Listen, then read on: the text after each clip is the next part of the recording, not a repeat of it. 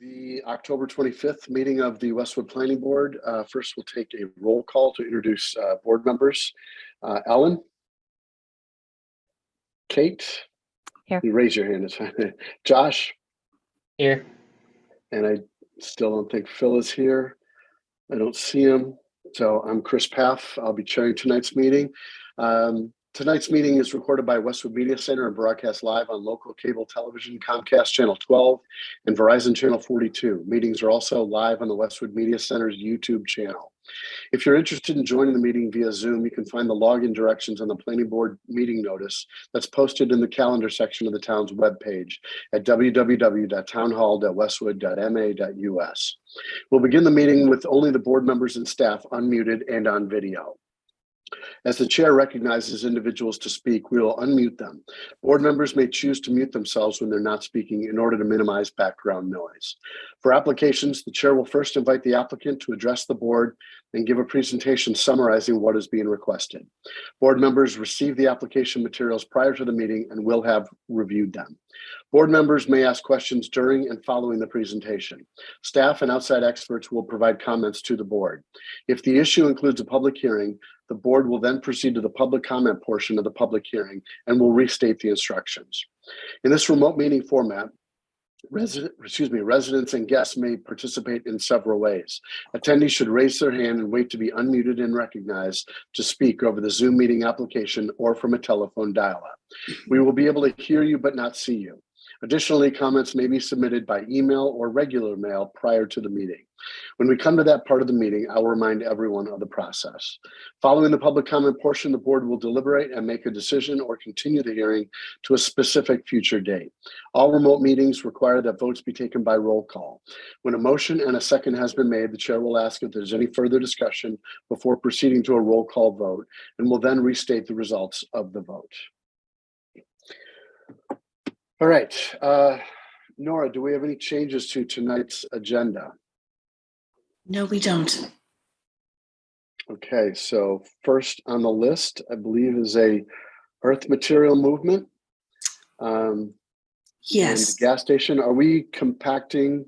We're combining the 2? two hearings. So if you open the new hearing for earth material movement, then after you open that, we'll reopen the hearing for EIDR, and then you can discuss both aspects of the project simultaneously, and when you're ready, issue a single decision. Okay, I think that sounds like a good expedient way to go. So we will open items 1, the public hearing for earth material movement and environmental impact design review. Ellen, you're raising your hand. Sorry. 1, it looks like Phil's here, just needs to be let in. And sorry, thank you. There is a hand raised in the attendees aside from Phil's. I'm not sure whether or not that's something we'd address prior to getting into anything or not. Well, since we haven't even opened anything, it might be a bit premature to call on someone, unless this individual is looking. I don't know who Kirsten is. Perhaps we will open the hearing and then we'll move forward. So this is an earth material movement for the applicant and EIDR for a proposed gas station convenience store redevelopment at 394, 396 Providence Highway, and also a continuation of the public hearing for an EIDR application for the same gas station convenience store redevelopment, also at 394, 396 Providence Highway, continued from our September 20th hearing. So Phil, has Phil been let in as a panelist? I'm here. Okay, welcome, Phil. Thank you. I see Michael Brown is in the list of attendees. I just saw his name also. Michael Brown is the lawyer for this first application. I don't seem to have co-host abilities. Andrew, can you make me a co-host so I can move people over?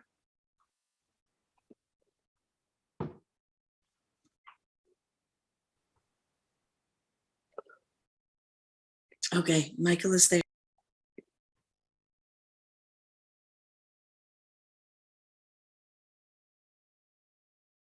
Michael, is there anyone else joining the hearing with you? Yes. Hello, Nora. Good evening. I have 3 other attendees who need to be added. Andrew Delacarpini, Larry Coburn, and Greg Burnett.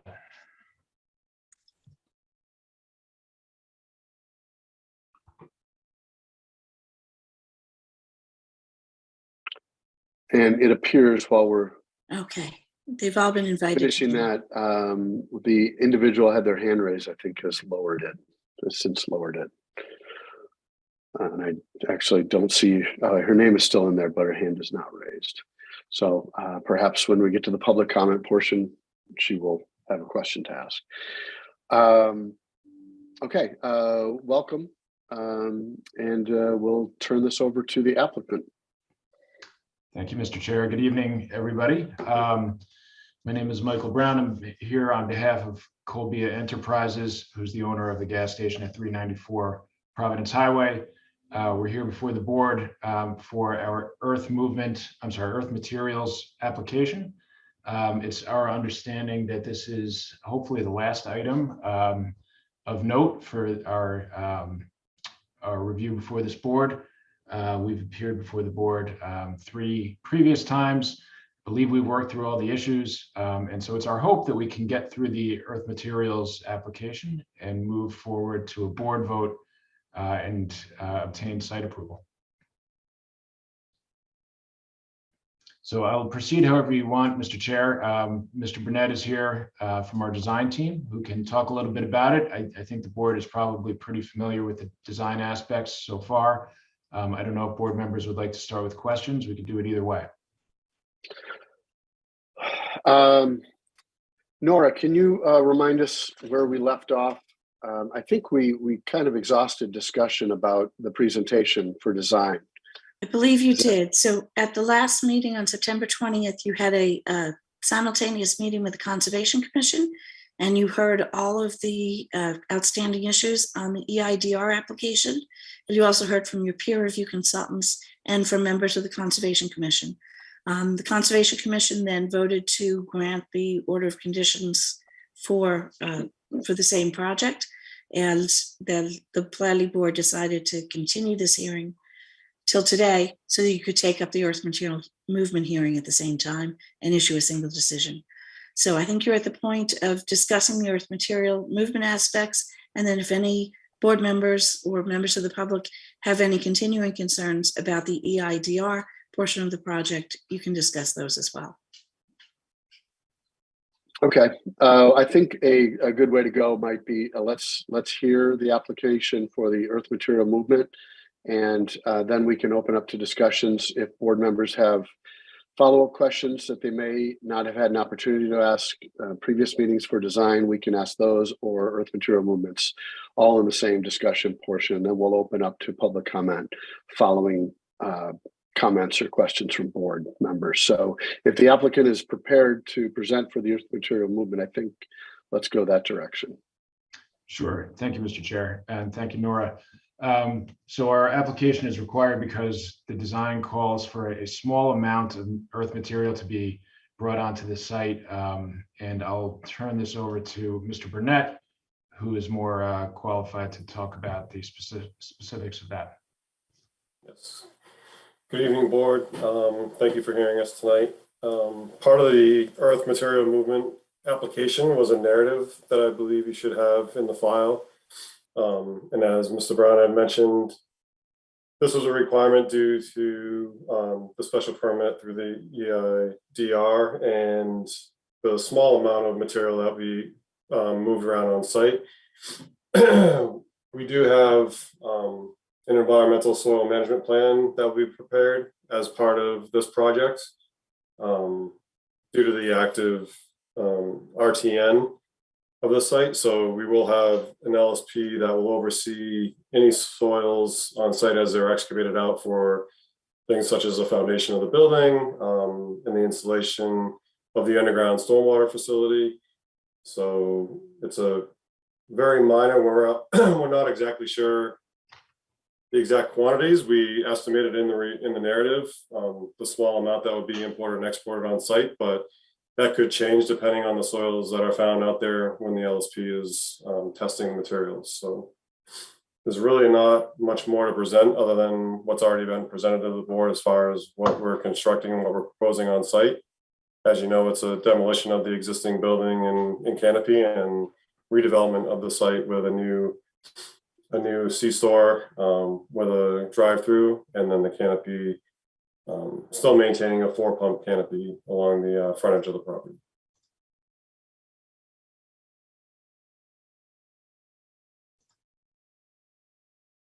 I think you're on mute, Chris. So I just realized that. Thank you very much. Okay, I guess at this point we have any peer review consultant speaking on the earth material movement, Nora? So we had Didn't Beta think so. reviewing this. Stephen is here. Oh, we did. Can Okay. bring him All right. over. Yeah, that'd be great.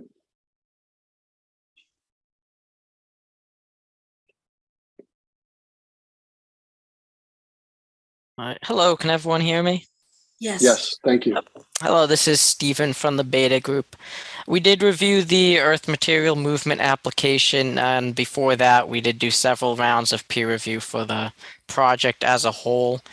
We only had 3 fairly minor comments on this, on the EMM side of things, and 2 of them are really deferring to the town about specifics of the regulations. One minor comment, I suppose, is that a little more detail is needed on the planting schedule to meet the bylaw. Whether or not that's important is obviously a question for the board. But other than that, we didn't find any major issues with the EMM permit. It was in accordance with both the zoning bylaw and the EIDR regulations. Okay, thank you. I will then open it up to board members for questions with the applicant on the earth material movement. And then once we exhaust that, we'll open it up to questions going back to design. Chris, I have no questions. All right, thanks, Kate. Same Any for other me, Chris. comments? No Okay. questions for me.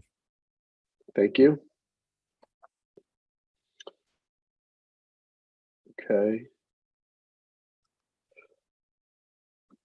All right, seeing no questions there from board members. Let's say hearing, right? So we need to look into public comment.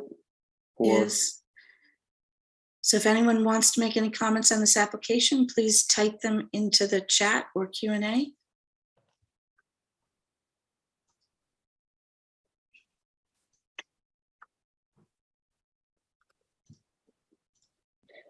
We still have Stephen's Q&A in there. I don't know if we can remove that for moving Yes. forward throughout the night.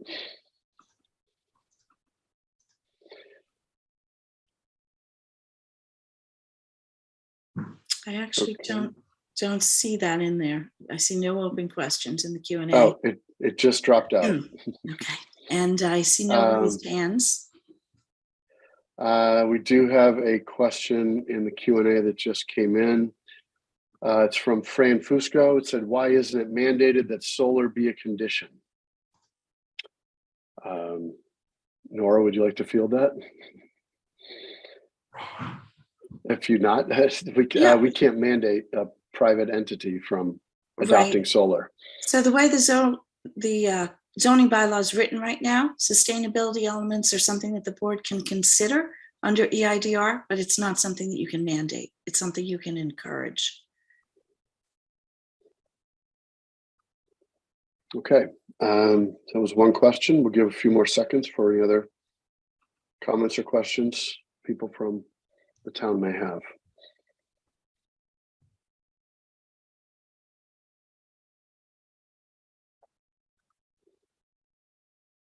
We don't see any other additional questions, so we'll open up to board members who may have follow-up questions or questions that you've thought of regarding the design portion of this application for the convenience store and gas station. So we'll put it out to the board for any questions by the applicant.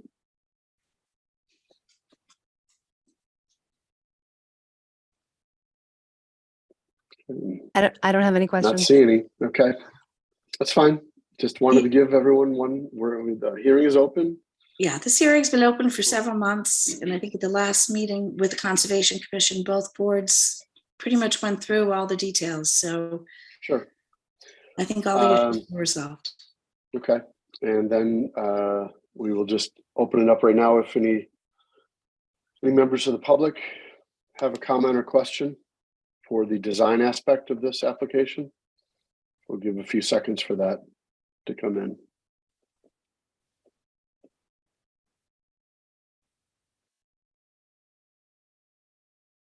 I'm not seeing anything coming in. No hands raised, no questions typed. Would you like me to share my screen with the proposed motion? If the board is ready to go ahead. Sorry, go ahead. If you're ready to go ahead, you would have to first grant waivers.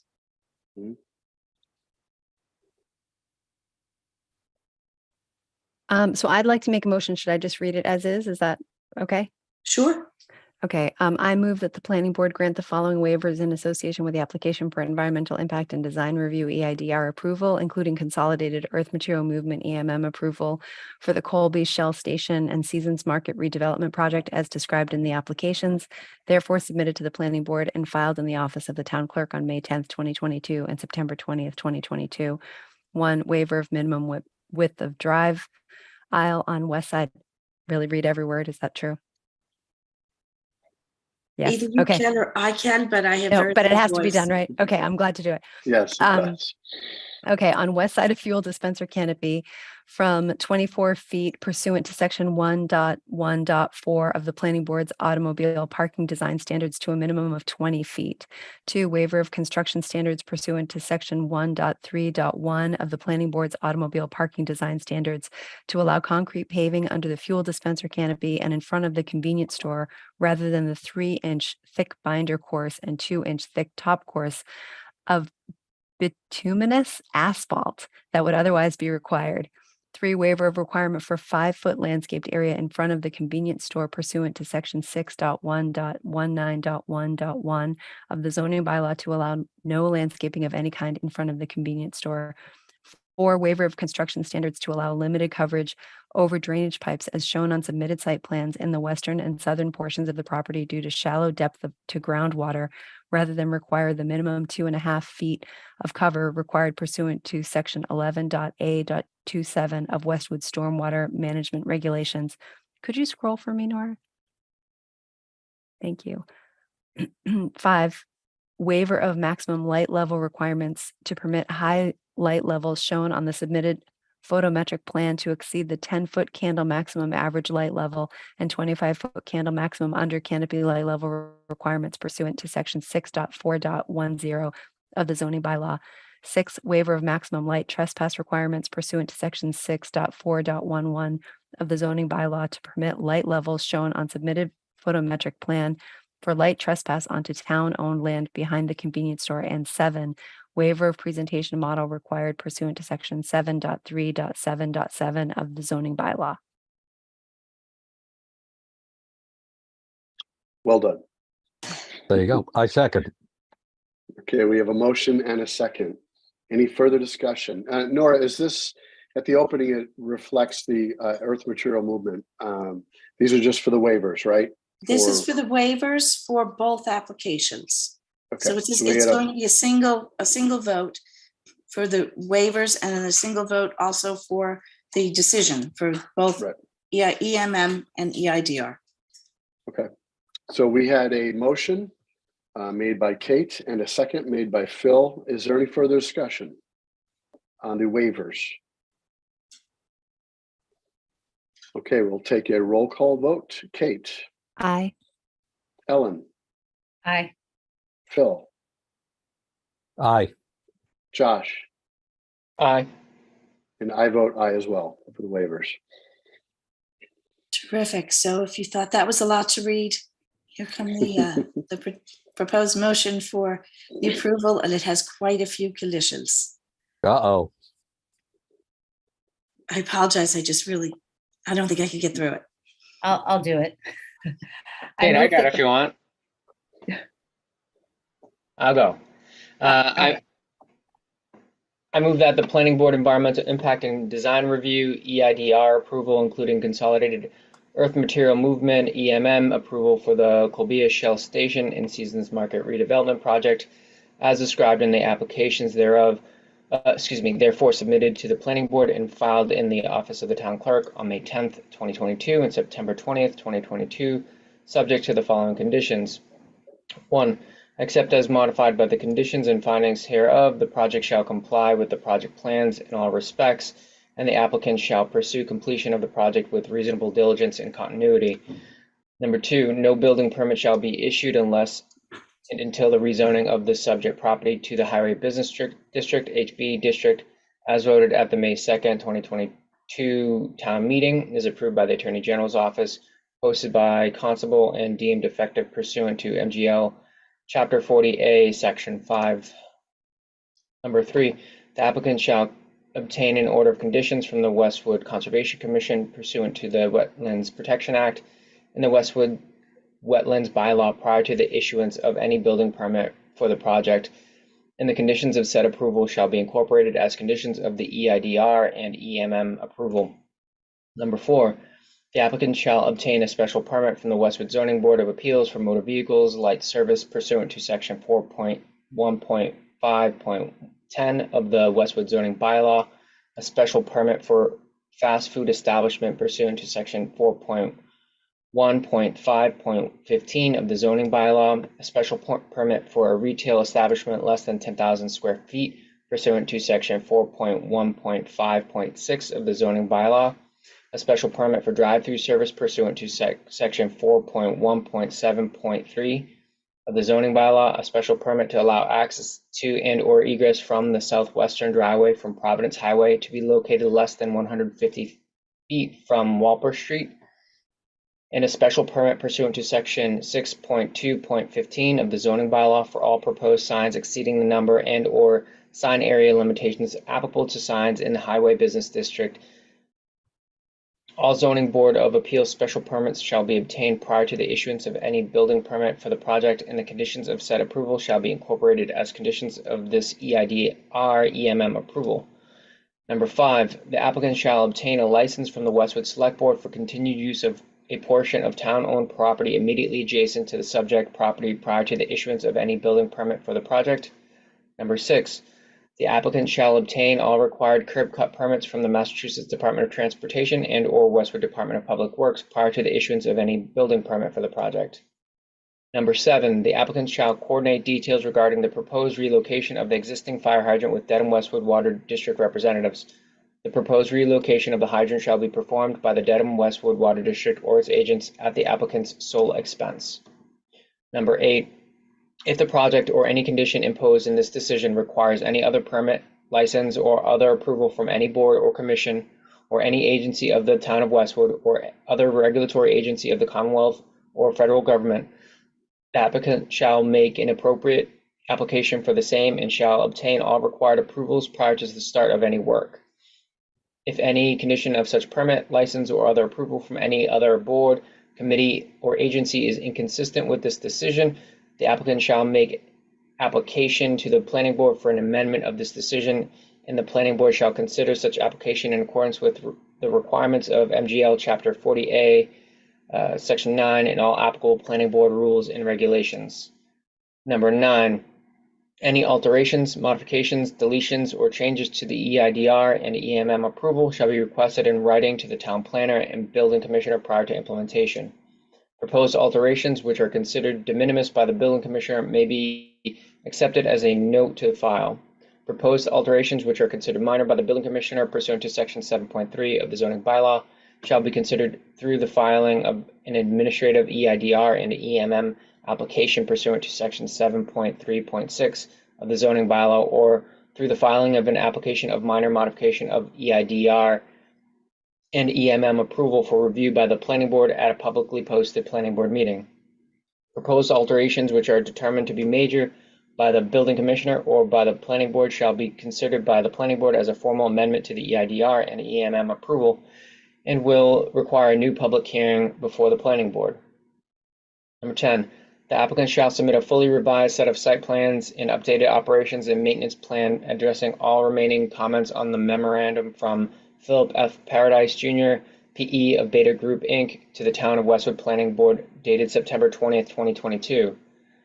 Number 11, the applicant shall submit a stormwater pollution prevention plan, SWPPP, for review and approval by the town planner and consulting town engineer prior to the issuance of a building permit for the project. Number 12, the applicant shall obtain in situ saturated hydraulic conductivity testing in accordance with section 11.A.15 of Westwood's stormwater management regulations prior to any construction activity on the property. Number 13, all work related to the removal and/or installation of fuel storage tanks associated with piping and surrounding earth materials shall be overseen by a licensed soil professional. Number 14, the applicant shall submit copies of an environmental assessments performed on-site in relation to chemicals identified in soils and/or groundwater. Number 15, all trucks carrying earth material to or from 394 through 396 Providence Highway shall be required to access the property via northbound Providence Highway and Walper Street. And all such trucks shall be required to travel from the site by proceeding west on Walper Street and north by Providence Highway. No trucks associated with the project shall be permitted to travel on any other non-arterial road in Westwood. Number 16, any trucks delivering or removing material shall be covered as to prevent said material from spilling onto the public roadway, and any spilled material shall be cleaned from Walper Street, Providence Highway, and any other roadways traveled in the transport of earth material to and from the site. Number 17, the existing pavement, Walper Street, and Providence Highway shall be protected from damage from loading and unloading of material and/or equipment related to the proposed construction. Number 18, there shall be no substandard or hazardous fill material used with this project. Prior to the import of any earth material, the applicant shall submit certification to the town planner and building commissioner from the company providing said material, stating that the material does not contain any hazardous materials. Number 19, all project-related construction activities, including but not limited to tree removal, earth material movement, removal and installation of underground storage tanks and associated piping, paving, utility work, foundation work, and vertical construction activity shall comply with the timeframes set forth in the town's general bylaws, Chapter 292, for noise and construction, which allow such work Monday through Saturday between the hours of 7 a.m. and 7 p.m. and Sundays between the hours of 12 p.m. and 7 p.m. Number 20, the applicant shall promptly repair any damage which the applicant or its agents cause to sidewalks, street pavement, signs, or other fixtures or features within the public right-of-way after first obtaining permission from the Town Department of Public Works or Massachusetts Department of Public Works. Such repairs shall be performed to Town, Westwood, or Mass DOT standards as appropriate.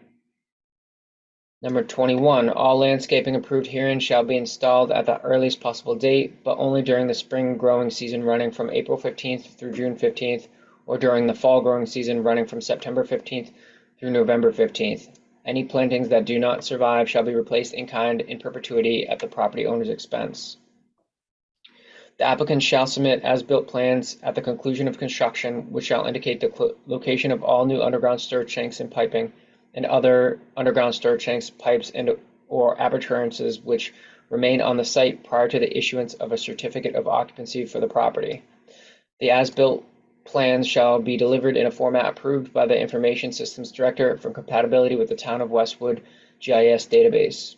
Number 23, the applicant shall prepare and submit an illicit discharge compliance statement for the project prior to the issuance of a certificate of occupancy for the project. Number 24, a copy of this decision and the project plan shall be kept on the project site at all times during construction. Number 25, this EIDR and EMM approval shall lapse if a substantial use thereof or construction thereunder has not begun except for good cause within 2 years following the grant thereof. The planning board may extend such approval for good cause upon the written request of the applicant. In the case of this approval, the term substantial use thereof or construction thereunder shall mean the commencement and substantial continued progress of the approved activity. Second. You don't want him to read that again? All Good right, job, we have a Josh. motion. Yes, well played. We have a motion and a second. Any further discussion? Okay, we'll go through a roll call vote. Phil, Aye. Josh, Aye. Kate, Aye. Ellen, Aye. and I vote aye. All right. We'll give Josh a second to get a drink of water. Nora, what's next? You're on mute, Nora? Or you truly have lost Sorry, your voice? I'm just trying to stop my screen share. For some reason, I'm having trouble there, but I think he just has to close it now. Yeah, Right. I just can't see anything. I didn't want to miss a step here. just give me 1 second. See if I can stop the share here.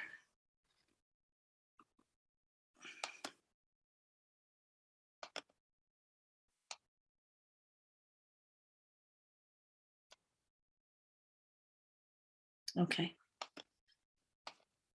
All right, so that's it All for right. that application, and you can, Procedural question, Nora. Do they have to Yes. close the hearing? yes, you do have to close the hearing. So I'll take a motion to close this hearing. So moved. Question, do we need to close each hearing individually, or can we just close them together, or? You Believe can it or make a not. motion to close both hearings since they're open simultaneously. You can make a motion to close the earth material movement hearing and the EIDR hearing. Okay, just wanted to be clear. Thank you. So can we have a motion to close both hearings? So friendly amendment to make it that we close both hearings. Aye. I second, rather. Not aye. I second. Don't jump the gun, Phil. Yeah, Okay, I'm we have a running ahead of motion and a myself. second to close both hearings. Any further discussion? All right, we'll take a roll call vote. Phil, Aye. Ellen, Aye. Josh, Aye. Kate, Aye. and I vote aye. Okay, thank you very much to the applicant. everybody. and Thank you, guys. Everyone, Thank Thank you, you. everybody. Good night. Thank you. Thank you for your hard work. thank you, and best of luck on your project. So your next application is a request for EIDR review of a dumpster enclosure at the Mackenzie Plaza, 911 to 929 High Street. And I'm looking to see who's here to represent this application. I see Vincent Mackenzie, so I will move him over as a panelist.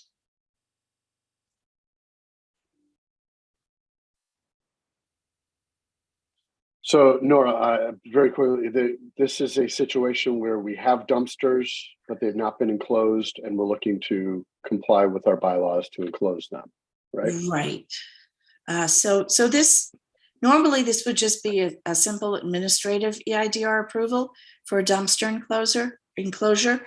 But in this case, because the dumpster enclosure will take up existing parking spaces, the applicant is before the board to request a reduction in the number of joint shared off-street parking spaces. And you can grant that if you choose to by just a waiver of that section of the bylaw. I will point out that the parking spaces are currently being occupied by dumpsters. The dumpsters are there, they're simply not within the enclosure. So we have Vincent Mackenzie, if you'd like to hear his presentation and his request. Vincent, is there anyone else joining you or? Just me. Okay. The landlord's here as well. Good evening, board. My name is Vincent Mackenzie. At the request of the town, we are putting in a dumpster enclosure in the rear of the building. It'll be 10 feet deep and 24 feet long. It'll be constructed of concrete, and we'll have 2 sets of wooden doors on the front for 2 sets of dumpsters. And yeah, that's pretty much it. It's taking up a few spots, but we've added a few spots, but it didn't fulfill the 3 spots that we took away. So we're losing 1 spot. And we went from 4 dumpsters to 2. And we're going from 4 dumpsters down to 2 dumpsters. So Okay. it's actually taking up less space now with the new enclosure, because we're gaining 2 spots that the 2 dumpsters were in. We're doing shared dumpsters. Right. So Nora, is that account accurate? It on the is, and parking? Okay. I think it'll be an improvement to the site. I think it'll contain the trash better. It'll be more attractive, and the parking spaces are better organized rather than having dumpsters sitting willy-nilly in parking spaces. And the dumpsters will be sufficient to handle the needs of all of the tenants. This came up as a condition of an administrative EIDR approval for one of the changes of uses to allow a new tenant, Skin Define, to go into one of the spaces. And so the Skin Define cannot actually open their business unless and until there's a dumpster enclosure. So I asked the board to please grant the requested waiver of parking spaces and allow the dumpster enclosure to go forward. So this would be a two motion, the granting of the waiver and then the approval of Yes, the yes. So I can dumpster enclosure. Okay. right. So I can share my screen. It's not quite as long as the Well, other one when you're ready. Let's give opportunity to board members to ask questions of the applicant and also move it out to a public comment after that. So any board members with questions for the applicant? Nope, On just either happy to see the parking? change. Okay.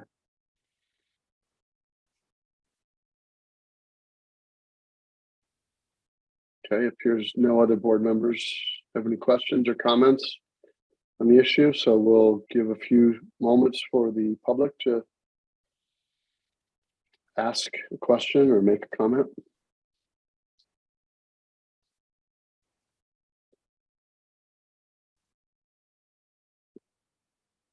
I don't see any hands raised or questions added to the Q&A. So, all right, Nora, you have some wording. I do. So it's a little bit shorter than the last one, but still something that has to be read. So who would like to volunteer to make this motion for a waiver? I'll go right ahead. So I move that the planning board grant the following waivers in association with the application for environmental impact and design review EIDR approval for the proposed dumpster enclosure at Mackenzie Plaza, 911 to 929 High Street, as described in the application, therefore submitted to the planning board and filed in the office of the town clerk on September 15th, 2022. 1, waiver to reduce the number of required joint shared on-site parking spaces pursuant to section 6.1.12 of the zoning bylaw. 2, waiver of storm drainage plans and calculations required pursuant to section 7.3.7.1.6 of the zoning bylaw. 3, waiver of exterior lighting plan required pursuant to section 7.3.7.2 of the zoning bylaw. 4, waiver of traffic study required pursuant to section 7.3.7.3 of the zoning bylaw. And 5, waiver of presentation model required pursuant to section 7.3.7.7 of the zoning bylaw. Second. All right, we have a motion and a second. Any further discussion on the proposal for waivers? Hearing none, we'll do a roll call vote. Ellen? Aye. Josh? Aye. Phil? Aye. Ellen? You already took my vote. I did? I apologize. That's Okay. okay. Aye. Like Chicago, vote early and often. And I vote aye also. So we'll move on to the next, which is a proposed motion for the EIDR approval. Would like to take that? Sure. If I can read it. I move that the planning board grant environmental impact and design review EIDR approval for the proposed dumpster enclosure at Mackenzie Plaza. Hope I said that right. 911 to 929 High Street, as described in the application, therefore submitted to the planning board and filed in the office of the town clerk on September 15th, 2022, subject to the following conditions. 1, except as modified by the conditions and findings hereof, the project shall comply with the project plans and with the conditions of all prior approvals in all respects, and the applicant shall pursue completion of the project with reasonable diligence and continuity. 2, each dumpster shall have an impermeable lid or cover integral to the dumpster. 3, gates to the dumpster enclosure shall be closed and fastened at all times other than when active loading or unloading of dumpsters is taking place. 4, trash removal shall be scheduled in full accordance with applicable local bylaws. 5, if the project or any conditions imposed in this decision requires permit, license, or other approval from any board or commission or any agency of the town of Westwood or other regulatory agency of the Commonwealth or the federal government, the applicant shall make an appropriate application for the same and shall obtain all required approvals prior to the start of any work. If any condition of such permit, license, or other approval from any other board, committee, or agency is inconsistent with this decision, the applicant shall make application to the planning board for an amendment to this decision, and the planning board shall consider such application in accordance with the requirements of MGL Chapter 40A. What is that? 9? Section. Section 9. Section 9, sorry. I'm on a laptop, it's very small. And all applicable planning board rules and regulations. 6, any alterations, modifications, deletions, or changes to the EIDR approval shall be requested in writing to the town planner and building commissioner prior to implementation.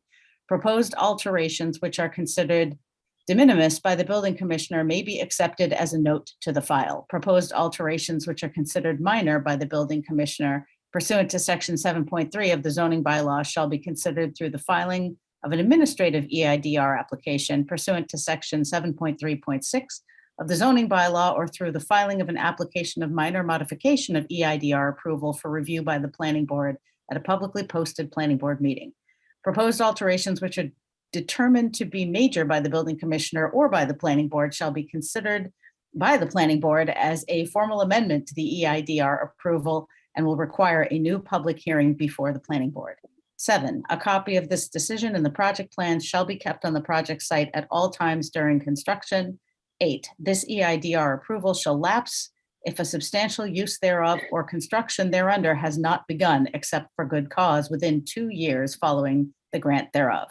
The planning board may extend such approval for good cause upon the written request of the applicant. In the case of this approval, the term, quote, substantial use thereof or construction thereunder, quote, shall mean the commencement and substantial continued progress of the approved activity. Thank you, Ellen. And we have a motion. Second. We have a motion and a second. Any further discussion? Okay, we'll take a roll call vote. Ellen? Aye. Kate? Aye. Josh? Aye. Phil? Aye. And I vote aye also. Thank you for your time. And then would you like to make a motion to close the public hearing? A motion and a second to close the hearing. Any further discussion? Hearing none. Ellen? Aye. Kate? Aye. Josh? Aye. Phil? Aye. I vote aye. Thank All you very right. much. Good luck Thank you, in the Vincent. project. Yeah, thank you so much for your time. Have a great night. To- Mr. Chairman, you have a question in the Q&A. I think you may want to address. I just noticed that. The question says, when can we bring up our concerns about our backyard privacy due to the new Abbey Road, formerly 45 Clapboard Street? Nora, what is that on our agenda? So we're moving on. We just completed 2 public hearings, and that is the 8th public hearing this evening. So we have a few more to go before we get to Abbey Road. Okay. The next public hearing is for SLD Security Lock Distributors property at 240 University Avenue, and there's a request for modifications to a prior EIDR approval. Let me see, I believe David Kelly is representing the applicant here. He has his hand raised currently.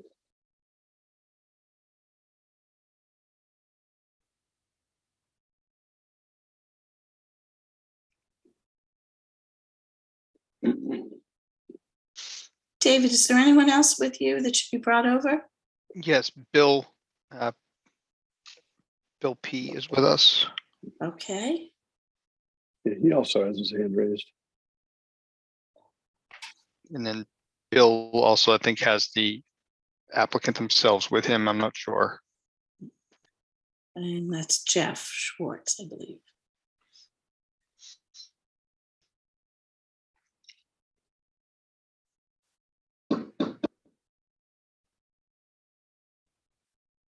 Okay, so I think that's everyone related to this application. If you'd like to begin presenting your proposal. Sure. Do I have the ability to share screen? You do. Okay, I see that it's green. I just wanted to verify. Good evening. My name is David Kelly with Meridian Associates. I have Bill from the architectural team and Jeff with who's the applicant themselves. We were before you a couple years back for this building. Everyone can see this, correct? Yes. Okay. Yes, we can. This was built. It is, it's in its existing condition. We have a new tenant for the left turn portion of the building. And when we came to request to do some modifications to the exterior of the building, it was noted that there was an as-built plan was not submitted for the previous approval, and that there might have been some omissions from the previously approved documents. So what we have before you here is on the left-hand portion of the building, we are proposing to add an exterior garage door that would match other garage doors on the building to allow entry by vehicle into the building. We would be removing the existing bike racks and shifting them over. We'd be taking some landscaped area, turning it into asphalt. As part of the original approval, there were some plantings shown in blue that were not done. We're proposing to add those. There are some plants shown in red that had either been removed or not planted, so we're proposing to install those as well. In the original approved plan, there was a sidewalk located next to the ADA spaces to allow entry into this portion of the building. Because this is a security storage facility now, there's no need to enter the building in here. Therefore, the creation of those sidewalks and those ramps is not needed. Access to the building would be from University Ave existing doorway. So that's basically why we're here. The picture on the left is what is there now. The picture on the right is what we are proposing. Very similar to the existing building. So from an aesthetic standpoint, we feel that it fits in with what's there, and that's why we're here this evening. All right, thank you. You're very welcome. Nora, was this a beta review? This was not one of the projects that we sent to beta for review. It was a fairly minor request for a change. It's really just a change in a door in the wall. The only reason it's before the board is because of the incomplete installation of landscaping and other changes from a prior approval.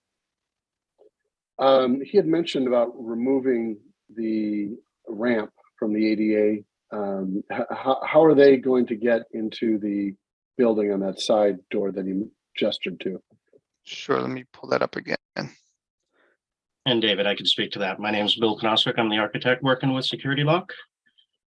So the original site plan approval was based on a multi-tenant arrangement where there'd likely be a retail space or a restaurant in this front space. So that would be a public access, public need. The way the building is used now is a storage facility for their product. So that is not an entry, and ADA access is not required anymore.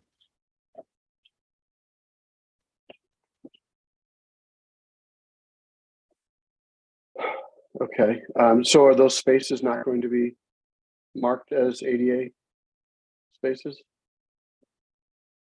There was no spaces plan. will remain. That they will remain handicap parking spaces, and currently it's an asphalt lot, and you can get from the asphalt to the concrete sidewalk that takes you to that front door. Oh, they're on the same grade? They are. I believe the original plan was to put a concrete sidewalk there so that you also got a handicap ramp that came towards this other man door, which is now being removed. Okay. I think the applicant indicated the removal of a ramp or elimination of a ramp. So that's what An raised my elimination question. of a ramp that was on the previous set of approved Correct. plans that simply was never installed. Okay. Yeah, I worded that poorly. I apologize, Chris. There was a ramp that wasn't previously installed that we're still not going to install. Okay. And Nora, this is the removal of the ADA spaces is fine. Well, they will keep the ADA parking spaces. They'll remain. Oh, where they I'm are. sorry. I misunderstood the Yeah. answer to that. So Sorry. they won't put in the ramp, and Gotcha. they will put in the landscaping that was not previously approved. Okay. I'm sorry to have, I just misheard or misunderstood. No worries. Any other questions from board members for the applicant? Yes, Ellen. Hi. I noticed that both when I was reviewing the materials and you alluded to the fact that there were some landscaping elements that were on the plan that you didn't install, that it's great that you're planning to install them if we grant this approval, but I'm kind of curious as to why they weren't installed already or done, or why they weren't completed already when they were part of the approved plan from 2019. I honestly cannot speak to that. When the site was built, I'm not sure if the contractor at the time decided it didn't feel it was necessary, or what the reasoning is. I'd be putting words in everyone's mouth. They weren't installed, and to make good on what was approved, we are bringing it up to match what was approved. Okay, thank you. You had also indicated about moving the bike racks that are there existing, or they're on plan only? They're existing, and they'd be Okay. shifted over to the side onto the existing concrete platform. Okay. Can you bring that up again, just the picture, just to show me where they're going to be? Sure. So I'll show you here on the plan view. So they're presently where there's that black hatching, and they'd be shifted over onto the concrete. And when you look at the side by side, where the new asphalt is located is where the bike racks are. They would simply be shifted over to the left. So will they be blocking the access to the doorway at all? No. That walkway right there is something like 8 feet wide. Okay. So if you look at the width of the door, then how much further out that concrete comes past the door. Okay. Can you Nora, just you're clarify, satisfied? is the asphalt going to be flush with the concrete? Yes. So you'll be able to walk up the asphalt and then turn onto the concrete to get to that door? Correct. So I'm sorry, while we're here, so the bike racks are going to be between the walkway to the door and the driveway into the building. It doesn't seem like that's going to actually support people putting their bikes there.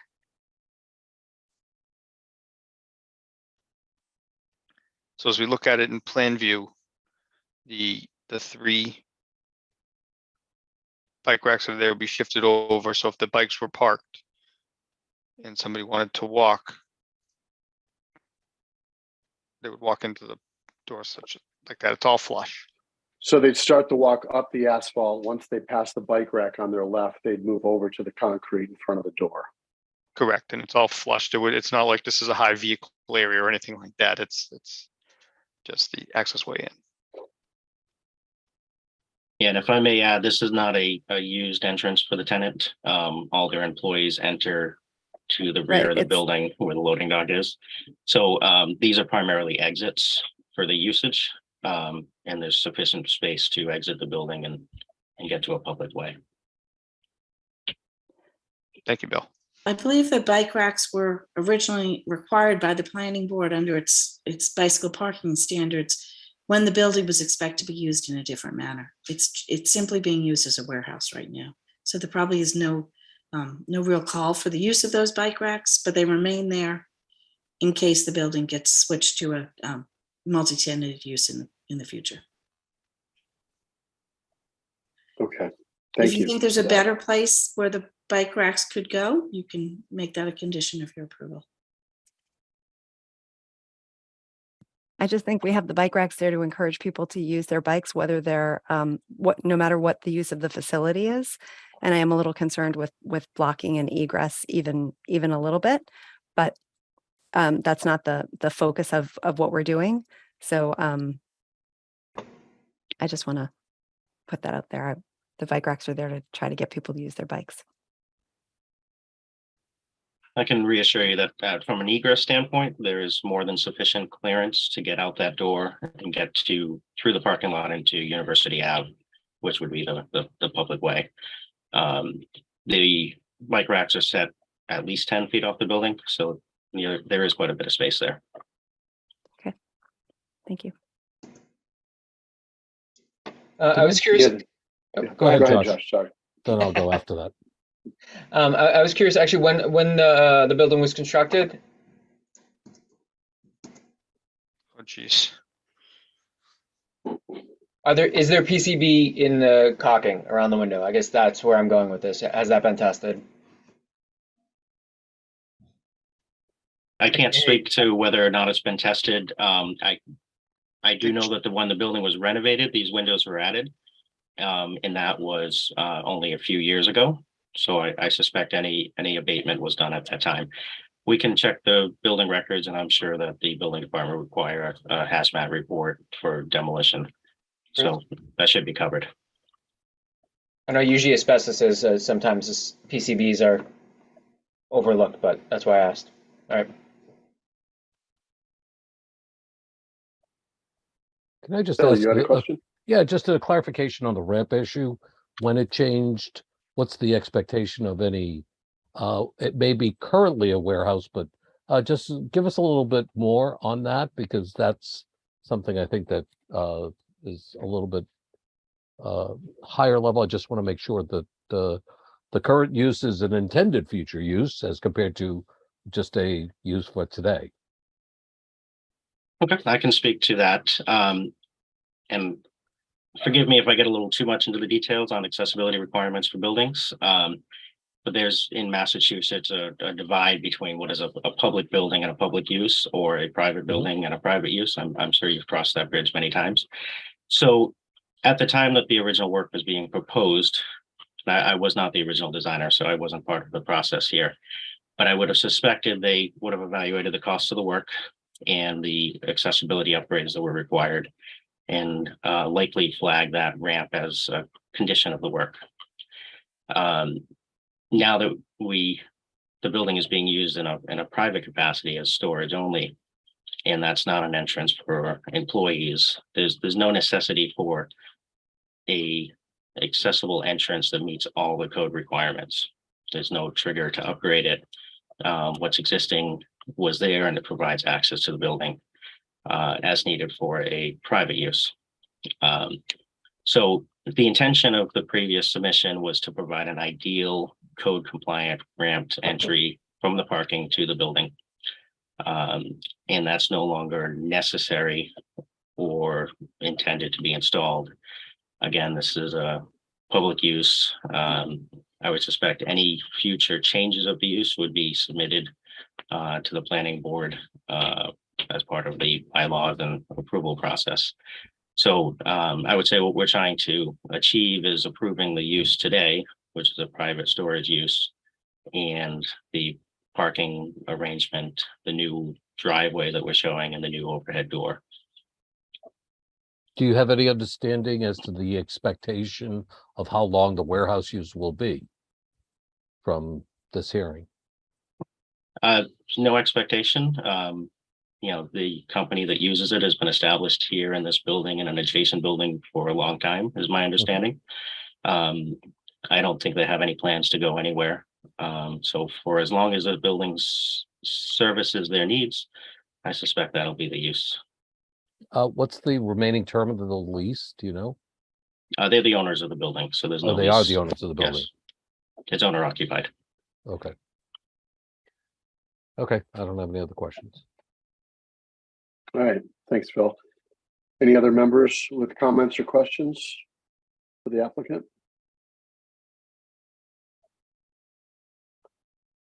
Okay, at this time, we'll turn it over to public comment.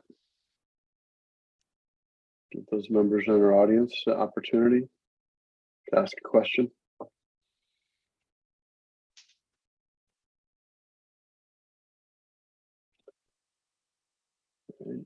Not seeing any hands raised and no Q&A submissions.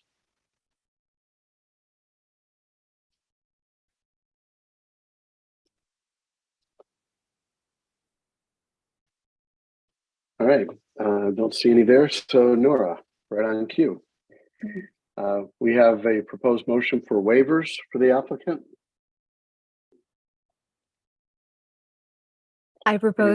I move that the planning board grant the following waivers in association with the application for environmental impact and design review, EIDR approval for the proposed building and site alterations at 240 University Avenue as described in the application, therefore submitted to the planning board and filed in the office of the town clerk on September 19th, 2022. One, waiver of storm drainage plans and calculations required pursuant to section 7.3.7.1.6 of the zoning bylaw. 2, waiver of exterior lighting plan required pursuant to section 7.3.7.2 of the zoning bylaw. 3, waiver of traffic study required pursuant to section 7.3.7.3 of the zoning bylaw. And 4, waiver of presentation model required pursuant to section 7.3.7.7 of the zoning bylaw.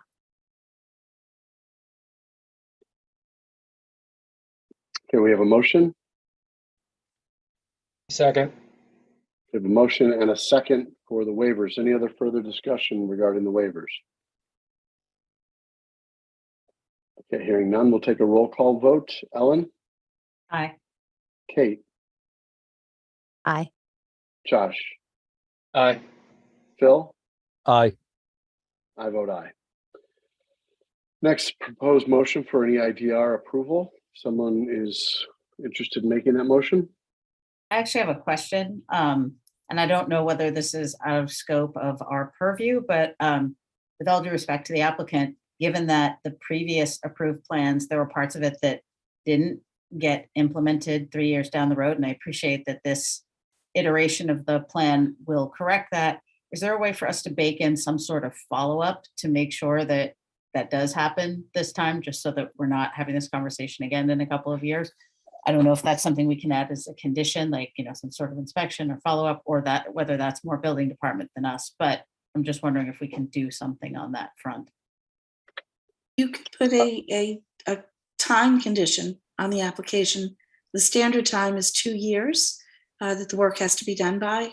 The first condition and a standard decision says that the work has to be, the applicant must pursue completion of the project with reasonable diligence and continuity. You could be more specific than that. You could say that the landscaping and site improvements must be completed before the building can be occupied.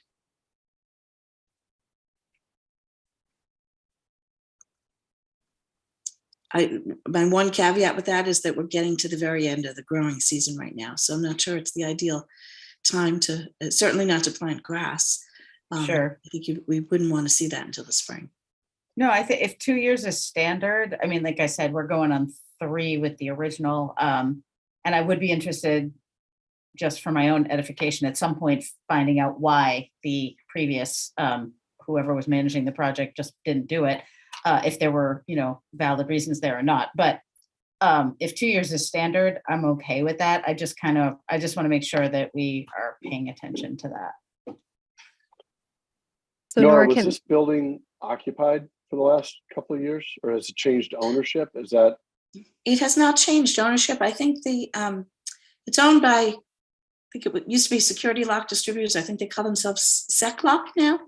And I think the intention was they were renovating the building to lease out, and then their business needs were such that they needed the building for storage. So they've been using it as a warehouse building instead. Okay. And I think that's part of the issue. The previous approval was for that change in use to lease the building out for office space.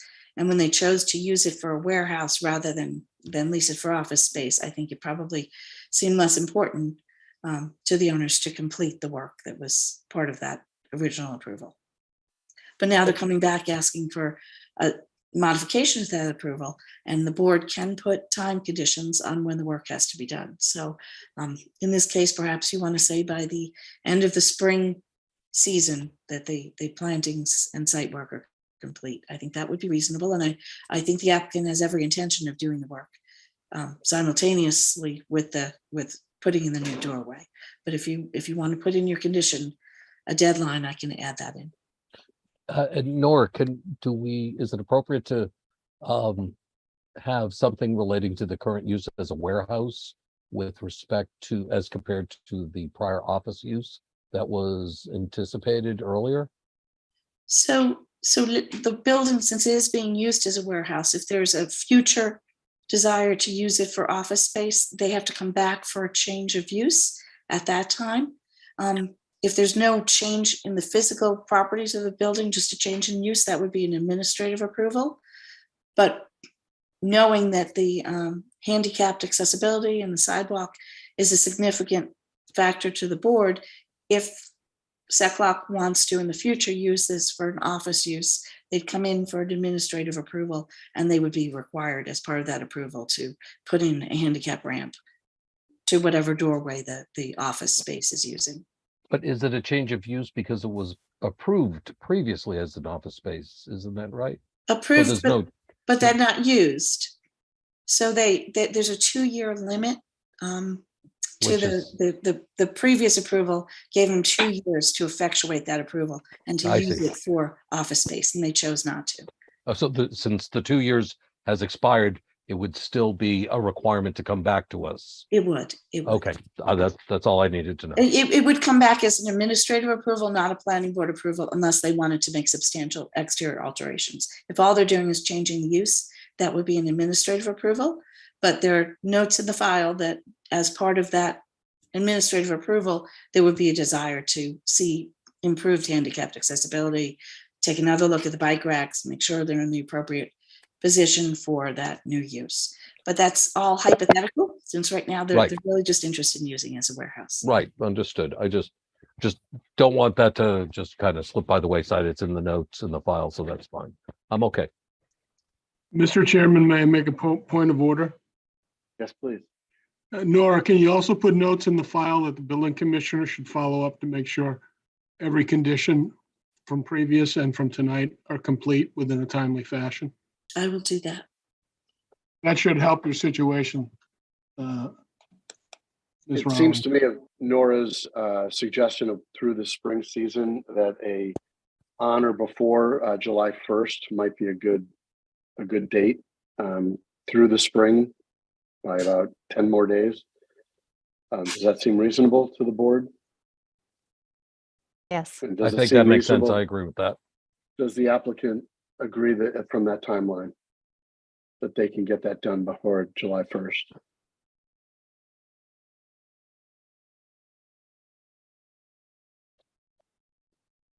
You guys are muted. Thank you. Are they still there?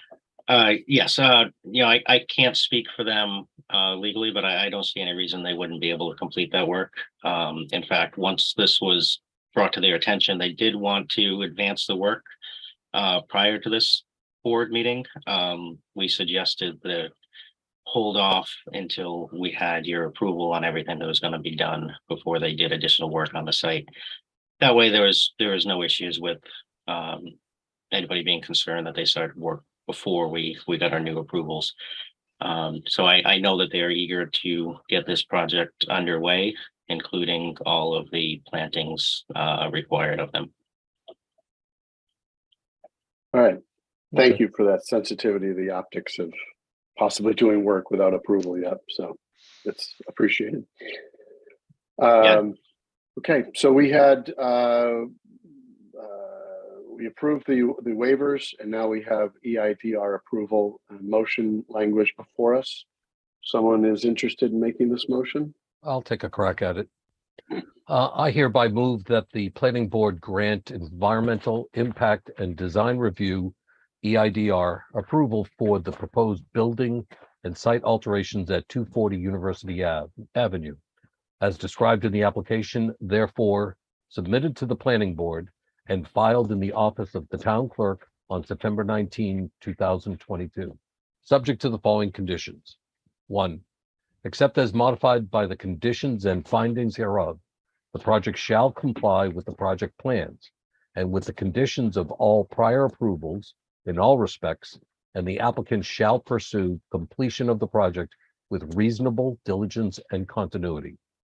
2, if the project or any condition imposed in this decision requires permit, license, or other approval from any board or commission, or any agency of the town of Westwood, or other regulatory agency of the Commonwealth or the federal government, the applicant shall make an appropriate application for the same and shall obtain all required approvals prior to the start of any work. If any condition of such permit, license, or other approval from any other board, committee, or agency is inconsistent with this decision, the applicant shall make application to the planning board for an amendment of this decision, and the planning board shall consider such application in accordance with the requirements of MGL Chapter 40A, Section 9, and all applicable planning board rules and regulations. 3, any alterations, modifications, deletions, or changes to the EIDR approval shall be requested in writing to the town planner and building commissioner prior to implementation. Proposed alterations which are considered de minimis by the building commissioner may be accepted as a note to the file.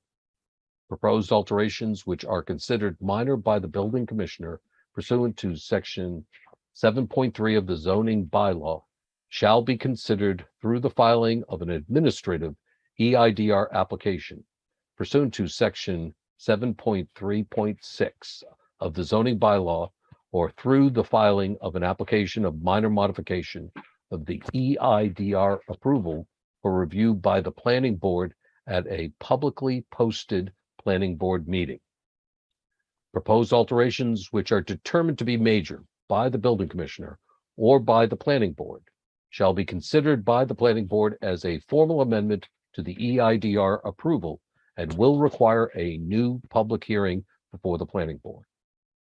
4, the applicant shall submit a building permit application for all proposed facade alterations and shall make any interior alterations that are required by the building commissioner for interior vehicle operation and or storage prior to the placement of any motor vehicles inside the building. Could you scroll up? Thank you.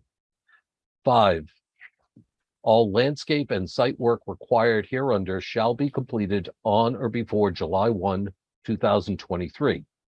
6, the applicant shall submit as-built plans at the conclusion of construction and prior to the issuance of a certificate of occupancy for the property. The as-built plans shall be delivered in a format approved by the Information Systems Director for compatibility with the Town of Westwood GIS database. 7, a copy of this decision and the project plans shall be kept on the project site at all times during construction. 8, this EIDR approval shall lapse if a substantial use thereof or construction thereunder has not begun, except for good cause, within 2 years following the grant thereof. The planning board may extend such approval for good cause upon the written request of the applicant. In the case of this approval, the term substantial use thereof or construction thereunder shall mean the commencement and substantial continued progress of the approved activity. Second. We have a motion and a second. Any further discussion from board members? Okay, hearing none, we'll take a roll call vote. Josh? Aye. Phil? Aye. Ellen? Aye. Kate? Aye. And I vote aye also. All right, we need a motion to close this hearing. So moved. Second. Second. We have a motion and a second. Any further discussion on closing this public hearing? We'll take a roll call vote. Ellen? Aye. Kate? Aye. Phil? Aye. Josh? Aye. And I'm an aye also. Thank you very much. Best of luck on your project. Thank you very much. Thank you very much. Have a great evening. Thank you. You too. Good night.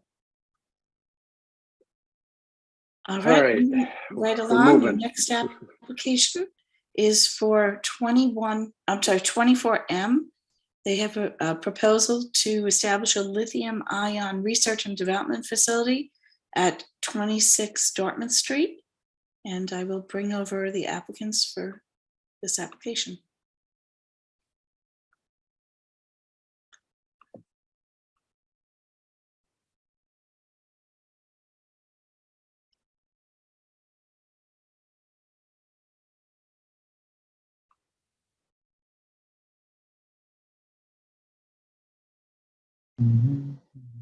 All right, we have Bob Indeglia, Brian Dugdale, and I believe we have Brian Dundon. Was there anyone else on your team here tonight that needs to be brought over? Yes, please, Nora. We've got Mike Terry, I believe, should be here. Mark Pelletier and Daniel Lachevita. They may all be here and Okay. available. I see Daniel's hand is raised.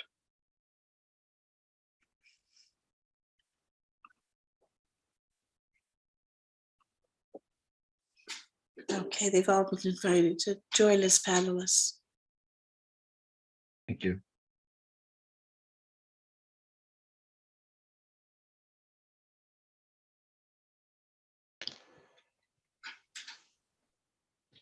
All right, when you're ready, you're welcome to have the floor. Brian, can we just get Tim Riddick and Rich Chablowski as added as well? Okay, Tim Riddick.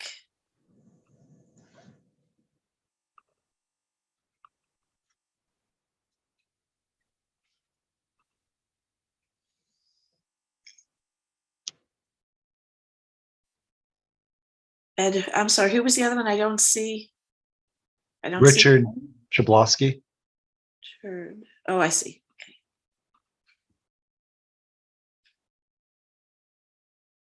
Okay, they're both moving over.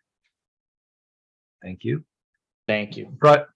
And thank you. And Brian Dundon, were you going to share your screen for the presentation? You're on mute. Yes, I will share my screen. Great. And I Thank will pull up the. Can everybody see the PowerPoint presentation? Yes. Yes. Start. Okay, so I will. I'll turn this back over to Brian Dugdale for the introduction, and then as you need the slides changed, please just say next slide, and I'll move them along. Great. Thank you, Brian. Good evening, everyone. Thank you, Mr. Chair, members of the board. I'm Brian Dugdale from Goulston and Stores here on behalf of the applicant, which is the Seon Group, owner of the property at 26 Dartmouth Street. Appreciate the opportunity to be here. This is our first time before this board, but we've been communicating with the town and town staff for quite a bit. In particular, I'd like to thank Nora. She's been giving us great guidance and jumping into the breach. I know it's been challenging, so thank you, Nora, for that help. We spoke to the Land Use Committee and Karen Catrone Skinner from the Conservation Commission as well. And Beta Group has already provided peer review comments for this application. So we'd like to thank everyone for that. I'm going to give just a very brief introduction both to present the project team to you and to very briefly introduce the project and talk about why we're here this evening. So first slide, please, Brian. Yeah, I'm just trying to. There we go. There we go. You got it. So tonight, with me tonight, we've got Bob Indeglia and Joe Di Rienzo from Seon, which is the owner of the building. Again, that's at 26 Dartmouth Street. Bob's going to give you just an overview of what Seon does shortly. Richard Chablowski from 24M, which is the tenant and the end user as we go through this renovation project. We're really excited to introduce 24M to you tonight, both because they're great to work with and also because they're doing some really cool things and that they're to be doing that in Westwood, I think is really exciting. Brian Dundon, who's controlling the slides here, he's our from RG O'Connell, he's the civil engineer, and we tell you about the project. Mike Terry, who I think most or all of you are familiar with in Westwood, he's here on behalf of the tenant this evening. We've got Mark Pelletier, who's the architect, and Daniel Lachevita, who's the transportation engineer as well. Next slide, please. So Brian Dundon will give you more, obviously. Tonight, all we're doing tonight is just introducing you to the project. It's a 140,000 square foot existing building that will be renovated to accommodate the new research and development use. There's no additions to the building being proposed. We're using the existing gross floor area. There's going to be substantial improvements both to the aesthetic condition, the facade of the building, and the site itself. There'll be improvements to the parking and pedestrian circulation. And in particular, a lot of our focus is on making sure that the stormwater, we're down in the water protection overlay district, which I'll mention again momentarily. So a lot of our attention is to make sure that that stormwater system is drastically improved. Next slide, please. So the reason that we're before the planning board is to get what's called an FMUOD and WRPOD consolidated special permit, as well as our environmental impact and design review. The project is located in the flexible mixed-use overlay district number 1, which is down along the University Avenue corridor.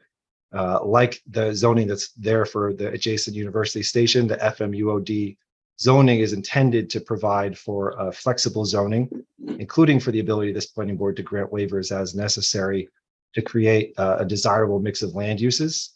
We're excited. I think this project is going to complement what's happening down in University Avenue for the last decade or so and complement it quite well. And again, we're in the Water Resources Protection Overlay District, and because of the proposed use, we need a special permit. And the zoning bylaw allows us to consolidate those into one review. And while we're here, we'll be doing our environmental impact and design review. Again, we're not asking for any votes or decisions this evening. We just want to introduce the project and make you aware that we're already, the peer review is already ongoing. As you're evaluating the project, ultimately, the main determination you'll be making is that this project has beneficial effects that outweigh the adverse impacts. And you're going to looking at a number of criteria, including those that are put forth on this slide here. I don't think we need to get into it at the moment. There's a very robust application we've submitted, and we'll be going through the project in more detail. But of course, as we complete the presentation tonight, happy to answer any questions that may come up, and look forward to continuing this process with all of you. And with that, I'd like to turn it over to Bob, who's just going to introduce the owner applicant, and he's going to turn it over to 24M. So thank you. Thank you. Thank you, Brian. Hello, good evening, everyone. My name is Bob Indalia. I'm a senior associate at Seon Group located in Boston. Seon Group is part of the ownership here at 26 Dartmouth Street. I'll give you a little bit overview about what we do and the ownership here. But first, I just want to thank everyone for their time today, listening to myself, our team, and our new partner, 24M. As Brian highlighted, we are extremely excited across the board for this project and our partnership with 24M. Seon Group is a vertically integrated owner and operator of industrial real estate. We're located right in Boston, Massachusetts. We own approximately 6 million square feet across the East Coast. Primarily all of it is in Massachusetts. And then we own an additional 4 million square feet. And Brian Blake, Andrew Glassy, both managing partners and founding members of Seon, have been involved with 26 Dartmouth Street since 2017.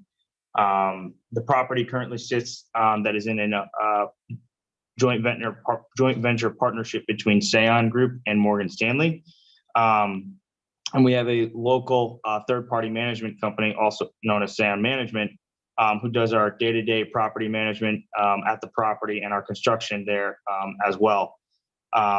Since we've owned the property since 2017, our view has always been to reposition the building and repositioning it into a life science and R&D that would not only enhance the building, but obviously benefit the surrounding areas.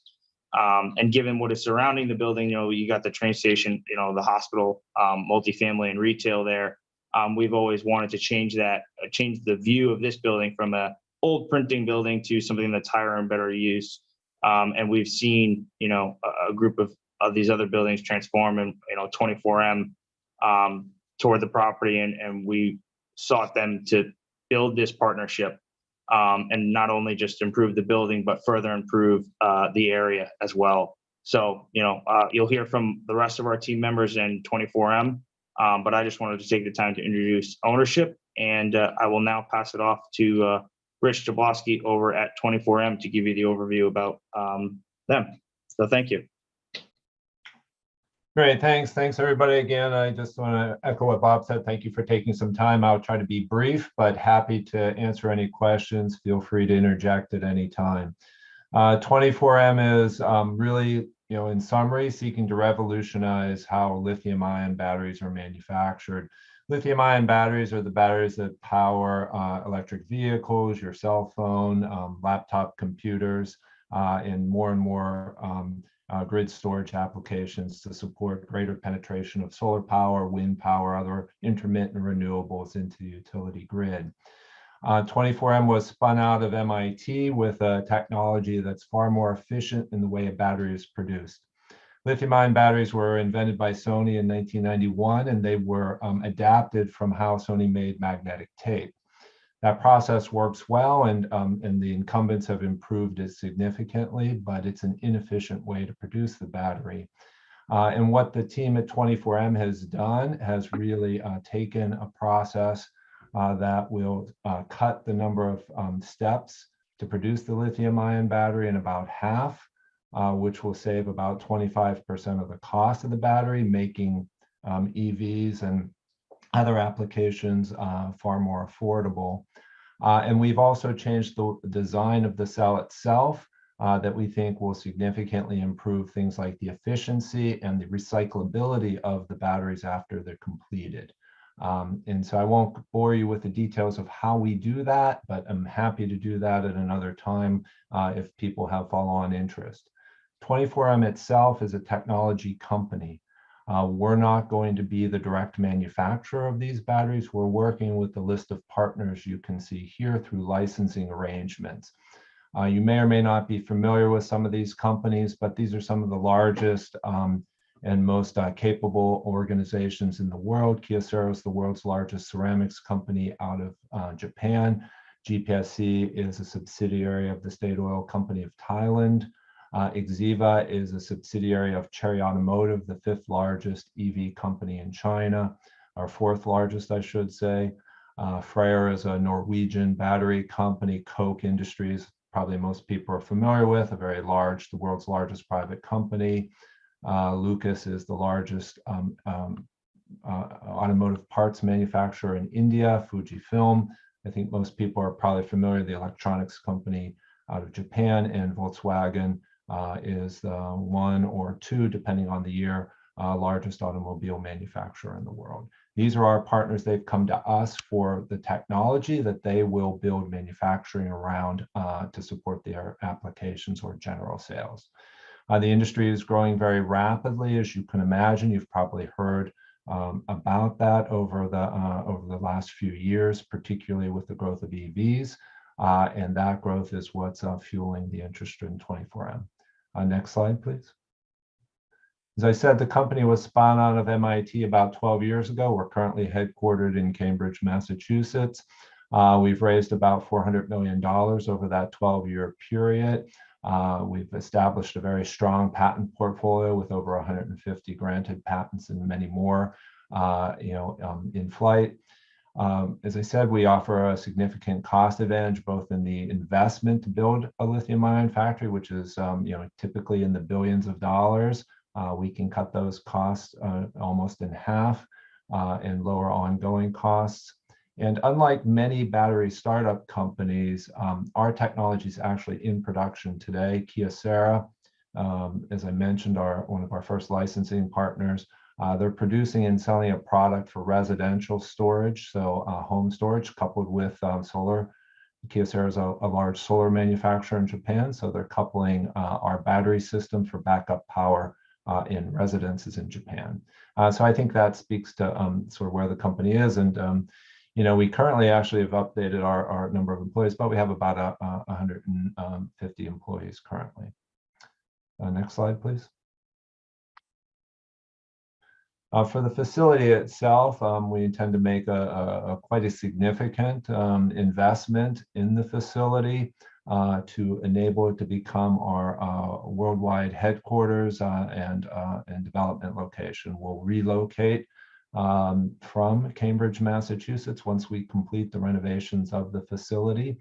The key for the facility is going to be, it'll be our headquarters, so it will have a meaningful office component. You can see it in purple in the upper right-hand part of the building. But really where our focus is and kind of the core of the investment we're going to be making is in the facilities to support the development of the technology. So it's a little bit like clean room space, what you might be familiar with in the semiconductor industry, but it's what we call a dry room, which is a very low humidity space that allows for the production of a lithium-ion battery. We're going to be able to expand upon the space we have in Cambridge and really facilitate a more rapid and more capable equipment and tooling to develop the technology and then prove it out. What we will also be doing, we do in Cambridge, but we'll be able to do more effectively here at this facility, is bring our licensed partners in for training on the technology, both as they start up their initial factories, I'll call it basic training, but then as we continue to develop and evolve the technology, providing sort of updates to the technology and further training as they build factories around the world. And with that, I think that's the last slide, so I'm happy to address any questions. The board may have about 24M itself, what we're going to be doing in that facility, or any questions of that sort. Thank you very much. I don't know if I recognize people or if that's your job. I can continue on with the presentation. That's just for the record. I thought Ellen had her hand up. I'm not. Sorry, I wasn't aware your presentation wasn't over. It's just my part is, I don't know. Okay, sorry. Now or... Kind of sounded like a concluding statement, so my apologies. No, I can hold my questions till the end because there may be more. There may be multiple people that need to answer them, so I can hold my questions until the presentation is done. Okay. Okay. Just to continue on what Rich was saying, just by way of introduction, my name is Brian Dundon. I am the site civil engineer with R.J. O'Connell and Associates. My portion of the presentation will be talking about the exterior site improvements to be made on behalf of the Sayon Group. Just for reference, what's shown on the screen right now is an existing conditions site plan. The property in question encompasses two pieces of property that is bisected by a railroad track that is operated by CSX freight lines. You will see in the upper right-hand corner a lot 40. That designation is both of these properties are land court designated lots. Therefore, and they've been identified as lot 40 and lot 57 respectively. So in the upper right-hand corner per se is lot 40. Essentially, this is about 9/10 of an acre in area and serves as a remote parking lot for the main facility, which is to the east of the railroad tracks, which is identified as lot 57, which encompasses the main building and associated parking with it.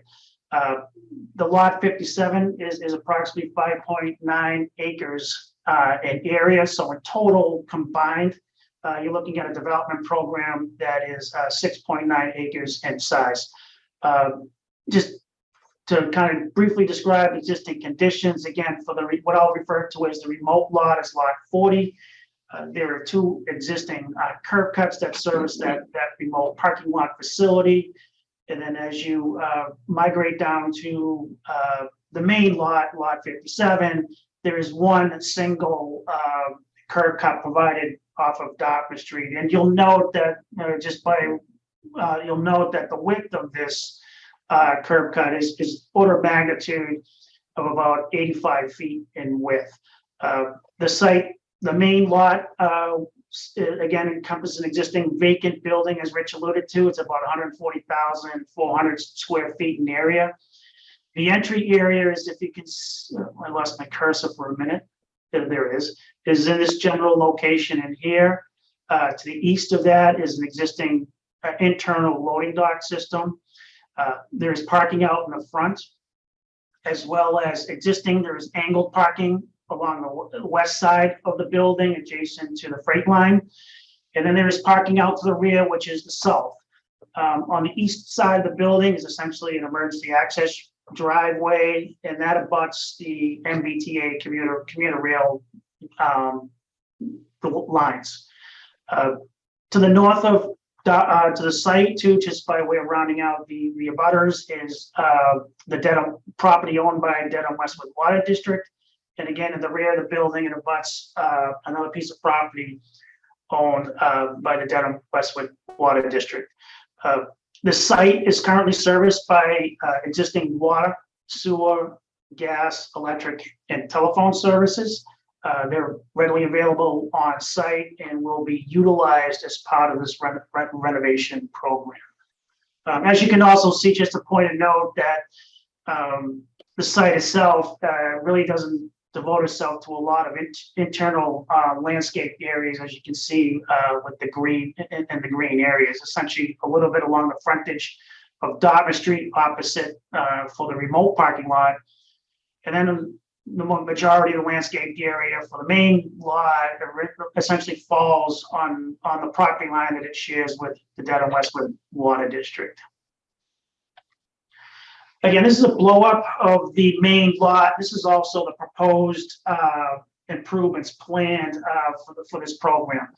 I just kind of blew these. I have a second slide that gives you the blow up of the remote lot as well. So in addition to essentially the renovation program, as Rich outlined, majority of the renovations will occur internal to the building. The actual building footprint is essentially going to remain the same. The infrastructure, as far as its current entry area, is going to stay the same. The loading facilities are staying the same. So what we are proposing is some internal parking, pedestrian circulation improvements, and also landscape improvements where we can. It should note that on the previous slide, the majority of the parking spaces that are striped on both the main lot and the remote lot currently don't comply with existing design standards as outlined within the Westwood ordinance. This project, as part of the renovation of the site, has designed or laid out the parking to comply with the dimensional requirements of 9 by 18 spaces and 24-foot drive aisles. So the improvements consist of, although you won't see it entirely on this slide, is we are providing a pedestrian connectivity route by way of a new concrete sidewalk that would run along the existing landscape strip on the remote parking lot, which will cross over the railroad tracks in this general location here. And then we'll have a second crossing to across Dartmouth Street to a new sidewalk system that would be constructed adjacent to the freight rail lines, and then eventually have a crossing point to the front of the building for entry into the building as seen fit. In addition to that, we will also be taking advantage of trying to take advantage of maximizing the amount of available proposed landscape areas on site. And the way this is accomplished is I've kind of offset the colors a little bit, where the lighter shade greens is majority of where some of these new landscaped areas are going to come in. So for example, we have some increased landscaping in here as a result of modifying this curb entrance. Again, we've reduced the width of the curb cut from 85 feet down to a 55-foot width. And as a result of that, we've added some island end caps in here to provide some definition. But the bulk of the landscape improvements or upgrades is coming in two locations. One is along the west side of the building, which is in this general area. We are providing an average of a 9-foot wide landscape strip along that building that will be planted with shrubs and flowering plants. And the second area where there will be a big increase in landscaping is at the northeast corner of the building, adjacent to the loading dock. This new landscape island is going to be constructed to house or incorporate in some upgrades to the electrical system that are required. It should be noted that the existing utility infrastructure that exists on the property today is adequate to service the renovation project, with the exception of the electric. The demand for electric to accommodate 24M's use requires upgrades to be performed, so there's no electrical equipment required. We have met informally with the electric company on this, and in consultation with them, they have provided us with the sizing and the location of the new equipment that is required to service 24M's demands, and that they are located within a landscaped island in this general area. So upon conclusion of the improvement, in addition to the utility upgrades, I also want to make note that we are also incorporating in some stormwater enhancements. And what I mean by that is, in addition to increasing the landscaping areas on site, which is order of magnitude when you, in the aggregate, about 9,000 square feet of paved area is going to be removed from the site. And this is a combination of both the main lot and the remote lot. And we're adding in 9,000 square feet of landscape area. We also, as far as the main lot is concerned, is performing stormwater management upgrades to the in the form of diverting some of the runoff from the site to a subsurface infiltration basin that is located in the main parking field. Oh, I'm sorry.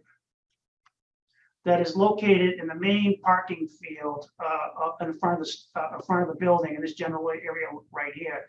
So the goal is to divert from the pipe network the volume equivalent of one half-inch rainfall event, have that water infiltrate into the ground, and then let the higher storm frequencies traverse through the existing stormwater management system that exists on site today. In addition to promoting groundwater recharge, you're also adding some additional stormwater BMPs to promote a higher efficiency rate of removing total suspended solids / pollutants from stormwater runoff that is accumulated within the parking lot area. And we've also have our design such that we have a phosphorus removal efficiency rate of greater than 50%. This all combined with the fact that at the end of the day, we have prepared, it's currently under review, a post-construction operation and maintenance plan. And the purpose of this plan is that upon completion, should this project be approved, and upon completion of the site renovations, the ownership group has an O&M plan that outlines all the stormwater features that exist on site and their inspection and maintenance requirements that need to be performed, not only on a weekly basis, but a monthly basis, biannually, and then a yearly basis, to ensure that the maintenance of the drainage system is kept up to snuff such that it operates at peak efficiency and as designed. We are proposing, again, just by way of note, at the back of the building, which is this general area, we have been trying to incorporate in some landscape islands along the perimeter of the parking lot. Again, trying to maximize the amount of landscape area that we can provide. In short, what we will be providing is about 100 parking spaces on the main lot. And just quickly, on the remote lot, which is again identified as lot 40 in this area and here, the increase in landscaping per se is really the addition of landscape island end caps at the beginning and ends of the middle parking rows. And you can see here, this white is the new sidewalk that is being planned that will eventually connect up to across the railroad tracks, and the pedestrian route will get you to the main building. 92 parking spaces are being provided on this remote lot. So in total, there's about 192 parking spaces being programmed for the tenant's use. And based on our discussions with the tenant, They feel that the parking being provided will suit their needs at this facility. So again, just to summarize some of the benefits based that the site is generating as compared to the existing site conditions is we have increased the amount of landscape / open space areas by approximately 9,000 square feet. We are performing upgrades to the on-site stormwater management system for the purpose of promoting groundwater recharge. Upgrades are going to be performed to the site electrical system, which can be accommodated by the electric company, as has been confirmed by them. Adding a new concrete sidewalk to connect the remote parking lot to the main building. The parking lot associated with the main building is going to be repaved, and that will come in the form of the existing pavement will be reclaimed and chewed up, ground up. It'll serve as pavement sub-base materials, and then 2 fresh layers of base course and top course pavement will be installed on the main lot.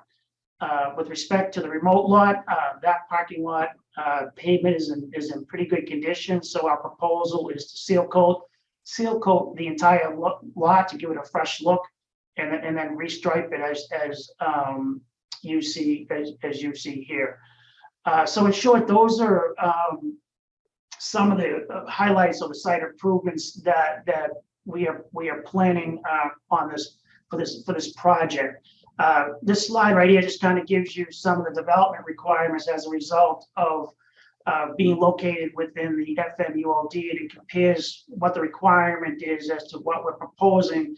And you will notice that with respect to the minimum project area, that's the only requirement that we are not in compliance with. We are slightly under the 10-acre requirement, and thus, as part of our application, we are seeking a waiver from that requirement. Again, the maximum floor area ratio, we're about half of what's required, and no impact on residential districts or neighborhoods or buffer zones as per se. Again, here's the quick summary of the parking table. This is the itemized parking table that we have prepared and shown on our drawings based on the industrial use. You will note here that 338 spaces are required, and then there's a requirement to have 182 spaces planned for the future. So that will make it up to about 520. We are asking for approvals to provide 192 spaces. That's based on the logistics of the site, the area, and the relationship of the building size to available parking areas. We feel that we've officially maximized the amount of parking to be provided to be about 192 spaces, and have received confirmation from our tenant that this is more than enough to meet their needs. So in short, that is the summary of both the building and site improvements planned for this project, for this property. We do have, if need be, we have our traffic engineer, Dan LaCivita from Vanessa Associates, as part of our team that can go through a traffic overview if the board chooses to want to hear that.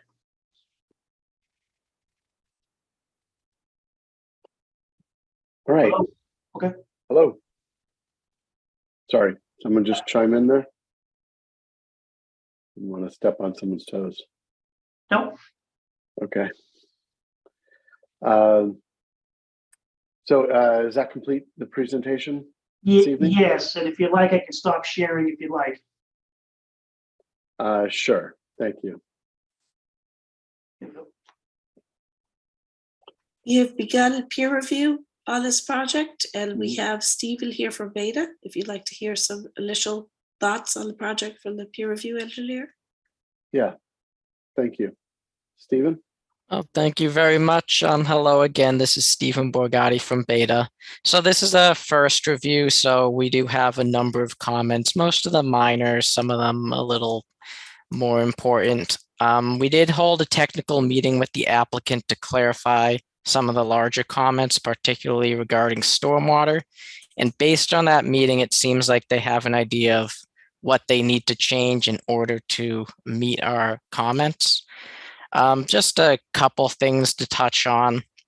As Brian mentioned, the project doesn't meet the landscaping requirements, the landscaping regulations, which, as Nora indicated in the technical meeting, those can be relieved based on the board's discussion. So that is something the board might want to discuss, whether or not the parking lot should be revised to meet those comments, or if what they've done so far is good enough.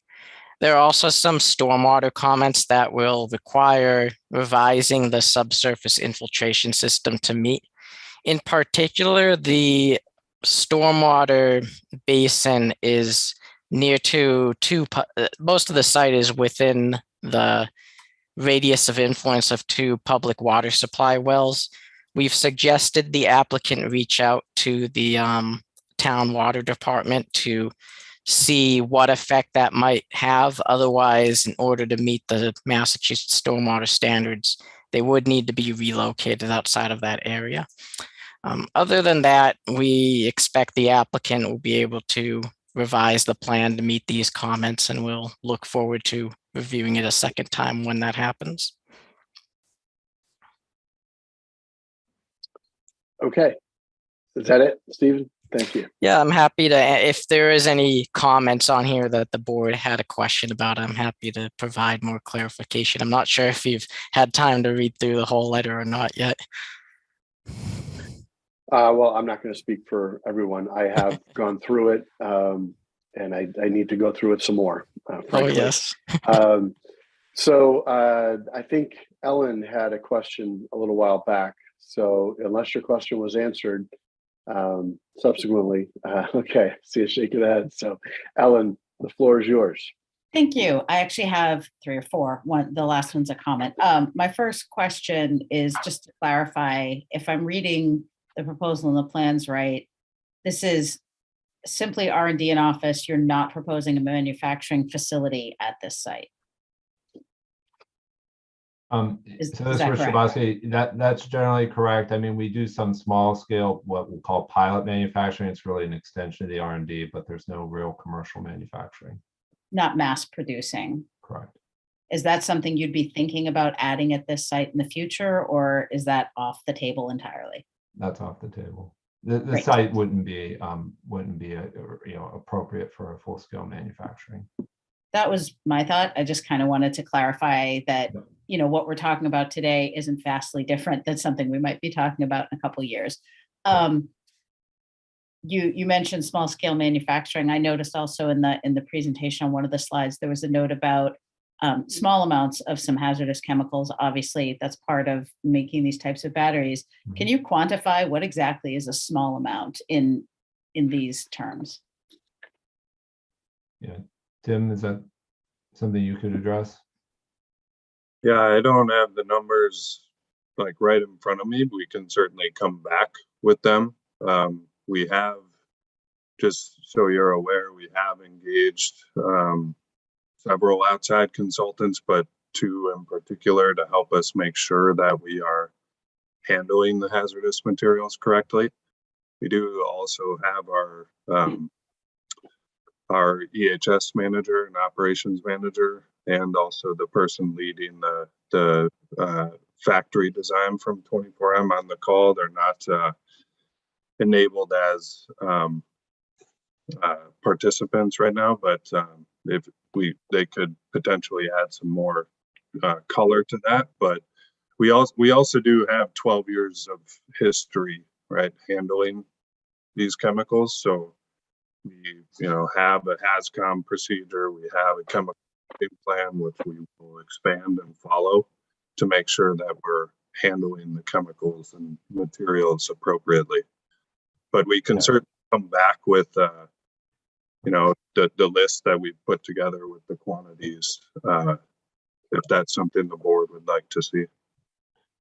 I can't speak for the whole board, but I definitely am interested in that. And I think that's something that Westwood residents are going to be interested in, because this proposed facility is like about 400 feet from a couple of our wells. So what types of chemicals and how much, and potential for releases near our water supply is something that I'm already hearing from residents asking questions about that. So I think that's something, the more information you can provide and the more clarity and transparency into exactly what is going to be there and your plans and whatnot, that I think would be beneficial all around.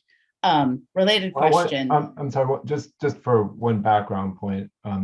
We currently operate within Cambridge, Massachusetts, where we use these same chemicals currently, and we're basically within a residential area in Cambridge, Massachusetts. So just to give some context around the kind of operations and the types of chemicals and stuff, we'll provide the list. Don't get me wrong, I'm not trying to move aside that, but I just want to give the board a sense that this is something we've done for 12 years. We understand it. And we've done it within a zone in Cambridge, Massachusetts. That's it's literally, houses literally across the street from us. So, yeah, I actually took a look at a map. I know exactly where your facility is, so that it is helpful. But again, that is good to know. But thinking about the kind of questions that we're going to be hearing as this process moves forward, based on experience, these are the kind of things that are going to come up.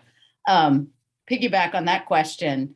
Have you had any incidents with chemical releases or escapes in Cambridge at all over the last 12 years that, have required cleanup, notification to residents, abutters, that kind of thing?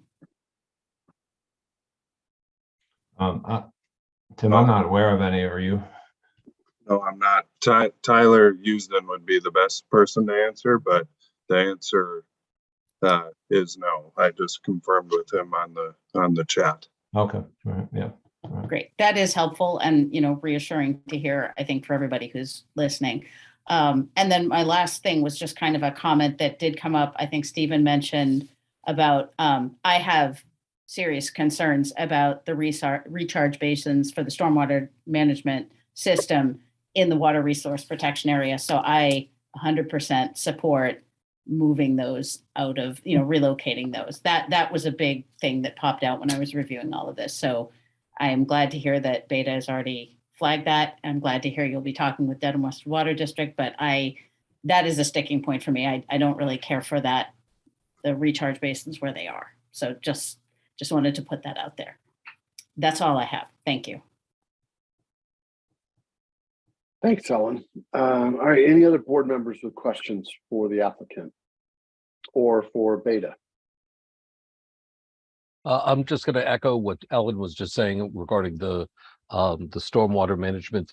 The history and what you've done in Cambridge is useful, but it's also an important point for reassurance for the Westwood residents for us to understand, and just for the sake of, obviously for the sake of transparency, so residents understand, and you're close to water sources and other issues. So that stormwater and management issue was the issue. Ellen said it very well, so I'm not going to restate that, but and I want to make sure I go through the materials more because there's obviously a lot there, but interested in the project, but we want to make sure we have a good understanding of it. Thanks. Kate, I see your hand up. Thanks, Chris. I had a couple of questions.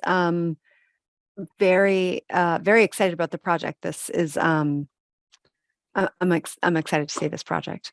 So I had a couple questions. First, my biggest concern after the water that Ellen was mentioning, which is of course vital, is the pedestrians who are actually walking around your site, and being between two railways is just highlights for me even more that I just want to know where people are walking and if they are safe doing that. So looking at the remote lot and how the pedestrians are getting to your building, I'd just like to see if you could consider the way that you're having them walk so that it's the most direct route to the front door. People tend to not actually go where you put the walkways, maybe put the walkways where the people are going to go. I would take a terrific shortcut to the front door versus what you've suggested. So if you could take a look at that, that would be great. Additionally, I'm curious if there's an opportunity to put bike racks somewhere on the site, and if you're considering adding a solar component to the upgrades that you're doing, and make best use of your roof. And then finally, I'd like to understand a little bit more about why, I appreciate that currently you don't need that many parking spaces, but why do you feel that that the discrepancy between what's required and what you're able to get right now is okay?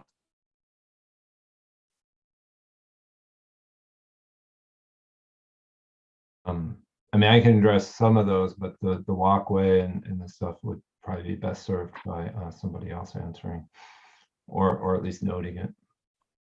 Yeah, But- I don't necessarily need answers to everything tonight. I know we're just getting used to, we're just hearing about this project. And like I said, I'm excited. Yeah. Yeah, so in terms of the parking, let me try to address that from the 24M's employee perspective. So I think as we look out at this site, the number of people we'll have on any single shift, we don't really see it exceeding the 200. And if it does, it wouldn't be by very many. We encourage public transportation for our employees and provide subsidization for them to take public transportation. Currently, a significant percentage of our employees avail themselves of that. To be fair, that's a little easier in Cambridge, given the subway system versus the commuter rail, but the closeness of the commuter rail was one of the attractions of this location, which is why, in part, we chose it. And so we anticipate that a significant percentage of our employees, which come from Boston and Cambridge proper, will leverage, the commuter rail and continue to take public transportation. So, we're confident that the parking availability will meet our requirements, certainly for the foreseeable future. Now, we have a long-term lease. We intend to be there a long time. But at least in the current plans, we think we should be able to meet that. In terms of solar, it is something we've evaluated. We actually had a proposal that was not funded, unfortunately, but nonetheless, that would have incorporated solar into the system. We're going to continue to evaluate that. My background personally is from the solar industry before I came to 24M. So we have an affinity for that. We would look to do it. It may not be part of the initial phase of the project, given everything we're trying to accomplish within the time frame. But it's something we've evaluated. We're looking at, and we'll continue to evaluate. And unfortunately, we did submit a proposal for that. That wasn't funded. So, but we'll continue to evaluate it. Great. And I appreciate that, Mr. Lebowski. I do just want to say, especially if your folks are coming from the commuter rail, those last 50 yards to get into the building, they're not going to want to, take the angle. They're going to cut across. So. And if I may, I would just add one other point, which is I think everyone agrees we don't need any more impervious surface down in that area. If over time more parking is needed, we could always make arrangements for off-site spots to accommodate additional uses going forward.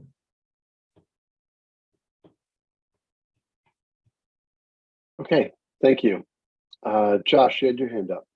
Yeah, thanks. And I echo Kate's sentiment. I'm really excited to bring some R&D to Westwood. I work in the biotech life sciences sphere. I actually work in environmental health and safety for the past 20 years, so I'm pretty familiar with what you guys are putting down.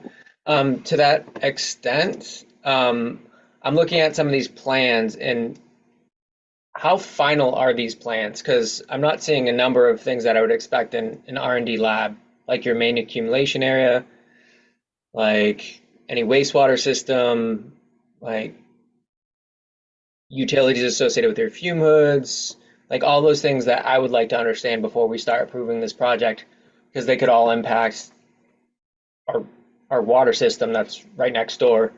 In addition, submitting your HAZCOM plan for Cambridge doesn't give us assurances that you guys have thought through and planned who your LEPC contacts are here. Are you going to be, continuing on with TEI for your emergency response? Are you going to have an EHS lead that's here as well as in Cambridge? Are you moving everything from Cambridge here? You're giving us a sense of what you have in Cambridge, but it's not for Westwood. So it's going to be really hard for us to approve a project like this, which we're all, I think, all excited about, but approve it with a good conscience without this documentation. Above and beyond your HAZCOM plan, you're missing a chemical hygiene plan. You're missing the SDSs that somebody already brought up. I think it was Ellen. We'd really like to understand what type of chemicals are coming here. Are we talking about hydrofluoric acid? Are we talking about, we don't know, right? And in your submission, you actually even call out that you did submit those, but I don't see them anywhere. So there's some of the more technical components of that associated with emergency response. Have you contacted,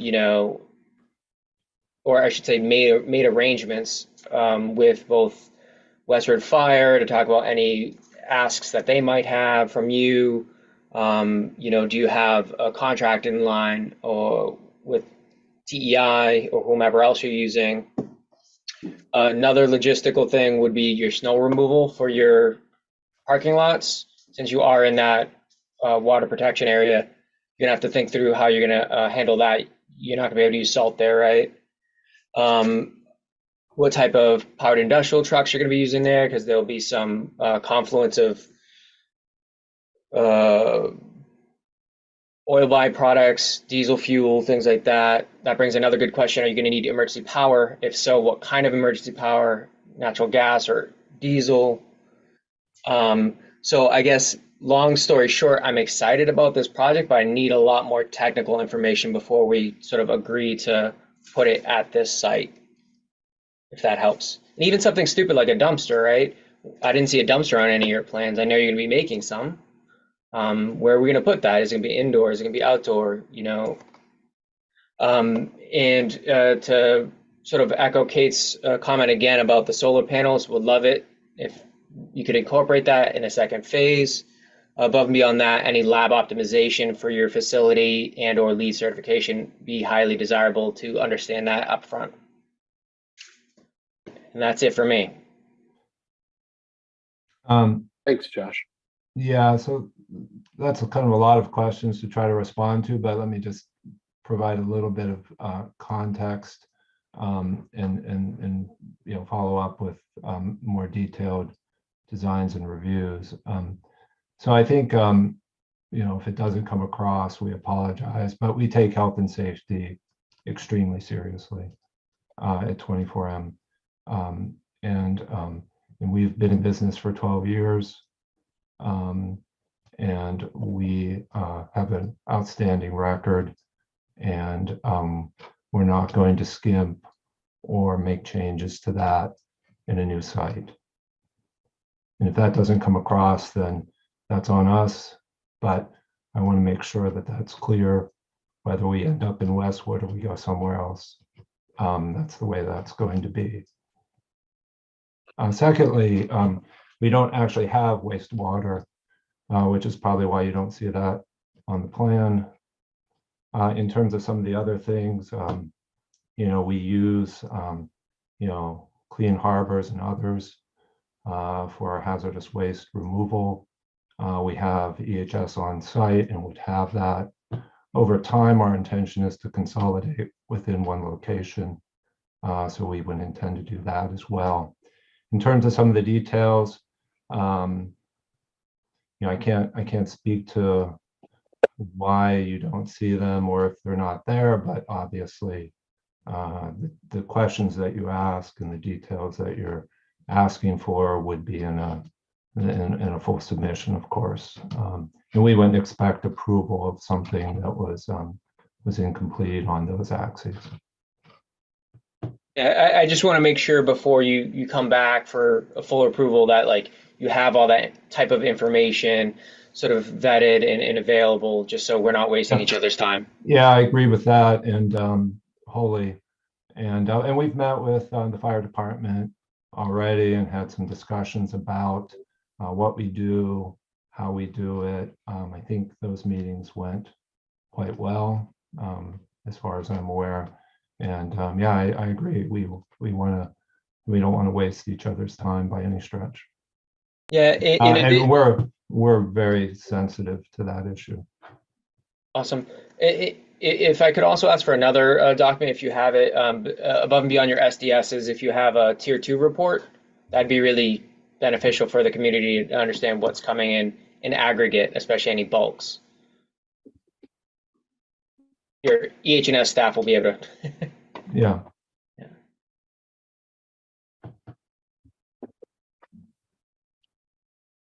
Yeah, thank you, Josh, for the feedback. So is there a way to just get like a list from you?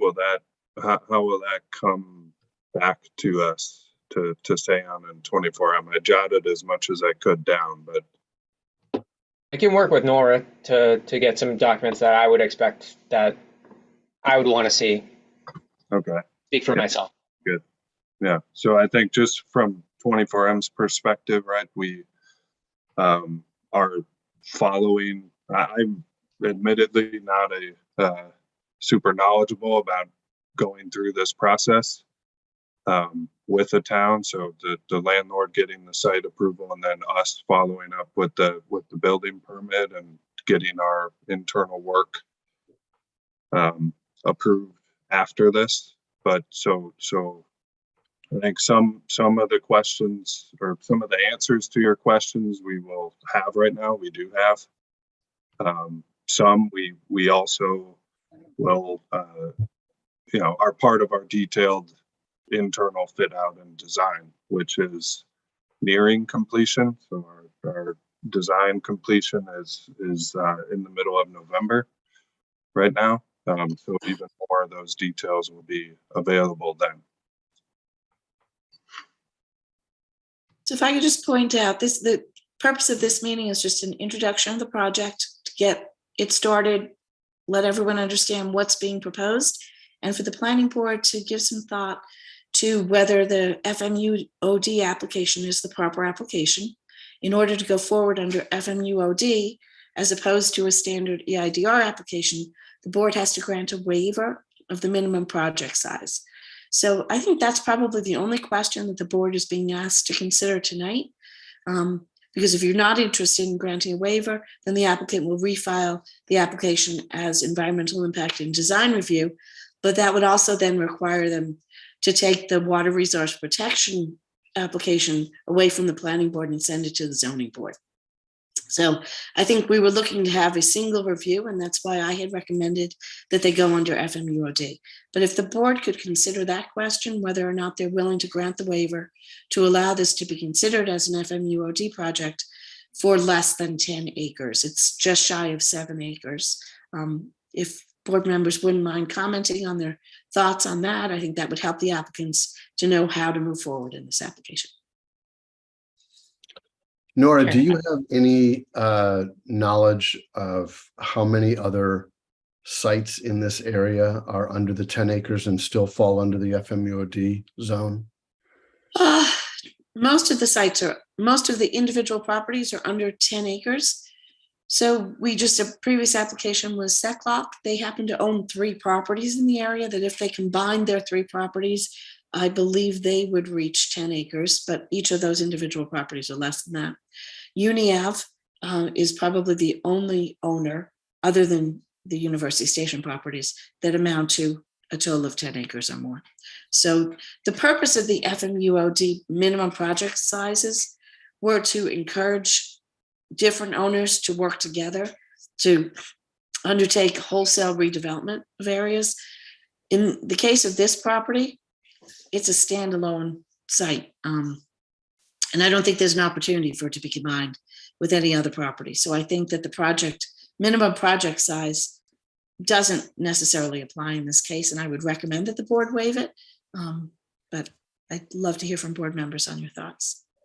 Actually, that was going to be my comment. Since this is already an existing site, Nora, it seems like it already falls within. Am I correct that although it's a change of use, it's already within the FMUOD? It's within that district. So the overlay district applies. The special permit, FMUOD special permit, one of the criteria is that there's a minimum project size of 10 acres in the zone. It's different in different FMUOD zones. For instance, in High Street and Washington Street, the project size is only 1 acre. I think in Everett Street, it's 3 acres. It varies depending on where you're located. 10 acres here was intended to try and encourage property owners to work together. Perfect example that Seclock used to have 1 property. They now have 3. So I think they have gone out for their own reasons and acquired other properties in town that they may someday choose to put together and redevelop under FMUOD. UNIF could do the same with theirs. In this case, this is what's left. So there's nothing else for Seon to join with to come up to 10 acres. So I don't think it makes a whole lot of sense to. So Nora, if we grant that waiver, are there any other boards or commissions they need to go before? Just the Conservation Commission, if it's deemed necessary. So I did speak to our conservation agent, Karen Skinner-Catroni, and she did not find that there was a resource area close enough to require this application to go before the Conservation Commission. Now, keep in mind, most of the work is interior to the site. There's parking lot improvements that will be made, but those parking lot improvements appear, at least on Karen's measurements, to be more than 100 feet from the nearest wetland resource and more than 200 feet from the river. So I don't believe it will need Conservation Commission approval. The land is already disturbed, so I don't believe it needs land disturbance approval, but I will leave that to Karen to decide. And then everything in the zoning bylaw is simply reviewed by the planning board. So an FMUOD special permit incorporates a water resource protection overlay district special permit, and it incorporates an EIDR, environmental impact and design review approval.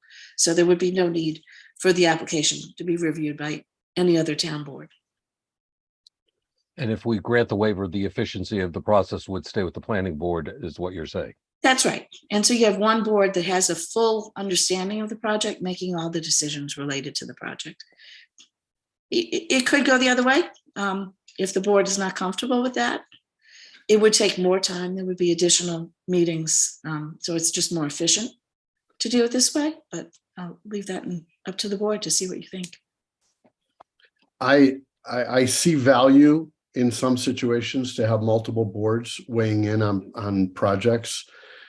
From what I've learned of this particular project, my gut is this belongs solely with the planning board to keep things consistent. But for the issue of the conservation, and I would leave that to them to decide if they need to weigh in. So my opinion is I would be inclined to grant the waiver to hear this under the FMUOD special permit situation. That's just my opinion. I'm obviously just one member. So, Mr. Chairman, if I may, I know you haven't gotten a public comment, but the former chairman of the Conservation Commission has some questions in the Q&A. It might be an appropriate time for you to consider them.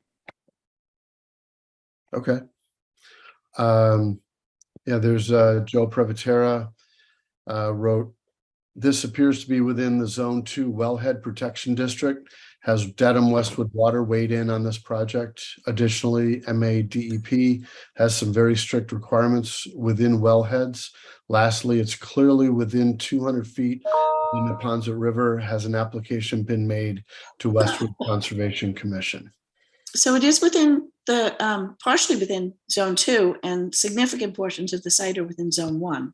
There are 2 wellheads that are very close to the property. Dedham Westwood Water District is aware of the project. They're on our application notification form, so they received the full application as soon as it came in. And there's going to be a meeting or beta peer review with Dedham Westwood Water District and their peer review from Weston and Sampson and the project team. So that's coming up, and they will discuss it in detail and go through all aspects, and most significant of which is probably the drainage, stormwater management for the site. So that will all be discussed. And then, as I mentioned, I had spoken to Karen Skinner-Catroni, and she did not believe that the property, any disturbance was within 200 feet of the river, nor within 100 feet of a wetland resource. But I will ask her to verify those numbers. Okay, thank you. And there is one other comment typed in or question. As a resident, I'm very concerned with the proximity to our water wells. Is this project or proposed project, parenthetically, with chemical usage, the closest to our wells? Is this project the closest to our wells? I'm not sure how I'm reading that. Is this the closest project we could have to a well? There are 2 wells that are very close to this. Every land use on the east side of University Avenue is close to a Zone 1 area. This particular property has 2 zone wells because there are 2 wells there. I'm not sure that both wells are fully active, so I'm not sure if the Zone 1 area around both of them remains at 400 feet or if it's been reduced. Well, that's something we'll find out from Dedham Westwood Water District. But there are other properties that are all along this side of University Avenue that are in very close proximity to the wells. And for that reason, you have a Water Resource Protection Overlay District, special permit section of the bylaw that you review and you make decisions based on that. And all properties in University Station have had to go through the same process.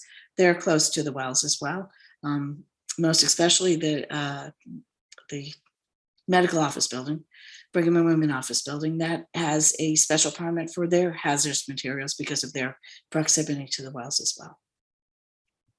Yeah, so we have a precedent of nearby businesses operating with hazardous materials within this well area.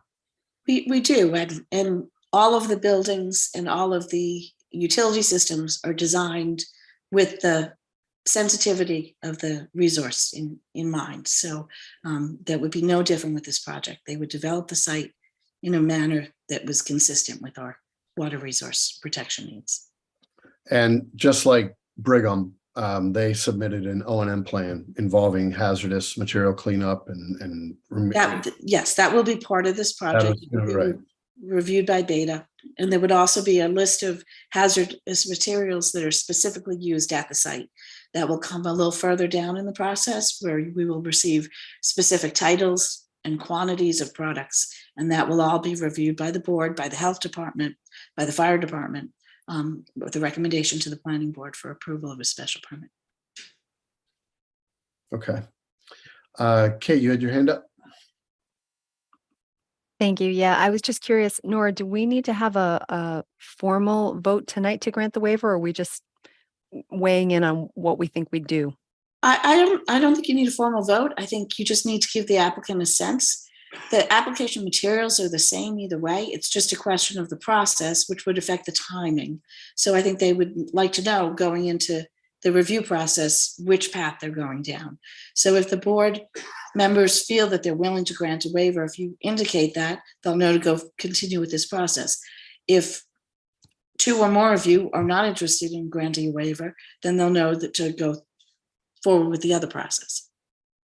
Great. So I am inclined to grant the waiver and keep it in front of us. Thank you. I would echo that. Obviously water is going to be a major issue, but obviously the distances and measurements are going to be important as to whether the Conservation Commission weighs in or not, but I would also lean towards granting the waiver. Thank you. Ellen, you had your hand up.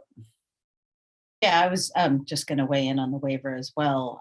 It sounds like the property is just under 7 acres, and I understand why in that zone 10 was the number that was landed upon whenever it was.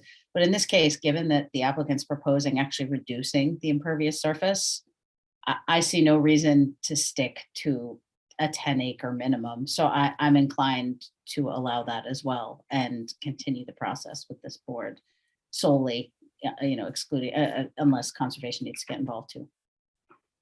Thank you. Same for me. Okay, so thank you. So you have your answer to that. This seems to be the best process to go through. So we'll just continue along this route. I don't know if there are any other questions. I don't see. Brian has had his hand up for a while. Hope his arm isn't tired, but yeah. Did you have Digital something? definitely makes things much easier. Thank you through the chair. There's not much to say. Nora does a great job, so there's not much to add.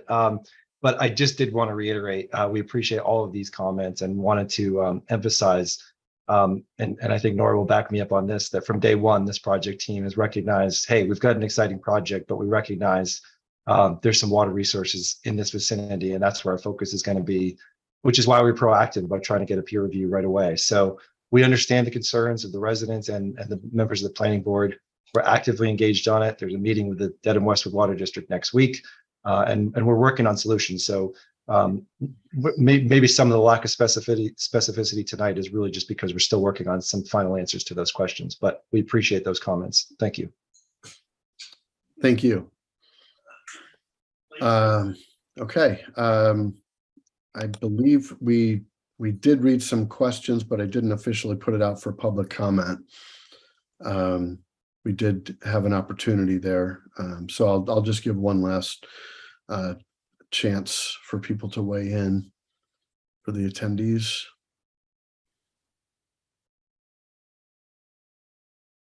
It was brought to my attention, I failed to identify the person who submitted the second question. That was by resident Fran Fusco. The first one was Joe Previtera. We're going with the motion because I can read if. Okay, yeah, I'm just, I think no one is submitting any questions here, so we'll move on to the motion. Okay, I'll jump in. I move that the planning board continue the public hearing for the flexible multiple use overlay district, FMUOD, special permit application for the 24M lithium ion battery research and development facility at 26 Dartmouth Street to Tuesday, November 15, 2022 at 7 p.m. via Zoom, where Zoom link and associated call-in numbers will be provided on the town's calendar at the homepage, https://www.townhall.westwood.ma.us/. Second. We have a motion and a second. Any further discussion? Hearing none, we'll take a roll call vote. Kate. Aye. Ellen. Aye. Josh. Aye. Phil. Aye. I vote aye also. Okay, so we've continued it to November 15th. Nora, anything else we need to do with regard to this hearing?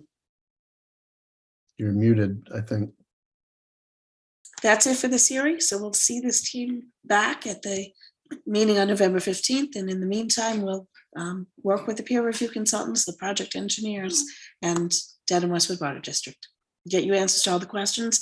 Josh, if you can send me just a written list of your questions. If any other planning board members want to do the same, I'll make sure that they get to the team. Thank you. Thanks, everyone. Thanks very much. Thank you very much. Thank you, guys. Thank you, everyone. Thank you. Okay, Nora. Okay. What number was that? What are we on now? I've lost track. I think it might have been 4. That was 4? Okay. Okay, I believe the next one up is 510 Far Reach Road. Let me see who we have here for that.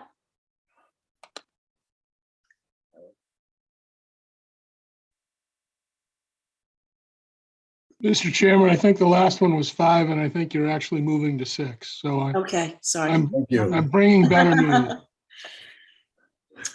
That's right, because the first one was actually 2. Combined, right. So 4 decisions, 5 hearings. If you're in the attendees and you're representing 510 Far Reach Road, could you please raise your hand so I can move you over as a participant? I see Chris Cabral raise his hand, Great. presumably in response to your request. Yes. And another. Okay. D. Godley.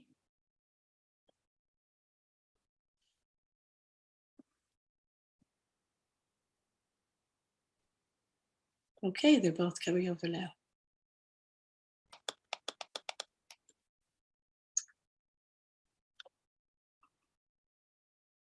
Okay, Mr. Cabral, are you there? Yep, I'm here. Can you hear me?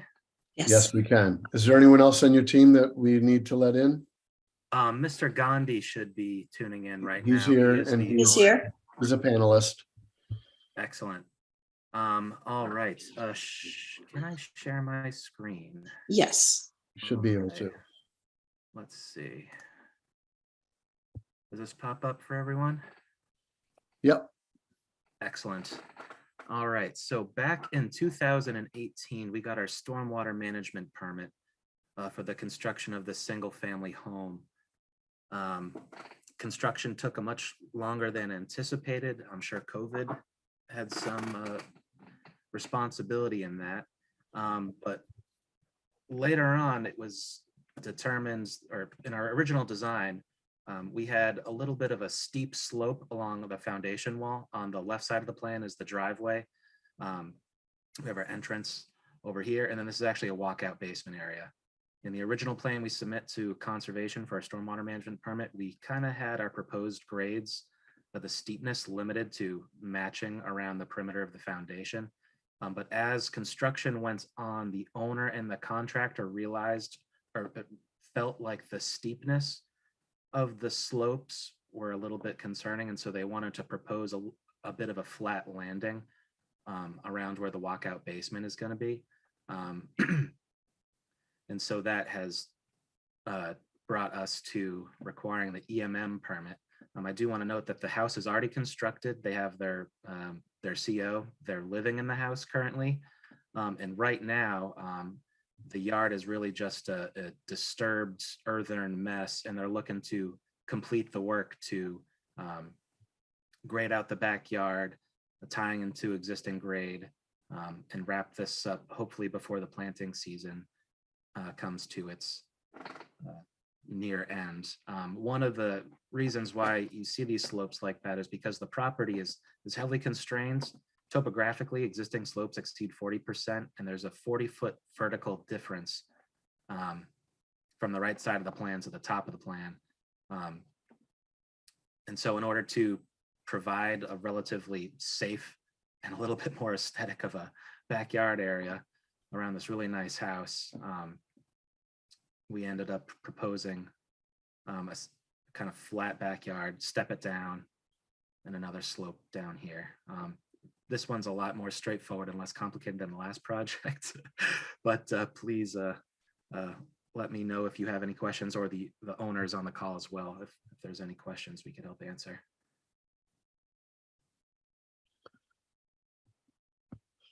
Okay, Nora, can you, anything from town staff you can add? Well, this was an application that was reviewed by Beta, so Stephen might have a few comments. Hello, thank you very much. Yeah, this is a second review actually, so most of our original comments have been resolved. We have just one outstanding comment, which is to provide a little more detail on the slope stabilization that will be used on those steep slopes on the right-hand side of the plans. The applicant mentioned in their comment that there might be erosion control blankets. So typically what we'd like to see with those is a detail and some specifications just to show how it's going to be anchored, how they'll be overlapped, how they'll be installed, just to make sure that they will be installed correctly by the contractor. Other than that, that was the only outstanding comment from our review. All right, thank you. So just looking at this, it looks And you noted that there's a 40-foot drop. Where's the front of the house on this plan? This is the front of the house. This is So the street? This is Far Okay. Reach Road. Okay. So this is essentially to the side of the house, looking at it Yes. from the street. Yeah, so the walkout basement is actually to the right. It's not exiting the rear of the house. It'll be relatively. And what's the grade at the garage slab elevation? 228? Yep, 228 down here, and then walking out of the basements, it should be closer to 220. The garage is actually several feet, about 3 feet lower than the first floor elevation of the house.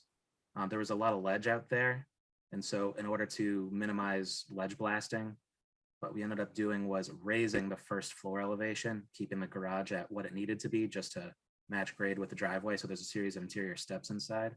And so that was as an example of another modification that came along the way as construction was ongoing, and we're getting a better feel for the site excavation wise.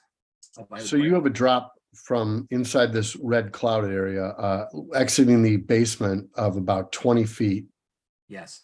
right? And over how much linear distance is there? You know, I was not prepared to answer that specific question, but I would. Well, that's 50. I see a 15 measure there, and you're probably about five of those within that for extending out. I'm guessing. Okay. That's it. That's a pretty steep drop. It is. We could flatten the slopes, but then it would require additional clearing. We could put in retaining walls, but that's generally not desirable. I think the outstanding review comment was pertinent to the erosion control blankets, which is we can provide a detail to the town if we want, but the contractor's just going to use whatever he's familiar with. It's just like a biodegradable netting that you just lay down on the soil, anchored in. Different products have different specs and installation requirements. Is conservation involved in this project at all, Maura? Yes, Karen is up to date with the modifications, and we're communicating with her on what's needed to resolve this modification concurrently with the earth material movement. And have they weighed in on what type of erosion controls should be utilized? They have not yet. I think that there will be a blanket, erosion control blanket, but I don't think they've weighed in on a product, a specific product. I think that the peer review consultant had recommended that we receive a notification of what the product is. So in a detail how it's going to be laid, it may just be the product specification kit that shows exactly how it's put in place, but that should become part of the record so that we're sure that it's done correctly. Yeah, and I understand the contractor may want to work with something he's familiar with, but I think it needs some approval by conservation that is what this situation requires. I don't think he is entitled to unilateral decision making there on what he wants to use. I think he needs to get approval from our conservation commission, or at least our agent. Okay. Any other comments from board members? Questions for the applicant? I just have a question. That is really a significant grade. I know you there's stormwater management as part of the construction of the house with runoff capture and whatnot, but I mean that's just nature. Are there any issues with stormwater running down that grade as it is? I'm curious if there's any incursion onto abutting properties or anything currently. I'm not familiar with any. Right now the site is rough graded. It's undisturbed, and so until we are able to stabilize the ground and plant grass and put down our erosion control blankets, the site currently as it is standing is very prone to erosion and sedimentation. But until we can get the approval here, we can't proceed to remedy the issue of potential sedimentation and erosion. So there are no current issues I'm aware of. The owner just texted me that his audio isn't working, but he said he could answer that question. But he says there are no issues that he is aware of. That's good. Maybe outside of our purview, I'm just cognizant of not creating any issues with whatever it is that moves forward. So, yeah, understood. Thank you. Thank you. Thanks, Ellen. Any other comments from board members? No, just glad to hear that you're working closely with the Conservation Commission and the house looks great.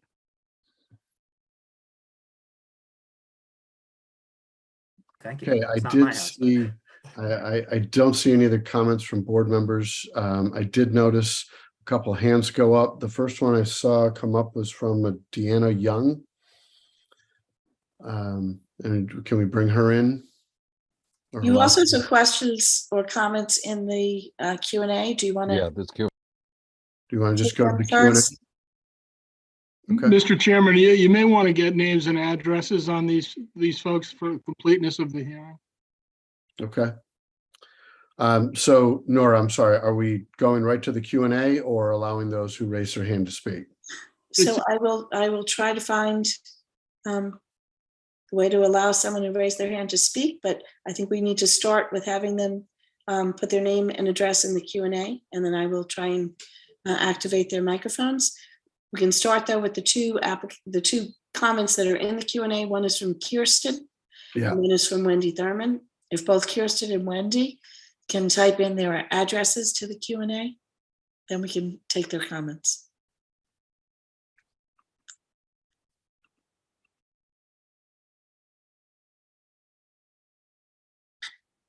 And Tiana, if you can put your address in as well. Wendy Thurman was the first to put her address in, so I will read her question or comment. There was an issue with construction. Oh, she lives at 472 Far Reach Road. There was an issue with construction waste during the construction of the house. How can the neighborhood be sure this won't happen again with the erosion control blankets? Also, why did they begin this work without permitting a few months ago?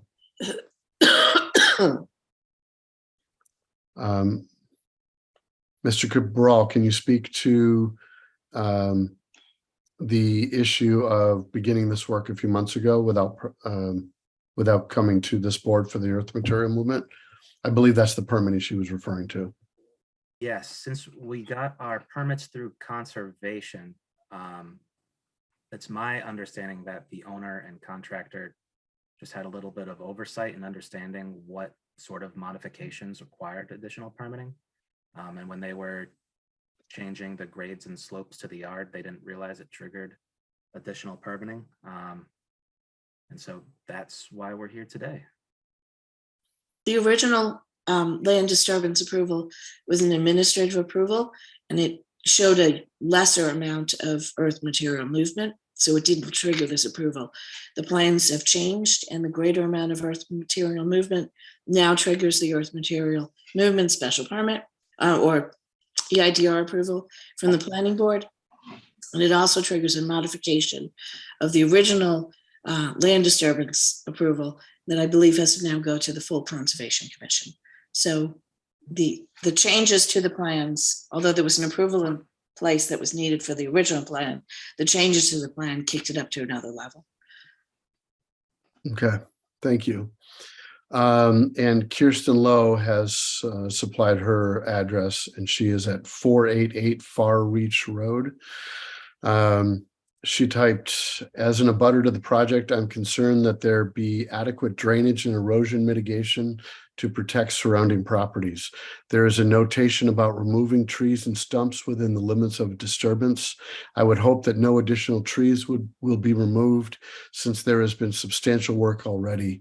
I'm also interested in the timing and complete the project. No more trees will come down. Everything that is down that's it for our limits of disturbance. What you see out there now is what's going to remain, and they're just going to come out and clean up as soon as we're able to square away our town permitting process. It was the applicant's intent to have finished up several months ago, but then I believe they received a cease and desist once it was determined that permits were required. And so the yard's been a bit of an undisturbed mess for quite a bit of time, but it's the intent to stabilize the yard, plant grass, put in the landscaping, and finish up as soon as possible, especially with winter approaching. And Nora, can you comment for Ms. Lowe about the drainage and erosion mitigation, and which board Yes. committee, where does that live? So the Conservation Commission will review for the land disturbance permit, and they will look specifically at the drainage, the adequacy of the drainage control to make sure that the stormwater management practices that are being proposed are sufficient. The planning board is simply involved in the question of the movement of the earth material. So while the Conservation Commission looks at the overall development of the site and how the drainage works, the planning board looks at where the dirt is coming from, going to, how it travels across the roads to make sure that the roads are protected, and that the trucks don't go down roads that they don't need to go down. So the Conservation Commission is the body that you would go to with questions about drainage. Okay, I just wanted to make sure she felt that she was being addressed in that particular situation. So again, Miss or Deanna Young, I don't have an address for you. 238 Far Reach Road. Yes. Oh, there she is. I apologize. Thank you, Pat. Deanna Young, 238 Far Reach Road. Many trees have come down. Will more need to come down? I believe Mr. Cabral just answered that. No more trees will be coming down. Hopefully not, as this is a neighborhood of trees. Also, when do you anticipate a landscape going in? Grass, trees, plantings, etc. Or question mark. Did you speak to the timing of things like that, Mr. Cabral? Yes, vaguely, as soon as possible, as soon as we're able to square away our permitting, because I don't believe we're able to proceed until we have this cleared up. Okay. Thank you. Phil, you have your question, your hand up, sorry. I think Ellen beat me, so she goes first. Oh, I'll I didn't defer to see Ellen. Ellen's, I lost it in Thank her you. background. Just as Ms. Thurman also brought up the question about that there were issues during construction of the house, and what reassurance does the neighborhood have that it won't happen again? And this is actually a question I get a lot about.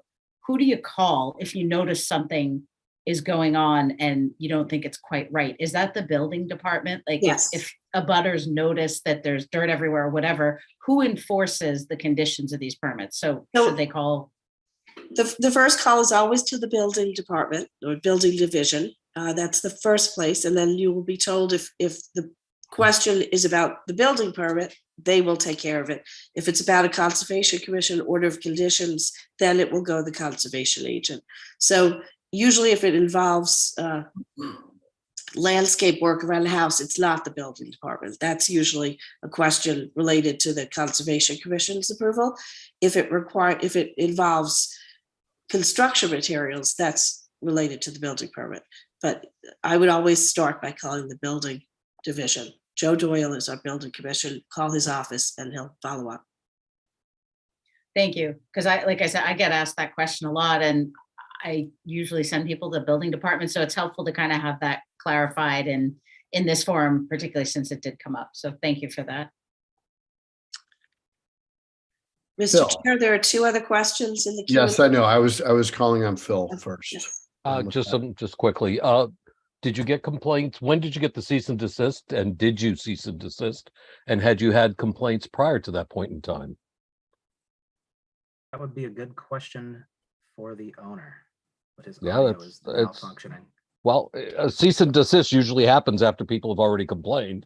So that's why I'm kind of curious as to how long the property's been a mess. The owner is telling them that they stopped immediately once they received the cease and desist.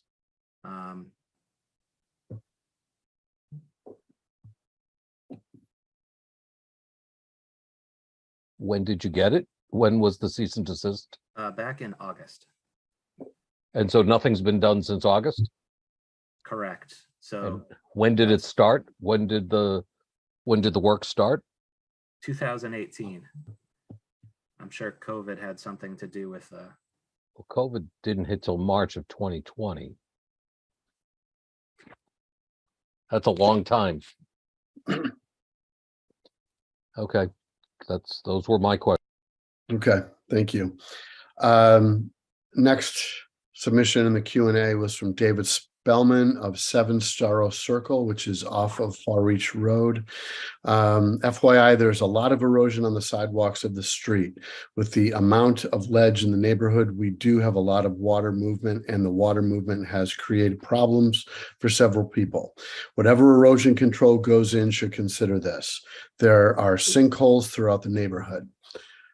He followed up with 2 more statements. There are several town easements for drainage that were built at the time the neighborhood went in approximately 30 years ago. The original landscape work was never done. COVID had nothing to do with it. Those are his comments. These are difficult questions to answer as a civil engineer who was involved in the permitting 4 years ago and then got brought back into the project once the cease and desist came in. So my, familiarity with the history from 2018 to current is very limited. Timing wise, I'm not sure why it took as long as it did. Specifically, I'm sure every project has its hiccups and delays and staging and scheduling, but ultimately what we want to do here is clean up the yard, remediate any erosion controls, and restore the property to a nice stabilized lands with vegetation on it. And that's what the intent is of our application. And so we hear everyone's concerns and we want to resolve this as fast as possible. Okay. Thank you. Phil, your hand is still up. I don't know if that's holdover from. Yeah, no, I raised it again. Why is Okay. the owner not in this meeting? I know he's texting you, but a lot of these, this is a long period of time from 2018 to 2022. Where is the owner and why is he not here? The owner is here. His audio is not working. That's why. Is that what it is? I apologize. I thought he was. He just, is. He's listed under D. Gandhi. Okay. Okay. That was my question. All right. Just to remind the board, we are here for the sole purpose of discussing the earth material movement. We do like to give opportunity for neighbors to voice concerns, but we do need to remind them that erosion control and drainage systems are not in our purview for single-family homes. That lies with other bodies within our town. So, Nora, where do we stand? I've lost track of where we stand with regard to the earth material movement. The presentation is complete. We've heard from Beta. I think all planning board members have had opportunity to ask questions with regard to that. Do we have? We have a couple more questions in the Q&A. Thank you. I just saw the number just popped up in front of me. Deborah O'Day, forgive me for mispronouncing if I'm sure I did. 416 Far Reach Road, also a member of Westwood Conservation Commission. Is the plan for planting of the disturbed areas under the purview of the planning board or the Conservation Commission? The plan only shows a line of trees along the road and several bushes in the front of the house. Plantings do not address the slope of the new area. So the plantings are under the purview of both boards. The applicant has recommended the landscape plan as shown. The Conservation Commission has yet to review it. Typically, the Conservation Commission is concerned with the drainage and the erosion control. Plantings help with erosion control. So I would say that we would rely on the Conservation Commission to require additional plantings where they think that they would be appropriate. This board regulates the movement of the earth material to and from the site. That's really the purpose of this hearing tonight. If the Conservation Commission requires additional plantings and that changes the plan, as long as it doesn't significantly increase the amount of earth material that comes into or out of the site, it would not have to come back to the planning board. Rather, the planning board's motion to approve the earth material movement EIDR approval would have a condition requiring Conservation Commission approval of the land disturbance approval and would take the conditions that the Conservation Commission imposes and make them conditions of their own. So I'd say direct any questions about landscaping or drainage to the Conservation Commission. All right, thank you, Nora. And Wendy Thurman added we've already said her address. I can't remember what it was, but it's been removed from this. We, in caps, have all been trying to talk to the owner, is her comment. Okay. So Nora, do we have, in the absence of any further questions for the applicant, do we have any motion language? Yes, just give me a second. Sure.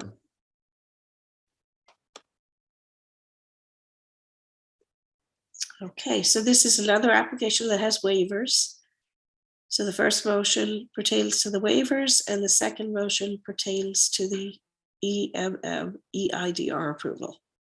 And the waivers are looking for a waiver of exterior lighting, a traffic study, and a presentation model. Yes. Great. And do we have to read it? Yes. Okay, great. I will read it. I move that the planning board grant the following waivers in association with the application for earth material movement, environmental impact and design review, EMM-EIDR approval for the proposed site alterations at 510 Far Reach Road as described in the application, therefore submitted to the planning board and filed in the office of the town clerk on August 17th, 2022. 1, waiver of exterior lighting plan required pursuant to section 7.3.7.2 of the zoning bylaw. Waiver of traffic study required pursuant to section 7.3.7.3 of the zoning bylaw. And 3, waiver of presentation model required pursuant to section 7.3.7.7 of the zoning bylaw. Second. Okay, we have a motion and a second. Any further discussion on the waivers? Hearing none, we'll take a roll call vote. Ellen? Chris, sorry, there's a question Oh, in there the is? Q&A about what that waiver means. I don't know if it's too late to take it or not. What does the waiver mean for exterior lighting? I can answer that. So all of the waivers, every application that comes before the board, there are usually waiver requests for materials that are not relevant to the proposed application. All of these applications are environmental impact and design review applications. It's a very broad category. In this case, it's an earth material movement portion of the environmental impact and design review that does not involve exterior lighting to the property. It's not something that is included in this. This is just about the movement of the dirt. It doesn't need a presentation model. It doesn't need a traffic report.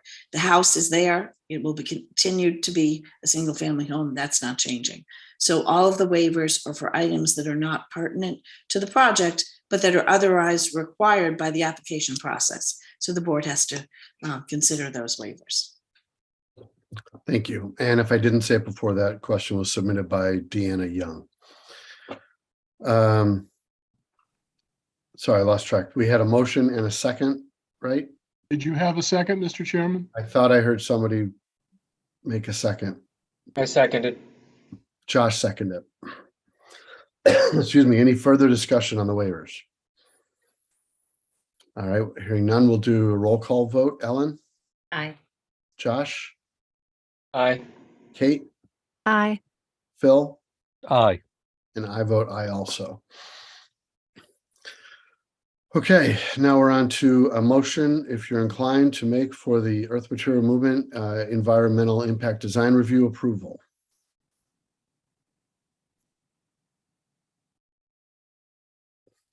Is everyone tired of reading?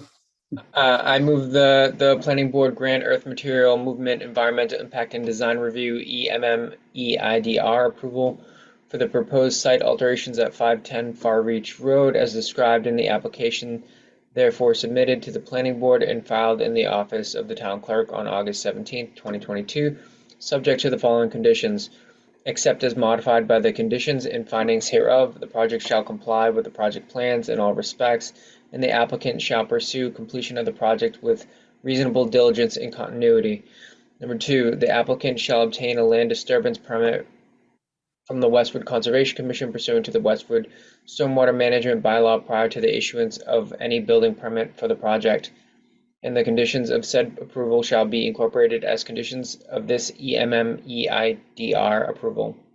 Number 3, if the project or any condition imposed in this decision requires any other permit license, or other approval from any board or commission or any agency of the town of Westwood or other regulatory agency of the Commonwealth or the federal government, the applicant shall make an appropriate application for the same and shall obtain all required approvals prior to the start of any work.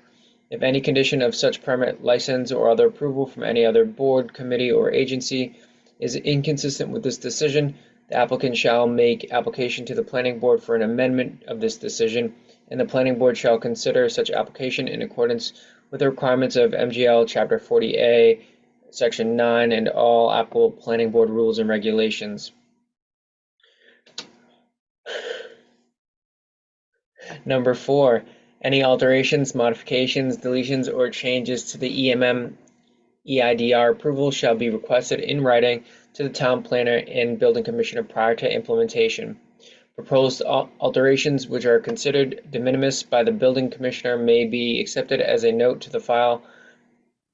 Proposed alterations which are considered minor by the building commissioner pursuant to section 7.3 of the zoning bylaw shall be considered through the filing of an administrative EMM-EIDR application pursuant to section 7.3.6 of the zoning bylaw or through the filing of an application of minor modification of EMM-EIDR approval for review by the planning board at a publicly posted planning board meeting. Proposed alterations which are determined to be major by the building commissioner or by the planning board shall be considered by the planning board as a formal amendment to the EMM-EIDR approval and will require a new public hearing for the planning board. Number 5, the project shall reuse on-site material, including large stones and boulders in some instances, and imported clean fill to create a stepped down yard and slope down as depicted on the grading, drainage, and utility plan, sheet C5, with a 1-to-1 maximum slope and erosion control blankets as specified.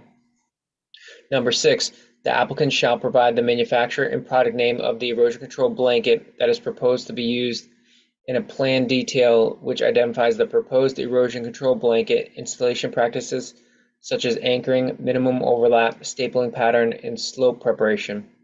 Special care shall be taken to properly install the proposed erosion control blanket in accordance with the detailed installation practices in order to minimize the risk of erosion.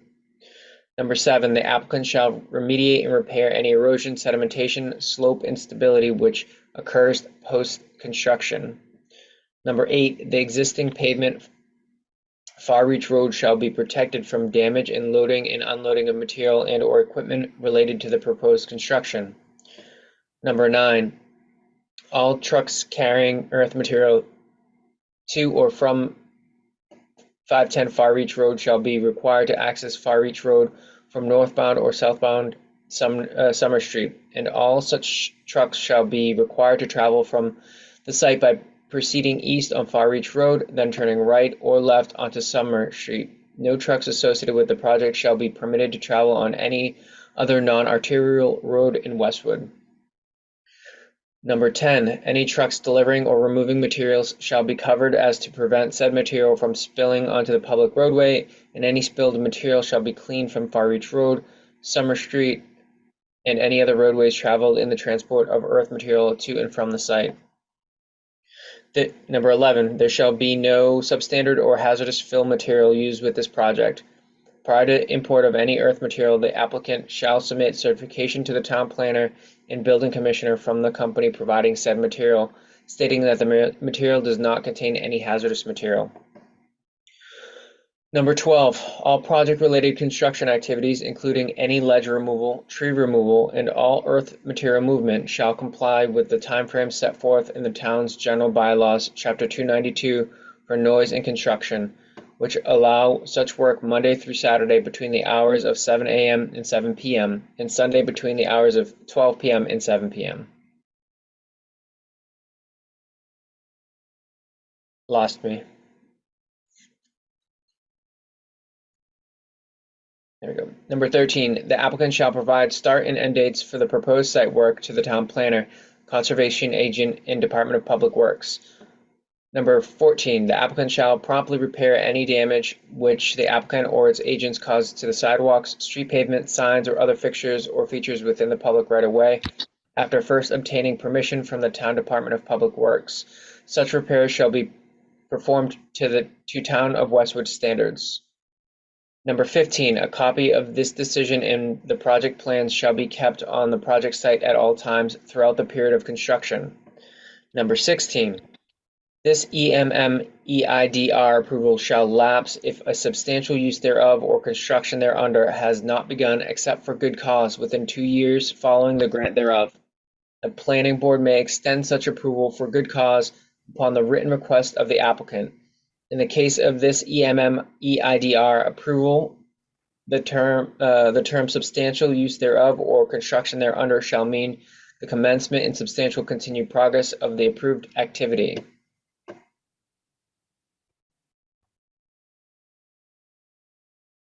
Second. All right, we have a motion and a second. Phil, you have your hand raised. Any further discussion? Yeah, I do. I would suggest a couple of changes. I think 2 years is too long in 16, just given the history of what has happened. Secondly, I think in 13, we should require them to have a start date that not just shall provide, but we should give some kind of deadline. And I would suggest in paragraph 2 that we require not just reasonable diligence, I would require best efforts. This is just a few points that I think in this kind of circumstance might be appropriate.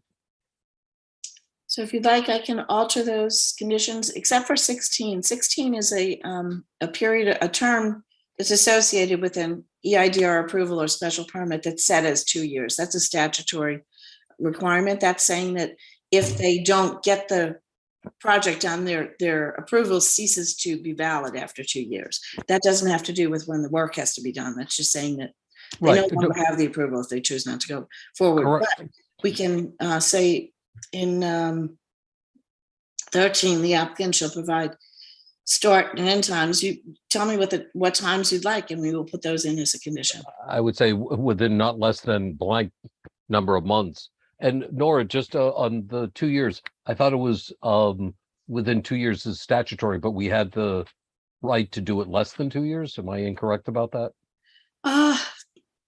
It wasn't my understanding. I could be wrong, but that was just my thoughts. This is a 4-year-old, as using Chris's term, a mess, and I think we should try to hold their feet, especially given that the Conservation Commission has not weighed in yet, which is a concern. So I would say, shall provide start and end dates to be in 13, no later than. And Chris, when is the start and end date that's reasonable but best efforts? What would you suggest? If we started tomorrow, we could finish Friday, but we're dependent on clearing all the permitting issues up. Right. How about how much time do you need after, on the assumption you get the conservation approval, how long do you need? 3 days max. Well, if we give them a month, that's more than 3 days max. How about if you say it should be completed within 2 weeks of the issuance of an order of conditions from the Conservation Commission? That would be great.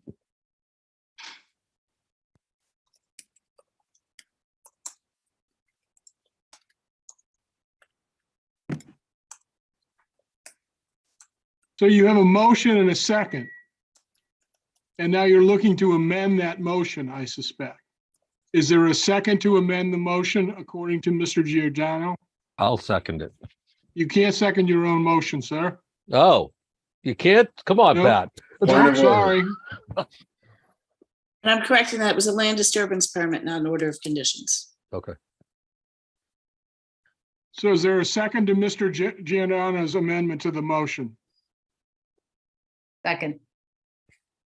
We have a So I motion. think, Chris, now you first have to vote on the amendment to the motion, then you can vote on the amended motion. Okay, we did. Okay, we had a motion for the motion. We had a second to the first motion. Right. Properly, so we can do a roll call vote on that and then to take a motion for the amended motion. That's correct. Okay, so we'll do a roll call vote for the motion that was properly seconded. So, No, the amended motion. oh, you want to do that? 'Cause Yes. we never took a vote on You, the you, first one. you don't want to take a vote on the first one if there's a motion in play to amend that first motion. That was what I understood you to say. So I will change that. We'll take a motion to accept the amended motion from Mr. Giordano. Is that properly? I believe it is. Okay. Sorry, which one? Or just all of You're them? voting on whether you want to amend the original motion that Mr. Ames read so dutifully. Gotcha. So we don't do it by number. It's the whole motion, all three Right. changes. Right. Well, we So- only changed one. So what were the other changes? We said we wouldn't Oh. change 16. I don't think we have the ability to change that. Right, I will we look changed into that one. for future applications, but I don't think we do. What was the other section that you were thinking of? I had said on two to best efforts, but 13 may cover that by the By specific end date. yeah, by having the specific ending. So I don't think the change in 2 is necessary. So Okay. I just moved to amend 13 from the original motion as read by Mr. Ames with the changes in 13 that Nora has provided. Okay, and so on this, we have a motion from Phil and a second from Alan. Mhm. Okay, and now what do I do? Vote. Need to call roll on that, whether or not you want to amend 13. Okay, thank you. So we'll take a roll call vote on the amended motion. Are we at that point, Pat? I believe you are. Okay, just wanted to make sure. Ellen, Aye. Phil, Aye. Josh, Aye. Kate, Aye. and I vote aye. Okay, Now you can vote on the total amended motion. Oh, okay. So I move that we approve the total amended motion. It's already been moved. It's just another vote. The first Just vote another was the vote to amend the motion, and now you have a vote to Approve the amended effectuate the motion. motion. All right, Did we I'm get a starting to second? look silly. Did we get a second on that, Pat? Well, I believe you did, but why don't you double check? Ellen seconded it. Okay. I need a scorecard. Okay, we'll do a roll call vote on the amended motion. Ellen, Aye. Phil, aye. Josh, Aye. Kate, Aye. and I vote aye. Okay, one more motion to close the public hearing. Yes. So moved. Second. Any discussion on closing the hearing? Seeing none. Josh, Aye. Phil, Aye. Ellen, Aye. Kate, Aye. I vote aye. I'm sorry, it's getting late and these are complicated motions, but I want to make sure we get it right. I apologize. Fine. No, Yeah, agreed. Thanks, Pat. the hour doesn't change the legality of it. All right, Chris, so Well you put, go Chris. follow up with the Conservation Commission. Will do. Thank you all very much for your time. I appreciate it. Thank you. Best of luck. Thank you. All right, now our next application, and we only have 2 more hearings. The next one is for 25 Fox Meadow Drive. So whoever's here to represent 25 Fox Meadow Drive, please raise your hand and I'll invite See you. Chris Andrews and Mark Allen raise their hand. And David DeSimone. Got it.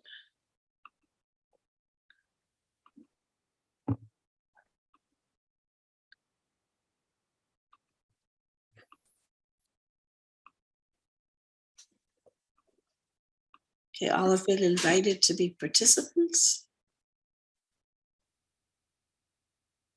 Hello. Hello, Chris. Evening. Is there anyone else on your team that you'd like to be allowed in as a panelist? Yes, Mark Allen is the Hi, site. Mark Allen here. Okay. He's going to be leading us. And then Anyone else? Dave DeSimone is the builder, if you could add him, but I expect Mark will be doing all the talking. Okay. David is also here. Okay. So it sounds like that's it. So take it away. Great, thank you. Mark Allen with Allen Engineering Associates here, representing Chris and Ashley Andrews.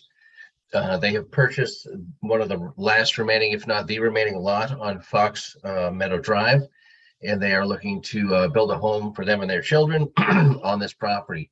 It's about a 2.5 acre piece of property, and they have acquired this property from the original landowner that was the master deed owner of the entire subdivision. So with that land purchase, there were a couple of view easements, some landscape easements, and some access easements. And this particular lot has been designed around those parameters. I don't know if I can share my screen with the group here, but I will. I'll ask to share if I could. You should be able to. Okay.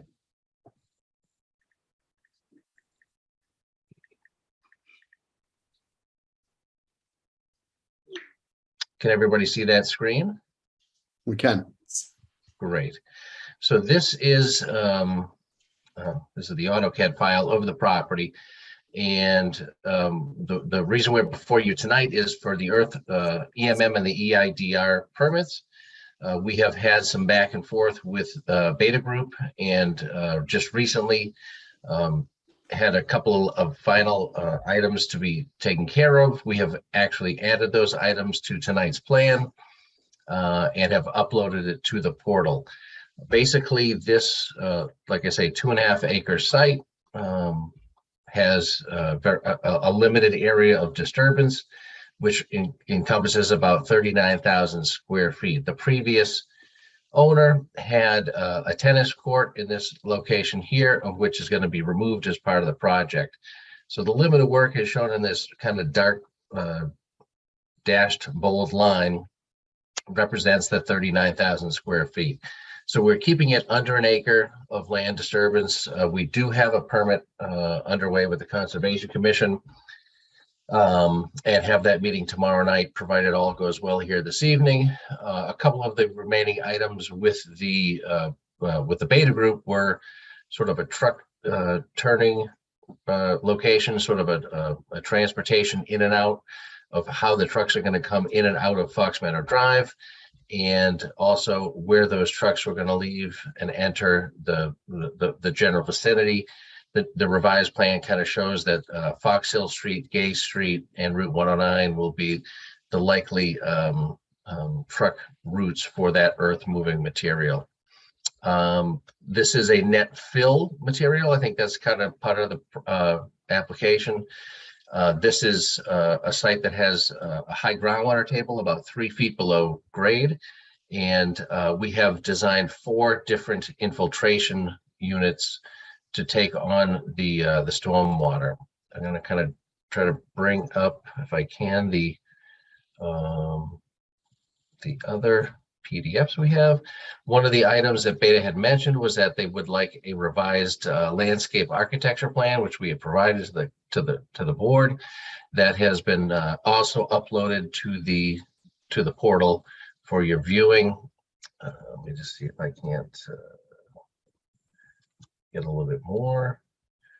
We supplied a written narrative to the entire project, and I believe all of the outstanding items were addressed. There was one additional note that needed to be added to the plan, the truck turning movements, and the landscape plan. So just to keep things brief, I would like to open it up to the board with any questions that you may have. Thank you. We also have Stephen from Beta here. If you'd like to hear comments. I was going to ask. Yes, I am still here. Yes, as Mr. Allen mentioned, there were a few outstanding comments left on the letter, and based on his response, at least one of them has been addressed. I think the most detailed comment that's still outstanding is the landscaping plan. There is some detail that still needs to be added to the plan to meet the requirements of the bylaw, and just to make it a little more clear what's happening in general. I don't know if the applicant has already made those changes or not, but that's the main outstanding comment we'd like to see. Otherwise, it's just a couple of other minor things and a waiver. Oh, and I can see the updated planting legend on my screen now. So we can certainly take a look at that, or if the board thinks that meets the requirements, then it's just a few minor comments left over on our review letter. All right, thank you. Yeah, so the landscape architect, DeSimone, actually added that. We uploaded that this afternoon, just ahead of this meeting. So all of those comments that were raised in the beta group letter have been addressed on this plan here. Okay. Can you show me on this plan where the street is? Down in this location here. Nora, can you speak to how that lot has enough street frontage to Yes, be a lot? so this is part of the Fox Meadow Estates subdivision, which was approved as a major residential development. It was a section of our zoning bylaw that no longer exists. It was invalidated by the courts after this development was created. This is one lot in this development that was designed without typical frontage of a lot, but it was created to be a buildable lot under the major residential development subdivision, and so it exists as a buildable lot. There was quite a bit of discussion. Town council and the building commissioner discussed this, weighed in with the prior owner, with the current owner, and determined it is a buildable lot, despite the fact that it has an unusual configuration with very low frontage. Okay. Not something that we could do today. It was under no, it's not. Zoning bylaw we no longer have. Okay. Board members, questions for the applicant or for Stephen from Beta?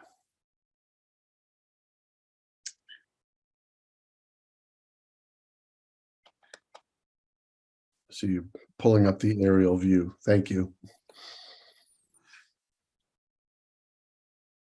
I just want to understand from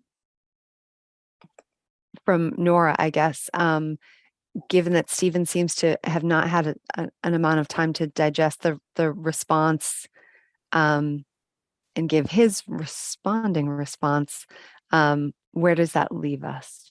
So the one criteria that Stephen had asked to be put into the motion regarding changes to the landscape plan, I have in the draft motion. So the applicant has now told you that he's made those changes, but those changes have not yet been reviewed. Yep. You can still have a motion that requires a new landscape plan that shows those changes. And if it's all done, there's no work for the applicant. And if there's something that still is not on that plan that Stephen would like to see, it will be added. For instance, there's a request for showing the limits of clearing, and I'm not sure if that has been added to the plan or not. It's hard to see from here.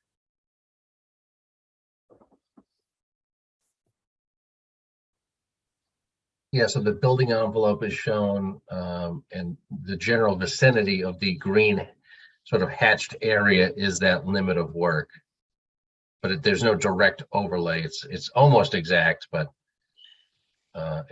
it could be simply added as a condition. So I just recommend that the board add the standard condition with the need for a new landscape plan, and then we'll let Beta take a look at it. Great. Any other comments or questions from board members? I don't see any more, no hands raised. We do have one submission in the Q&A from Joe Previtera. To construct roads and install municipal services in the subdivision in accordance with the order of conditions and the quote planning board documents, and to take all necessary to comply with the order of conditions and the planning board documents. There's no end quote, so I'm not sure if that quote was erroneous or not. Including the total amount impervious surfaces within the subdivision shall not exceed 6.8 acres. Nora, can you speak to what he's referring to? I imagine he's saying there's something in the order of conditions for the subdivision as a whole. I'm not familiar with it, and I don't know if there's been a count on the impervious surfaces that are there to date.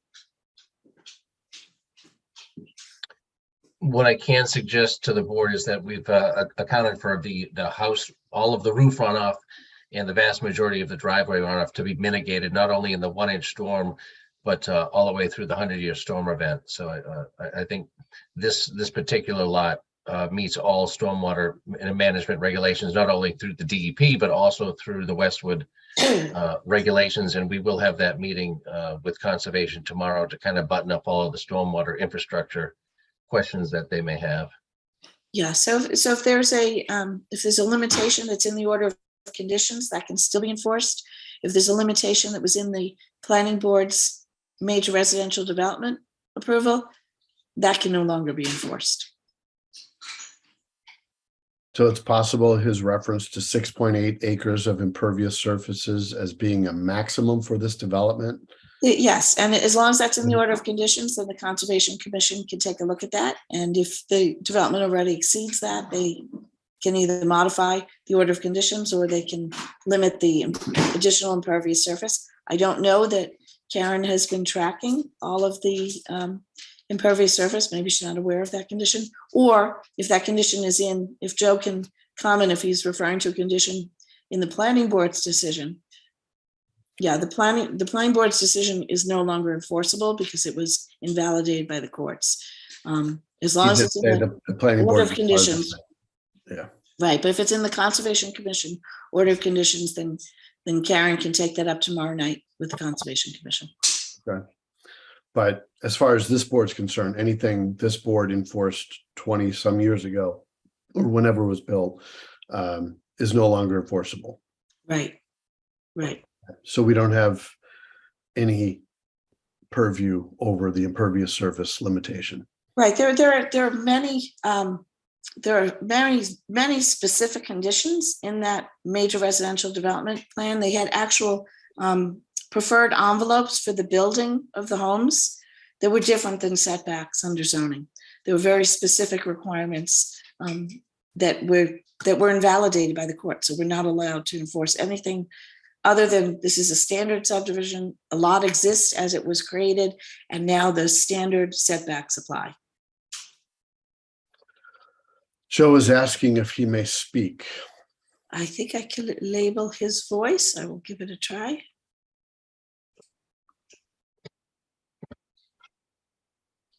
Joe, you should be able to speak now. Oh, Mr. Privatero, would you do us a favor and just give us your address for procedural purposes? Sure. Joe Privatero, 16 Dean Street, Worcester, Mass. This was a very, as Pat knows, this was a very, very challenging subdivision. And the applicant, Chris, set 6.8 acres of impervious surface. We wanted to know how much, the Conservation Commission wanted to know how much impervious there would be. It was very challenging. My concern is, and I hope it's your concern, is in 2011, I have the data, 2011, they were at 3-point-something acres of impervious. And that gave them half the resource area. So I don't want to see the folks downstream from these stormwater management systems to take it on the chin. That's the only reason why I'm speaking up tonight, Chris, is let's make sure we have the right stormwater management systems in place. You guys signed off on it. The Concom signed off on it. If we need to upsize them, then we should upsize them. But I don't want to see the people, honestly, downstream on the Gay Street side, take it on the chin. That's my whole concern for this. Is I think we ought to have a denominator. A numerator. We have the denominator, and let's make sure we do this right so people don't take it on the chin. Thanks, Chris. Thank you. It's much like the other earth material movement applications that are before this board tonight. This is not about drainage. It's not about erosion. It's about movement of the earth. The Conservation Commission's review of the land disturbance permit, or in this case, the order of conditions, modification to the order of conditions for the subdivision, they can take a look at that tomorrow night. But for you, for the planning board tonight, you're concerned with the movement of the dirt. All right. Any comments or questions from board members? Let me give everyone an opportunity if you have any. All right, so Nora, we've heard from Stephen at Beta. We've heard from the applicant. I don't hear any objection from board members. So do we have motion language? You have waiver language. That's Right. We'll start with the waiver. motion for waivers. Yes. I think Joe Provatera still has his hand up. I don't know if he's looking to speak You're again right. or No. no. Okay. Sorry, Nora. All right. So we have a motion for waivers in front of us. Earth Material Movement, EIDR, the waiver for showing all existing trees with a caliper of 6 inches or larger, proposed to be removed. A waiver of exterior lighting plan, a waiver of traffic study, and waiver of presentation model. So I move that the planning board grant the following waivers in association with the application for earth material movement, environmental impact and design review, EMM-EIDR approval for the proposed single-family home construction at 25 Fox Meadow Drive as described in the application, therefore submitted to the planning board and filed in the office of the town clerk on September 8th, 2022. 1, waiver of all requirement to show all existing trees with a caliper of 6 inches or larger, and all trees which are proposed to be removed pursuant to section 7.1.5.1 and 7.1.5.3 of the rules and regulations for environmental impact and design review EIDR approval. 2, waiver of exterior lighting plan required pursuant to section 7.3.7.2 of the zoning bylaw. 3, waiver of traffic study required pursuant to section 7.3.7.3 of the zoning bylaw. And 4, waiver of presentation model required pursuant to section 7.3.7.7 of the zoning bylaw. Do we have a second? I'll second. We have a motion and a second. Any further discussion on the issue of waivers? I actually have a question on that first waiver about the calipers, identifying the caliper of 6 inches or more. Is that because there are no trees that need to be removed, or why are we asking for that waiver, or why are we giving that waiver? So the applicant has requested that waiver because there are a substantial number of trees on the site that need to be removed, all in the area where the house is being constructed, and they're trying to avoid having to create a plan that shows those. So that's up to the board to decide whether that's a waiver you wish to grant or not.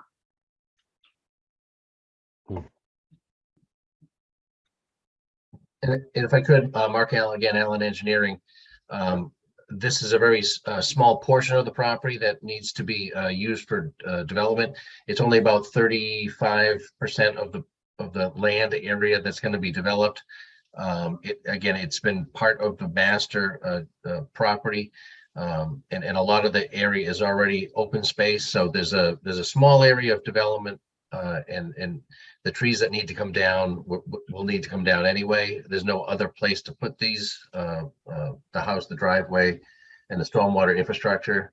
So we're just asking for that waiver to actually go out and do that survey for those trees. So the trees you're proposing to remove only in the area of the home, the infiltration system and the driveway? Yes. And all other trees will remain. To remain. Yeah. So it's about 62% or 2/3 of the property will remain in its current natural condition. Okay. We did have a motion and a second, and then we had discussion, which is when Josh brought that up, that question. Is there any further discussion? you want to discuss any of the waivers any further? Okay, we'll take a roll call vote. Kate, Aye. Ellen, Aye. Josh. Nay. So that was a nay? That's correct. Okay, just you cut out on mine a little bit. Phil, Aye. and I vote aye. So the waivers are granted by a vote of 4-1. Next is a proposed motion for the approval of the earth material movement, EIDR.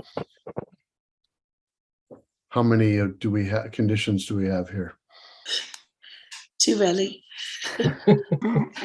I did all the waivers, so I'll take one of the motions. Okay, I move that the planning board grant earth material movement, environmental impact and design review, EMM-EIDR approval for the proposed single-family home construction at 25 Fox Meadow Drive as described in the application, therefore submitted to the planning board and filed in the office of the town clerk on September 8th, 2022, subject to the following conditions. 1, except as modified by the conditions and findings hereof, the project shall comply with the project plans in all respects, and the applicant shall pursue completion of the work with reasonable diligence and continuity. 2, the applicant shall submit a revised landscape plan for review and approval by the town planner, which plan shall A, indicate existing plantings to be retained, including the location, size, and species pursuant to section 7.1.9.1 of the planning board's rules and regulations for EIDR approval. B, indicate the limit of proposed tree clearing. C, revise the plant legend to show whether species are native or non-native, height and size at time of planting, quantity to be planted, typical spacing of plantings, and symbols used to represent the plantings on the landscape plan. And D, provide typical detail of a tree planting and specialty planting area. 3, the applicant shall obtain a land disturbance permit from the Westwood Conservation Commission pursuant to the Westwood Stormwater Management Bylaw prior to the issuance of any building permit for the project, and the conditions of said approval shall be incorporated as conditions of the EMM-EIDR approval. Thank you. 4, if the project or any condition imposed in this decision requires any other permit, license, or other approval from any board or commission or any agency of the town of Westwood or other regulatory agency of the Commonwealth or the federal government, the applicant shall make an appropriate application for the same and shall obtain all required approvals prior to the start of any work. If any condition of such permit, license, or other approval from any other board, committee, or agency is inconsistent with this decision, the applicant shall make application to the planning board for an amendment of this decision, and the planning board shall consider such application in accordance with the requirements of MGL Chapter 40A, Section 9, and all applicable planning board rules and regulations. 5, any alterations, modifications, deletions, or changes to the EMM-EIDR approval shall be requested in writing to the town planner and building commissioner prior to implementation. Proposed alterations which are considered de minimis by the building commissioner may be accepted as a note to the file. Proposed alterations which are considered minor by the building commissioner pursuant to section 7.3 of the zoning bylaw shall be considered through the filing of an administrative EMM-EIDR application pursuant to section 7.3.6 of the zoning bylaw, or through the filing of an application of minor modification of EMM-EIDR approval for review by the planning board at a publicly posted planning board meeting. Proposed alterations which are determined to be major by the building commissioner or by the planning board shall be considered by the planning board as a formal amendment to the EMM-EIDR approval and will require a new public hearing before the planning board. 6, if the project involves blasting to remove any ledge, a blasting permit shall be obtained from the fire department, and pre-blast surveys of the abutting and nearby properties shall be conducted prior to any blasting. 7, the existing pavement, Fox Meadow Drive, shall be protected from damage from loading and unloading of material and/or equipment related to the proposed construction. 8, all trucks carrying earth material to and from 25 Fox Meadow Drive shall be required to access Fox Meadow Drive from northbound Fox Hill Street, and all such trucks shall be required to travel from the site by proceeding south and then west on Fox Meadow Drive, then turning left onto Fox Hill Street, and either right or left onto Gay Street. No trucks associated with the project shall be permitted to travel on any other non-arterial road in Westwood, nor shall any such trucks be permitted to travel on any portion of Fox Hill Street, which is north of the intersection with Fox Meadow Drive. Could you scroll, Nora? Sorry. Thank you. Sorry, I'm trying to get it all up there. One last. 9. Perfect. Thank you. Any trucks delivering or removing materials shall be covered as to prevent said material from spilling onto the public roadway, and any spilled material shall be cleaned from Fox Meadow Drive, Fox Hill Lane, Gay Street, and any other roadways traveled in the transport of earth material to and from the site. 10. There shall be no substandard or hazardous fill material used with this project.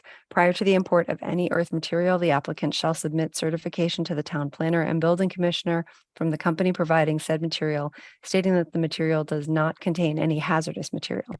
11, all project-related construction activities, including any ledge removal, tree removal, and all earth material movement, shall comply with the timeframe set forth in the town's general bylaws, Chapter 292, for noise in construction, which allows such work Monday through Saturday between the hours of 7 a.m. and 7 p.m., and Sunday between the hours of 12 p.m. and 7 p.m. 12, the applicant shall promptly repair any damage which the applicant or its agents cause to sidewalks, street pavement, signs, or other fixtures or features within the public right-of-way after first obtaining permission from the Town Department of Public Works. Such repairs shall be performed to Town of Westwood standards. 13, a copy of this decision and the project plans shall be kept on the project site at all times throughout the period of construction. Ooh, there's only 14. 14, this EMM-EIDR approval shall lapse if a substantial use thereof or construction thereunder has not begun except for good cause within 2 years following the grant thereof. The planning board may extend such approval for good cause upon the written request of the applicant. In the case of this EMM-EIDR approval, the term substantial use thereof or construction thereunder shall mean the commencement and substantial continued progress of the approved activity.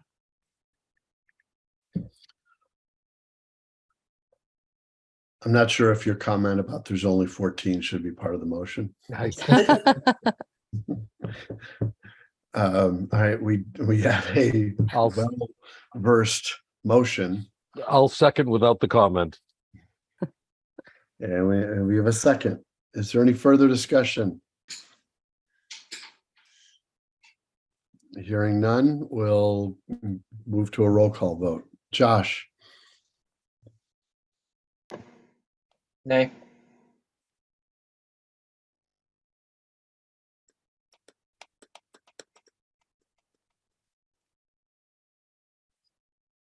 Bill? Aye. Ellen? Aye. Kate? Aye. I vote aye. Okay, we ready to close the hearing? Yes. So moved. Second. Any further discussion on closing the hearing? Take a roll call vote. Kate? Aye. Ellen? Aye. Josh? Aye. Phil? Aye. I vote aye. Thank you. So I didn't reiterate the motion passed 4-1, right? Just for the record. Yes. Thank you. Have a great night. Thanks for everyone's time. Thank you very Appreciate much. it. Thank you. Bye. Thank you. All right. The final hearing of the night is for the homes at 45, 20 through 79 Abbey Road. And let me see if I can find who's here for this one. And Green.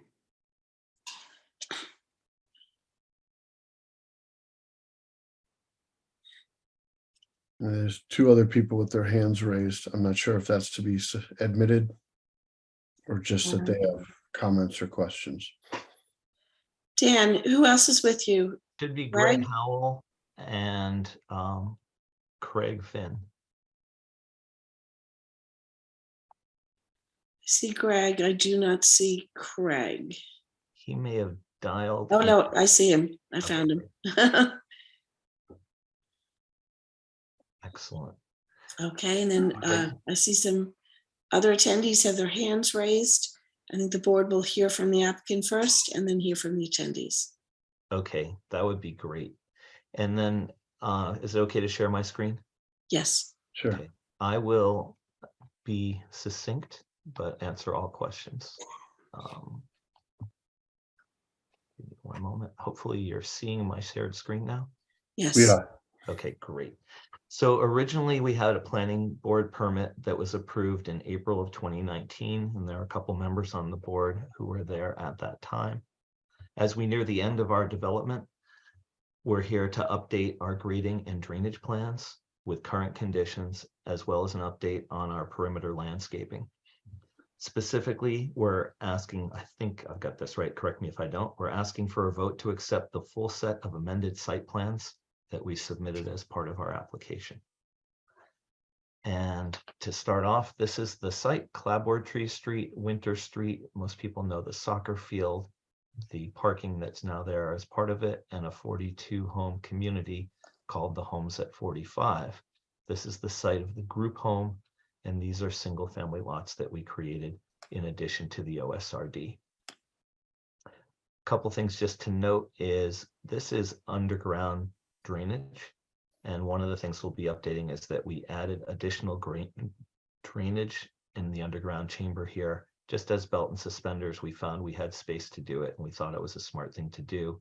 This is the other underground storage area that is on the OSRD.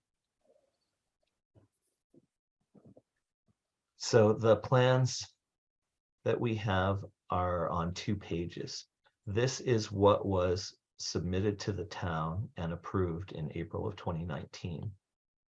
I'm gonna zoom in just so you can see the grading, because this is the primary issue of what we're talking about, which shows a grading line behind the homes. Is that, can people see that, or should I zoom in more? Yes. So what this is showing is that the area from the home to this point is raised. And it's what we call a berm, a landscape berm. And then the grade will drop down to existing grades. So you can see here's the underground storage chamber. The grade stays high here, and then there's additional grading down to meet the current grade close to the perimeter. So there are areas where we were approved for going closer than the 30-foot setback, but that area is being revegetated and naturalized at this point. I can come back to this at any point, but I just wanted you to see what was approved. And there were a lot of spaces that were empty, that were already parking and things of that nature where trees were removed. This is that same area, but what we did is we showed 1-foot contours. What we found with our berming, because it's graded to drain along where I'm moving the cursor, didn't show up on a 2-foot grading plan, which is what we submitted initially. So this shows in more detail so that you can see how it works. These berms have been expanded farther out behind the homes. Here's that the underground drainage that we talked about that we had expanded. And I'm going to show you on a different plan how that works. This is what I call the bubble plan. And you see a red line, dotted line. This is where we initially showed that the berm would start to drop down to meet existing grade. And so we've expanded the height of the berm, because you can see at this point, this grade is 190 and it goes up to 191 and then back to 190 here. It's dropping down to grade, but it's much wider. And to give you a sense of the whole site, it varies in width from 2 to 5 feet. In this area here behind home 34, we actually put the berm closer to our house. And the reason for that was we had additional material on site, and rather than trucking it off site and having truck traffic through the neighborhoods, as well as to create more privacy to our abutters, and we said this throughout the hearing process, we extended a berm so we could put our landscaping on it. Because when you're down here, you can see a fence, and that fence is down at grade with the neighbors, whereas this fence is about 3 or 4 feet higher in most cases. And putting the landscaping on that would offer more privacy home to home at the window level. Am I making sense to everyone so far? Okay, great. I have to look to the side. I have 2 monitors. I apologize. So as we go through this site, there's one area in particular that stands out that is a much bigger fill where it goes 30 feet beyond that red line. And this, I don't know how well you can see underneath, was the adult outside center on the Westwood Lodge. And this was the parking lot. And so there were no trees in this area. And so we took that opportunity to fill that and raise it up and did extensive landscaping in this part because there was no tree buffer to save, unlike throughout the rest of the site. And then we put additional landscaping on top. We worked very closely with the neighbor here, making sure they were happy with what we had done. And then this just shows the balance of the site and how the berm goes around. And then this is our detention basin, catching the bulk of drainage as it comes down this steep hill from Winter Street. And so water flows into here. Even with the big storms we've had, we haven't overflowed just the initial basin here where it traps the sediments. So this has stayed completely dry. And after each storm we've had, the big rain events included, this is dry in about 3 days. So it's performing even better than we expected. We did do extensive berming here internally, and that was to create privacy from these homes to the backs of these homes.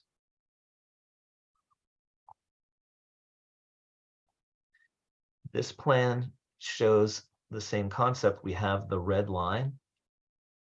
Can folks see the magenta line here? Yes. Okay, great. The magenta line shows where our grading ended, where we were allowed to disturb essentially or grade according to the permit in 2019 that you guys authorized. So when we look at this, you can see that our grading follows very closely. Even though we extended the berm, we came down more steeply. And what's important to know is that this berm is solely cosmetic. And I have our engineer, Craig Finn, on, and he can talk to that aspect of it, that it does not impact how the grading works, the drainage works. It does not change water flows. It's purely for privacy. And there are some areas here where we didn't go as far as we were allowed to do. And then here's the big area by that parking lot where we did go in much closer. I'm going to zoom in a little bit more here. I don't know if you guys can see, but basically, if we look at this area here, we're 0.67 feet beyond where we should be. And in an area here where we have the biggest incursion aside from here, we're at 3.9 feet. I'll call it incursion going beyond where we should have graded. At no point were any trees in this buffer taken out. And to show that, I have the next plan, which what I did was I showed the buffer up to the point where we were allowed to grade. So this is an aerial from July of this year. And so there was no incursion here, so there's nothing to see. And then when you look, I'm going to zoom in on this one. Is that zoom big enough for folks? This is the black of the asphalt. And then you can see some canopy here, but there were no tree trunks. It's just the edge of the trees, and those are all still there today.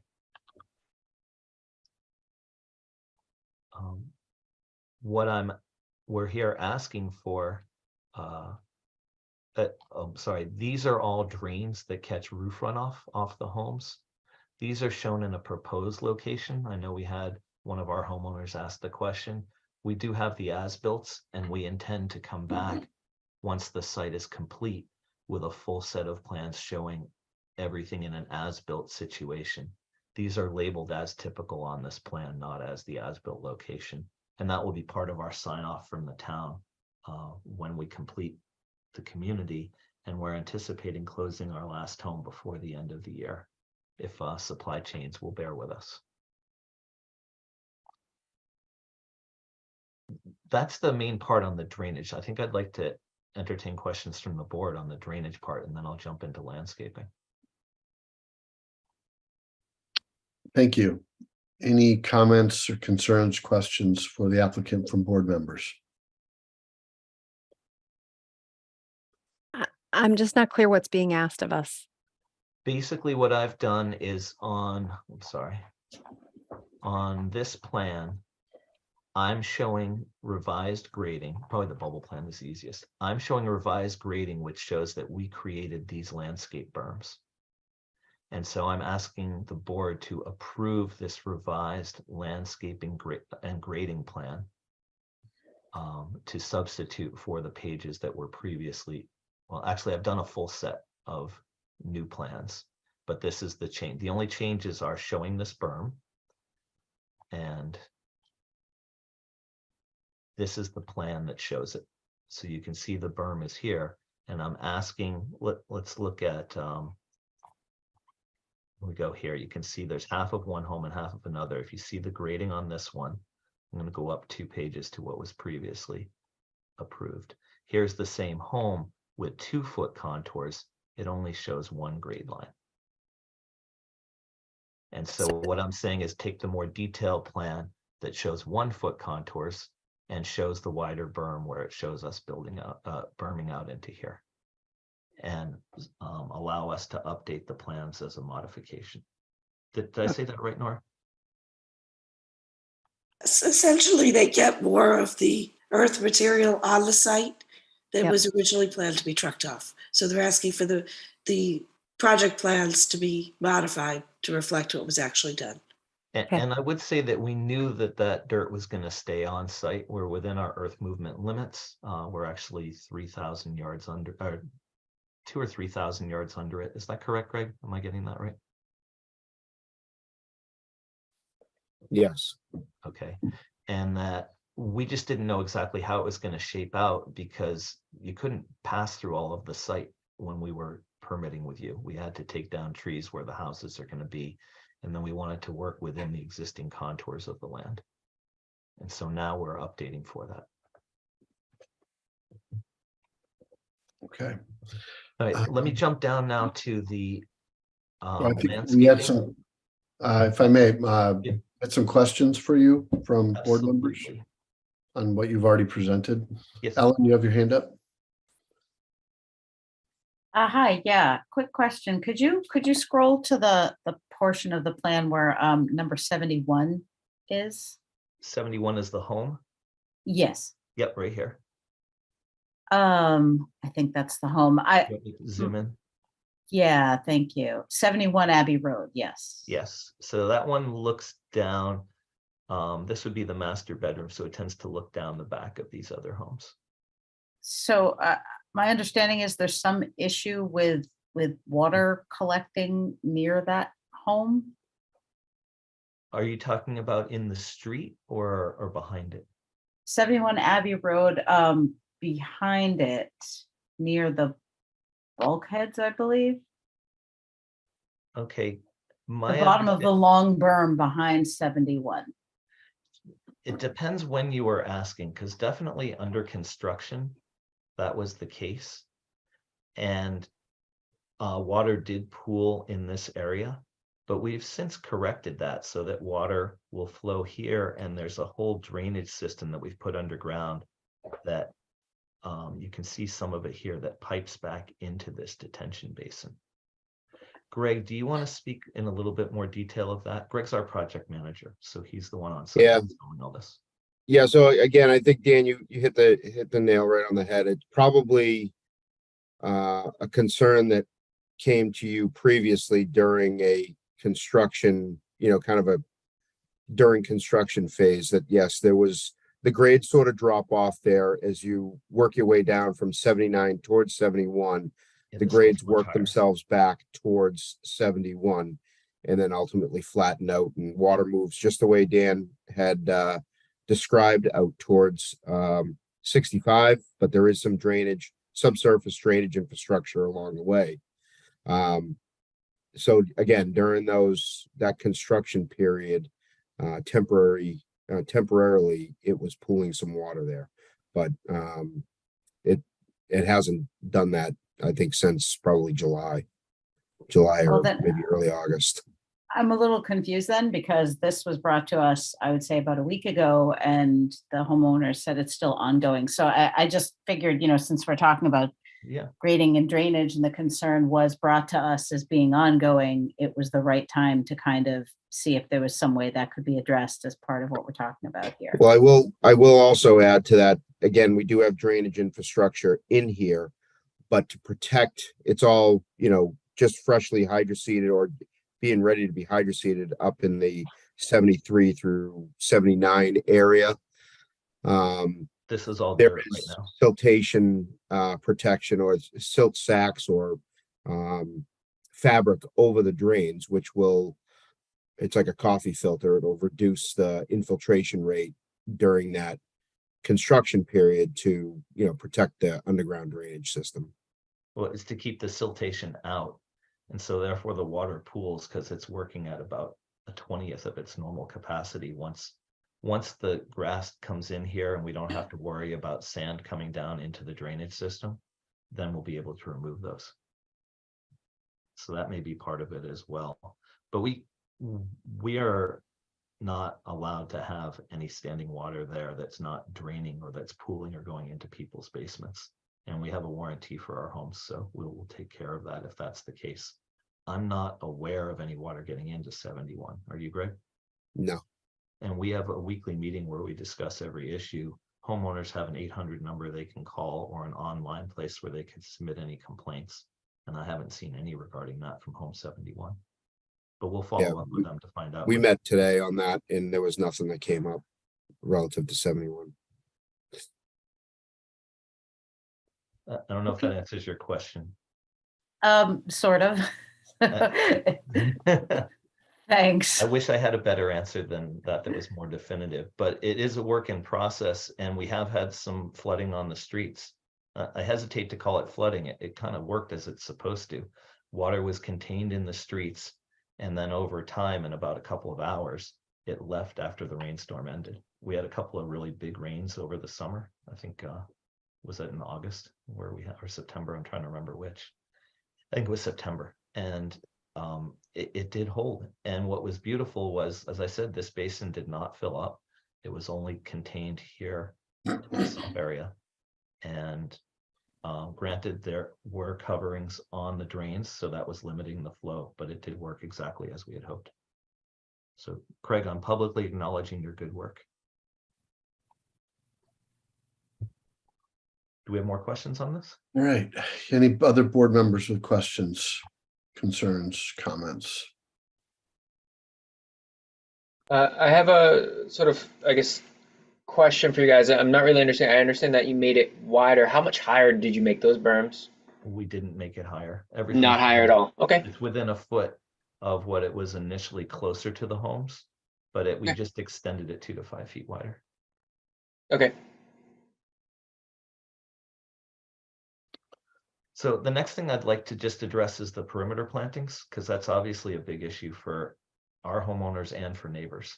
And this is the landscape plan that was approved. We added 2 homes to the community. It was 40 to start. Now it's 42. This is the group home, Collaboratory Street, and our main entrance, and this is the soccer field. And so what I did was I walked the site last week, and there are 15 trees required to be planted on the back here, and we planted 15. We were able to save more trees in this area here, and it wasn't really offering any privacy. It's quite dense with white pines going all the way back to the temple. So we took these 2 trees and we augmented the landscaping along Collaboratory Street and put them in there. The 2 street trees are here. The ornamental plantings are in. Those have been in for over a year. These plantings are in, and these 2 trees are in.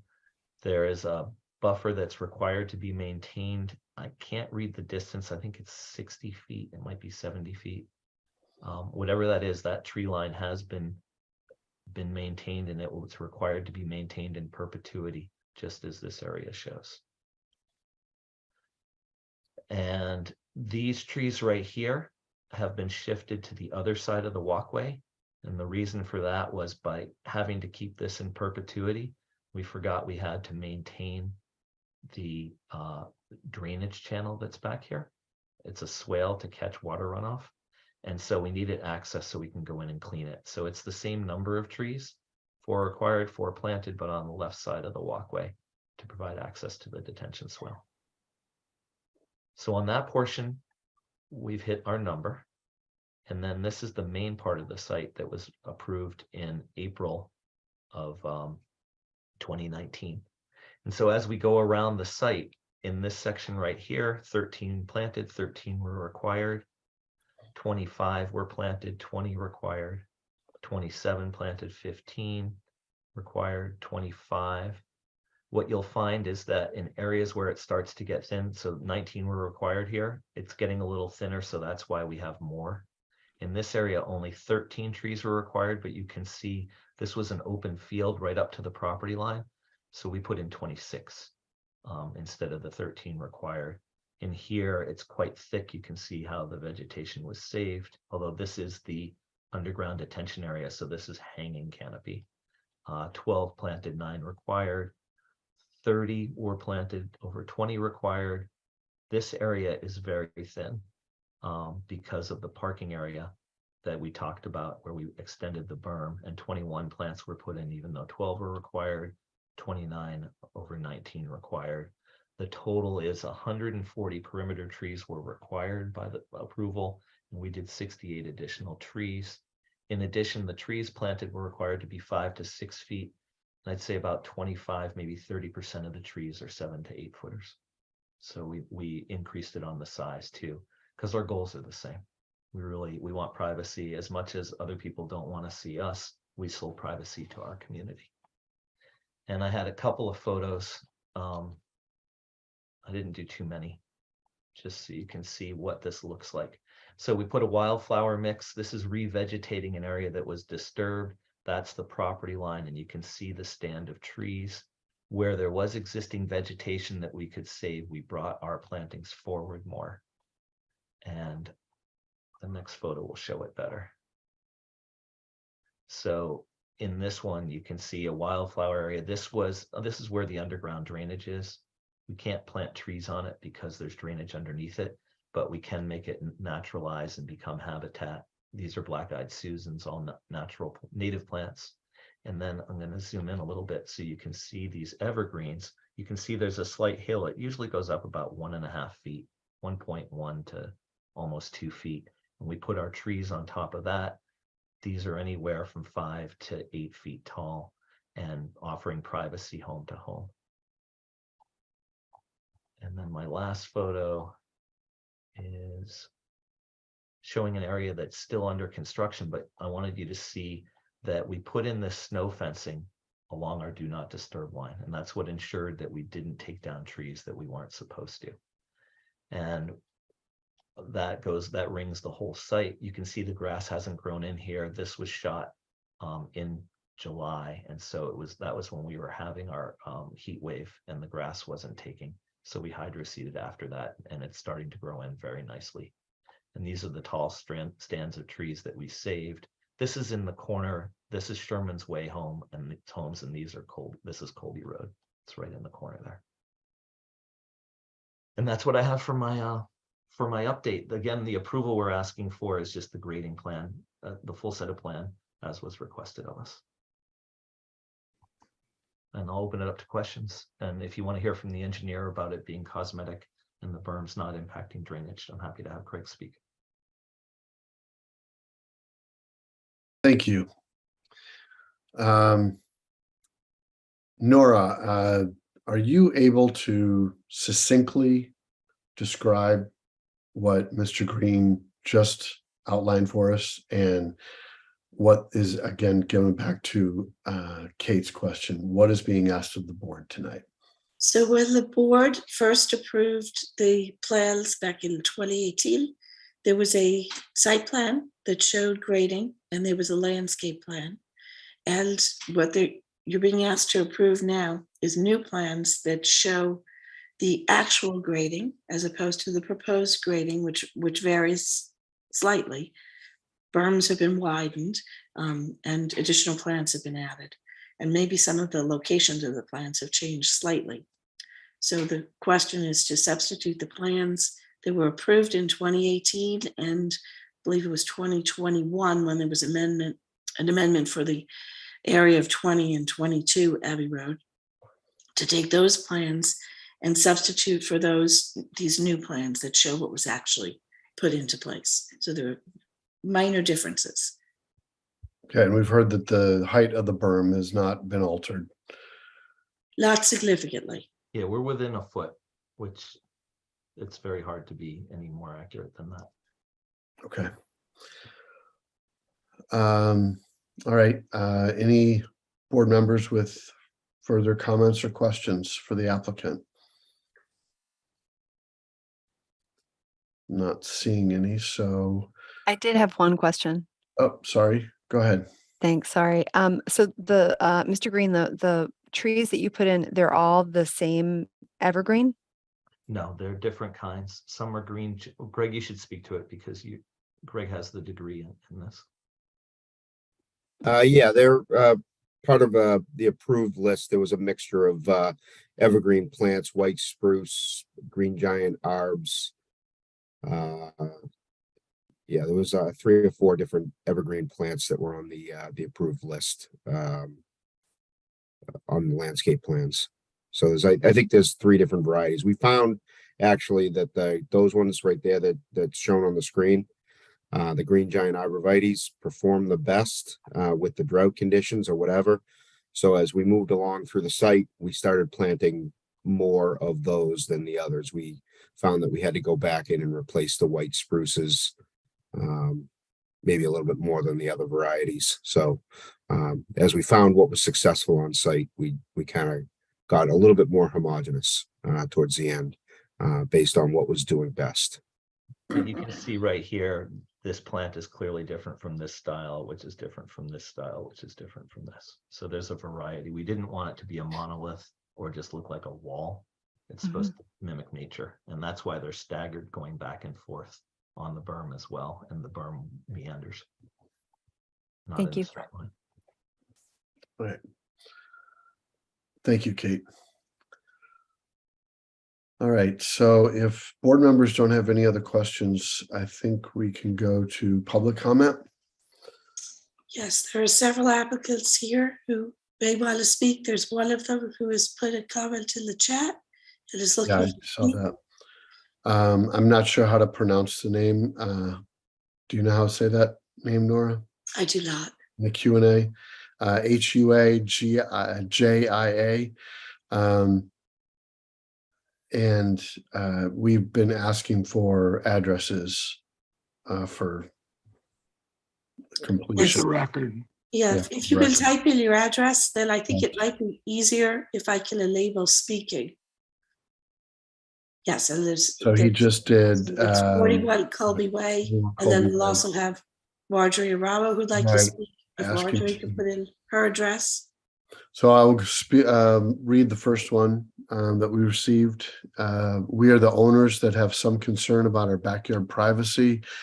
Will we have an opportunity to raise our concerns? Yes, right now is that time. If you'd like to speak, you may ask to speak, or if you'd like to type a question specific. I guess the concern was about the privacy, but at 41 Colby Way, Dan, I'm not sure if you can. 41 Colby Way, I believe it's Mr. Hua. I hope I'm pronouncing your name correctly. That's probably the most tricky one on the site because his house sits right here and you look down Abbey Road. So even in the distance, there isn't anything to block your view. The berm, I guess I should go to the berm plan. Go to that. So the way the berm works, sorry, let me get to the bubble. There we go. So I believe this is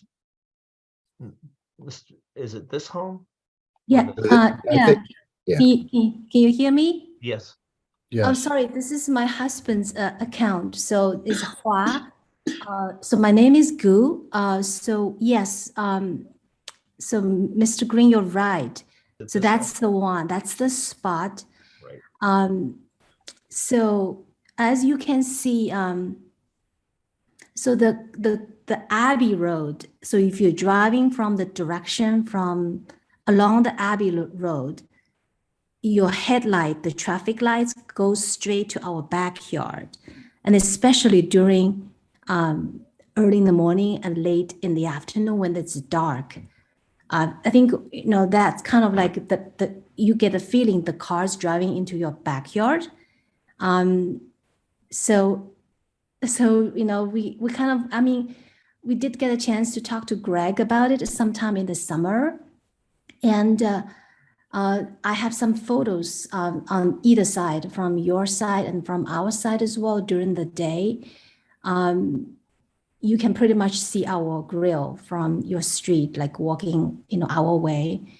And then from our side, you know, we can see, you know, we can see the side of the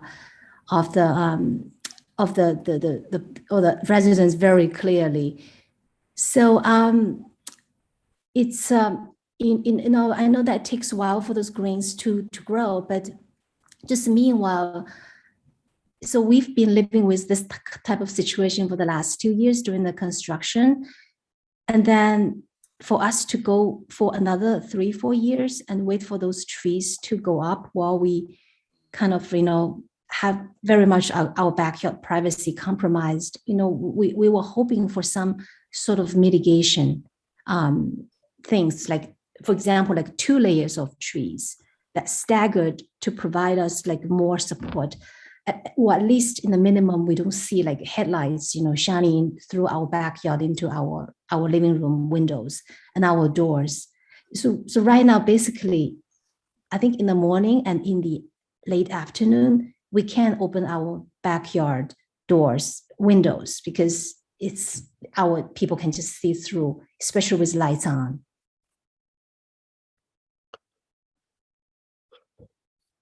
Do you want me to reply to that?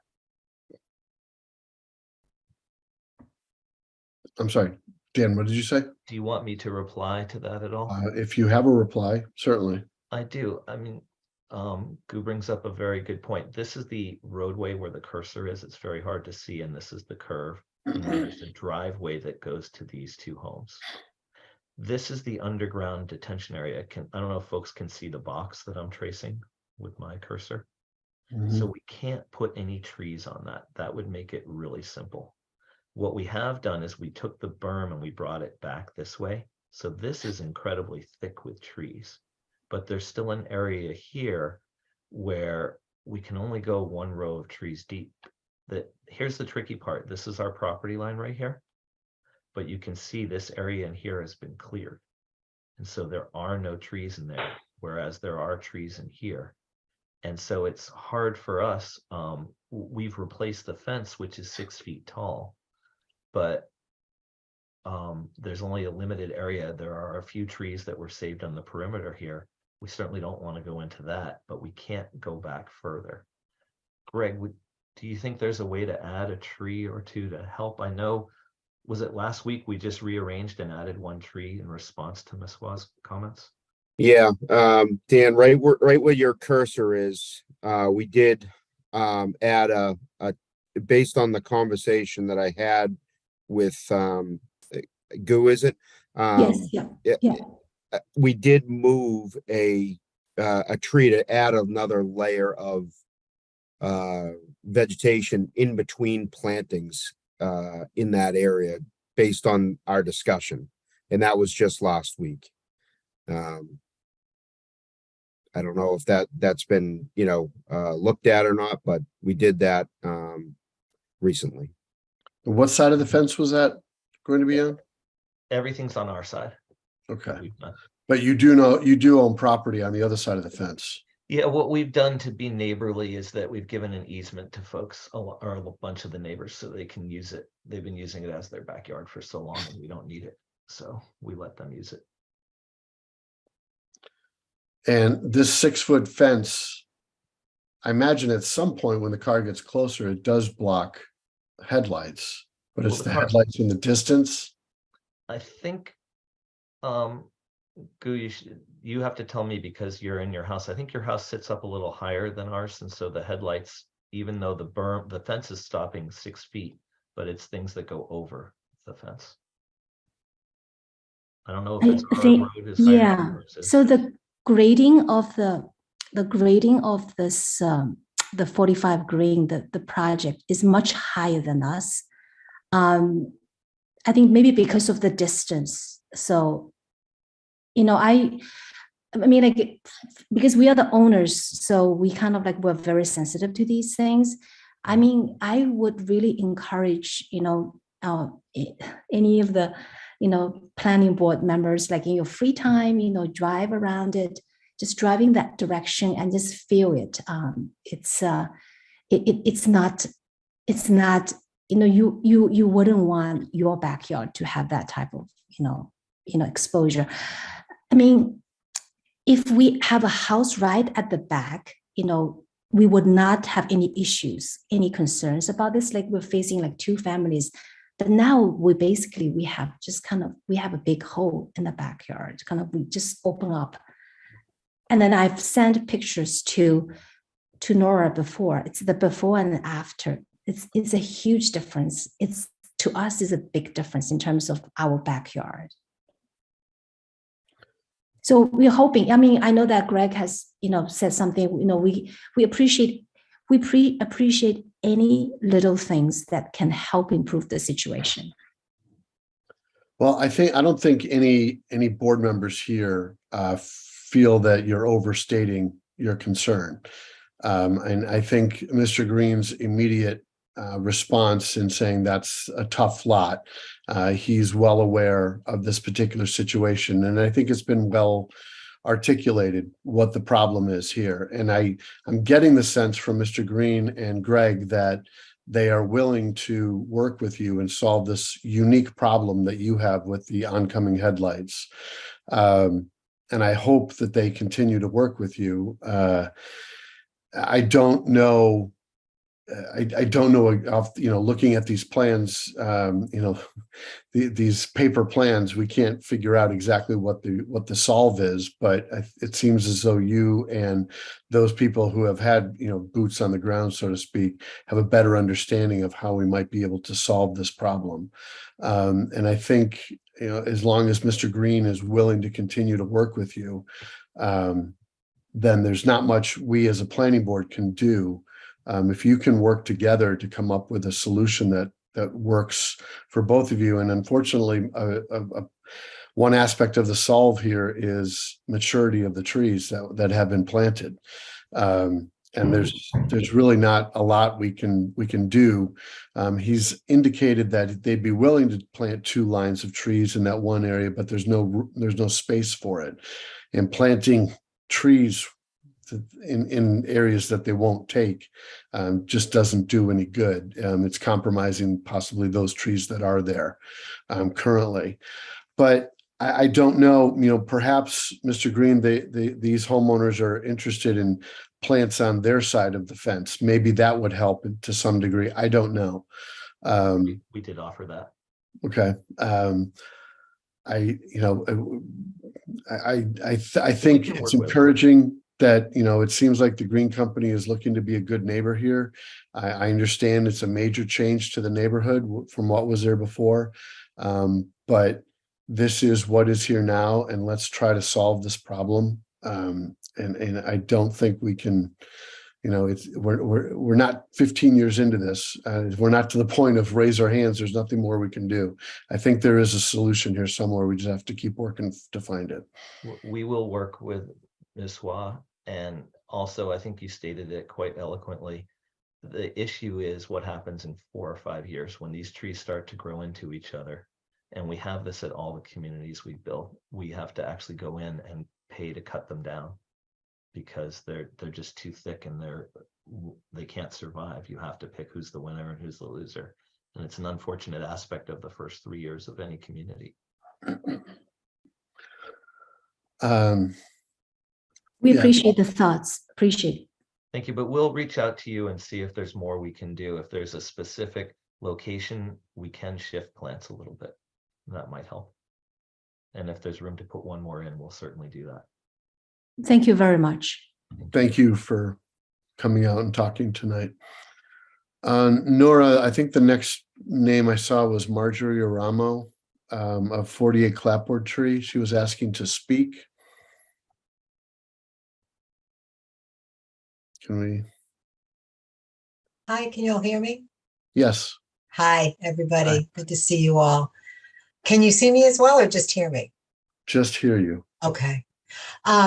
The 50 to 70 foot, well, Marjorie Ramo, 48 Clapboard Tree Street. I'm directly across from the buffer that Mr. Green referenced as he thought 60 feet. It's actually 50 to 70 based on the decision in depth.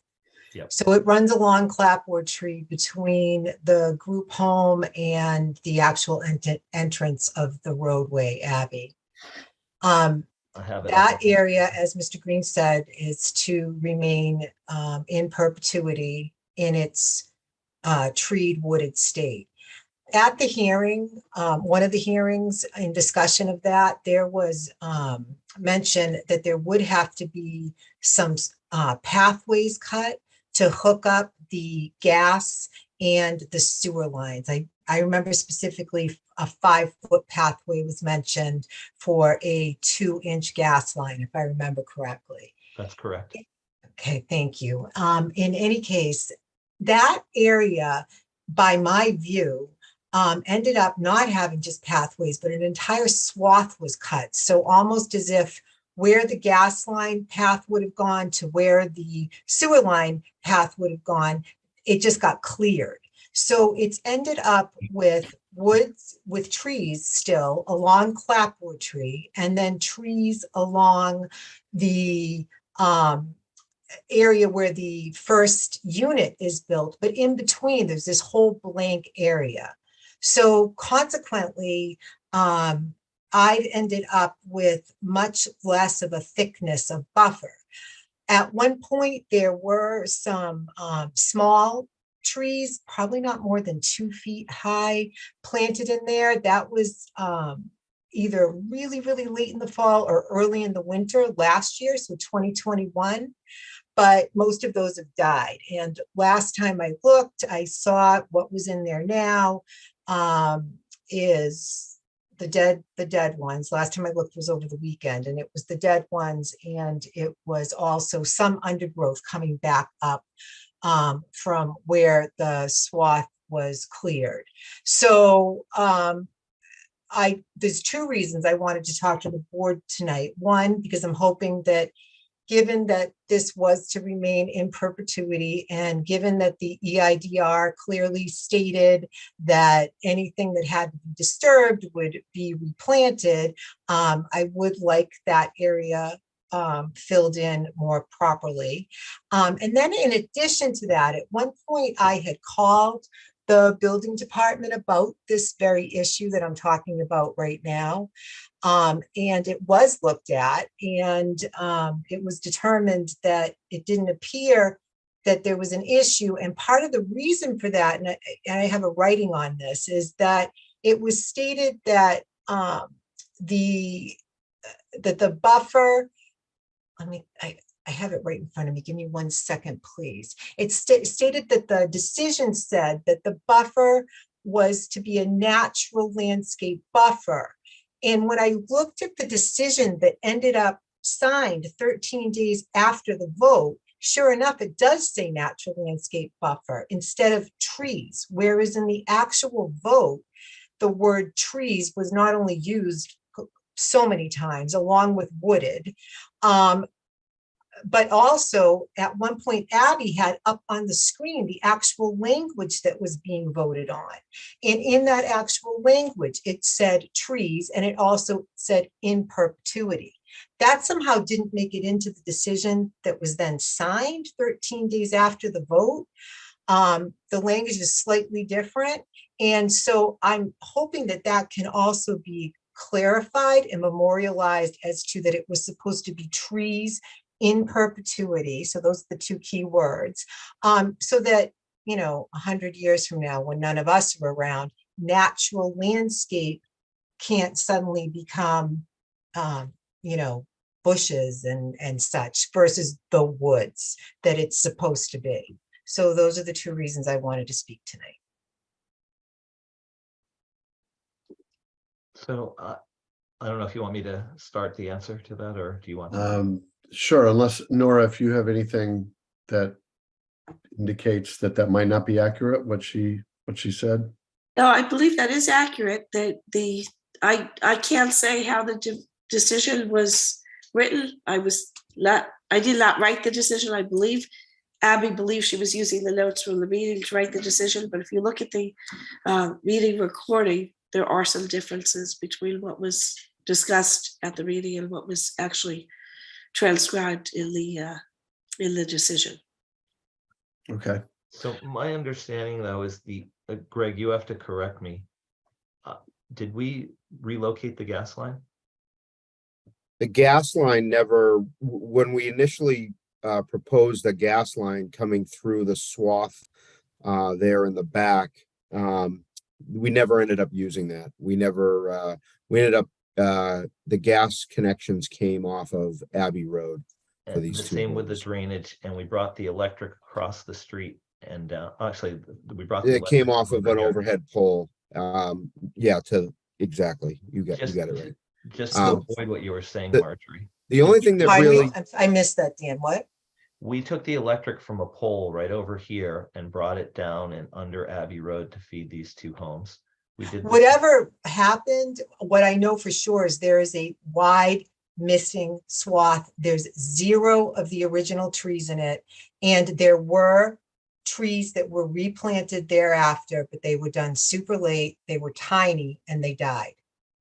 So that I know for sure. And I've got, if it's still in the same condition as it was over the weekend, it's fairly obvious. If you look behind, you have to look at behind now where you've done your entryway plantings that are the very attractive entryway plantings, but not natural wooded buffer. If you look past that, if you're standing in the Abbey Way and you look past it, you'll see that swath is in there. Are you talking about where the cursor is right now?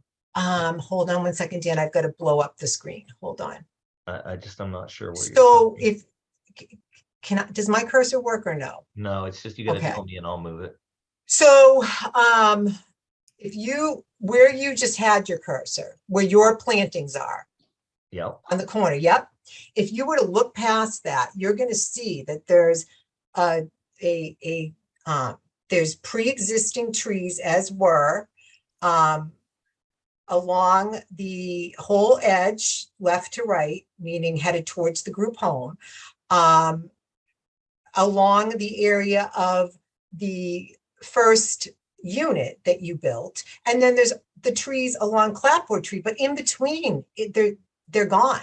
And you will see the little baby ones that were replanted and that have died, again, assuming that they haven't gone away over the weekend. Yes, in that area where your hand is right now.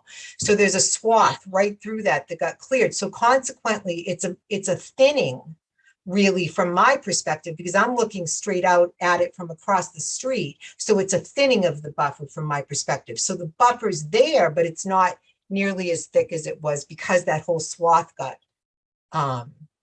put through. And I don't know why I was assuming it was maybe gas and sewer, and instead of the little 5-foot pathways that you had discussed, somehow somebody just mistakenly cleared it out because that was the easier way to get them through. Maybe that's not why. All I know is it's there. Yeah, we tied the sewer in. There was a sewer manhole Dan, right at that cluster of, It's yeah, right right here, there. isn't it? Yep, that's Just exactly behind it. Yeah, And then, that's not, sorry about that. Yep. That's not Yeah, what you're this- talking about. No, Because when we took that out, it did open an area behind, but that's why we put in the extra plantings. right. No, I know where that cover is. That's But not Greg, what we I'm, haven't been in this area, have we? no, we never, we, like like it shows on the plan, we initially thought we were gonna bring the gas in from that side. But after the gas company did the calculations, they said you can actually take it from Abbey Road. It's not gonna affect the services on the site. So you have some ability to do that. So that's what we did. any So idea other than the why then sewer, that we those, really didn't go through there. any idea why then that some plantings were put in afterwards that were then, that Yeah, then we died? added some like small pines in there to That's exactly what I'm referencing. yeah, we added some small pines in there to add some, because it's a lot of deciduous native plant material in there. And also, just with the leaves dropping, there just wasn't going to be a lot of privacy, we felt. So we thought we'd add some little seedlings, 2-foot tall seedlings in there. I think if I remember my numbers right, they were either 50 or 75 seedlings that we added in there. And, maybe half of them didn't make it or something after the first winter. I'm not sure. That's expected, but that wasn't part of what was required by us. I think No, we just, it wasn't. That's correct. But again, it's cleared. And I actually at times saw people in there clearing, frankly. So it's, I guess, we have a difference of opinion as to what was taking place. Well, we did do our invasive treatment in there, which is, the cutting of the vines and stuff. Yeah. But no clearing should have taken place or took place in there, other than the invasive treatments that are required. So Nora, does this fall under the purview of what they're before the board tonight for? Yes, it does. So I think that they're asking for the changes that we previously discussed, the minor changes to grading and landscaping. But the board can consider requiring additional plantings where they think it's necessary to. So it sounds to me, we have a resident who is not happy with the amount of privacy that's been afforded. It sounds like the Green Company has acknowledged that while they're mostly deciduous, they tried to do some plantings in there and half of them didn't take. While expected, it seems as though there may be some, in order to keep this in perpetuity situation, a natural buffer or however it's worded, it needs some attention to live up to the condition that was set forth in 2018 or whenever we reached that decision. I can't remember when that was.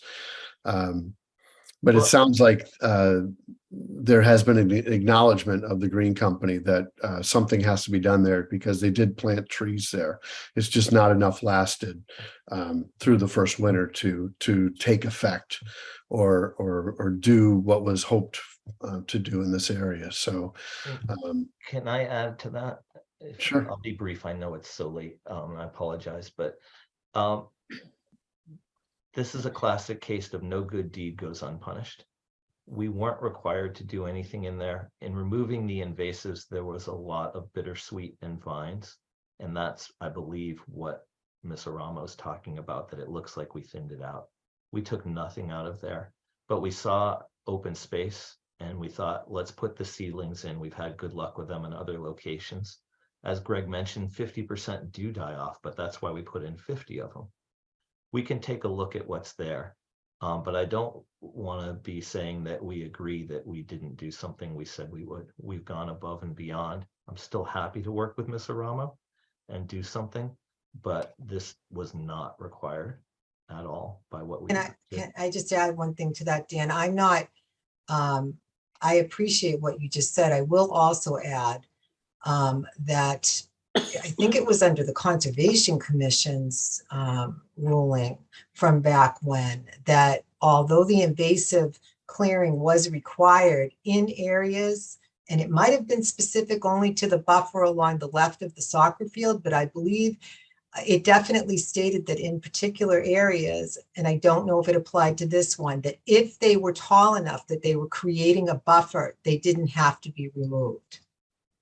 And you did, so perhaps it is just that the invasives were removed. It's not, perhaps what I saw on those occasions was that, but there were plantings done they haven't taken, and it's really interfered with that buffer that was to be a wooded buffer in the same condition in perpetuity. And again, if the invasives were not, if the invasives were high enough that they were creating a buffer, then they didn't have to be taken out, according to Concom's decision. So, the whole point to all of this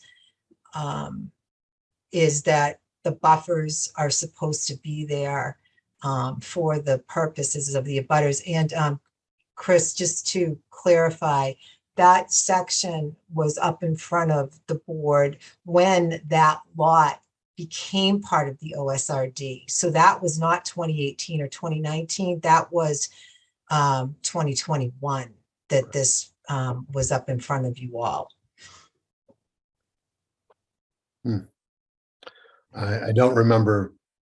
No problem. It was a single family lot, and then it became part of the. Yeah, no, I remember the discussion. Yeah, It's just okay. the duration between now and then that is foggy. Perhaps it's the hour. I'm not certain, but That's all If I right. could just recommend that we work with the Green Company to see if there are some additional plantings that we can put in that area that will thicken up the natural buffer and grow over time. I think that would be a great solution. What I would appreciate that. And what I would love to have, I'm only here for two things tonight. I gave an update on the landscaping because I knew privacy was going to be an issue, and we still have to sign off our permit. But I would like these grading plans voted and approved if we can, to get that on the record, so I don't have to come back for that. And then that gives me a chance to work with Goo and with Marjorie and address their issues, and then we'll be back before you guys. I think it's going to be too tight to do the December 13th meeting, but probably in January, so we can just close up everything on the site.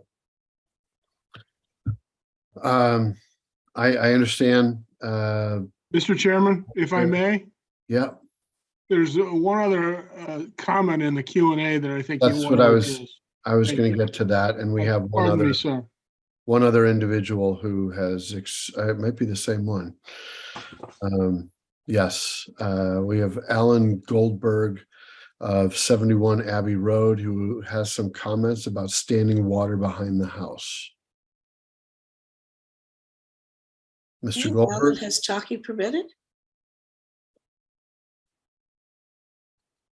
Hello, Mr. Goldberg. Can you hear me? Yes. Great.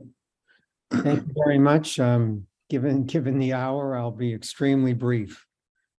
So I just wanted to add, since some comments were made about the water behind our house.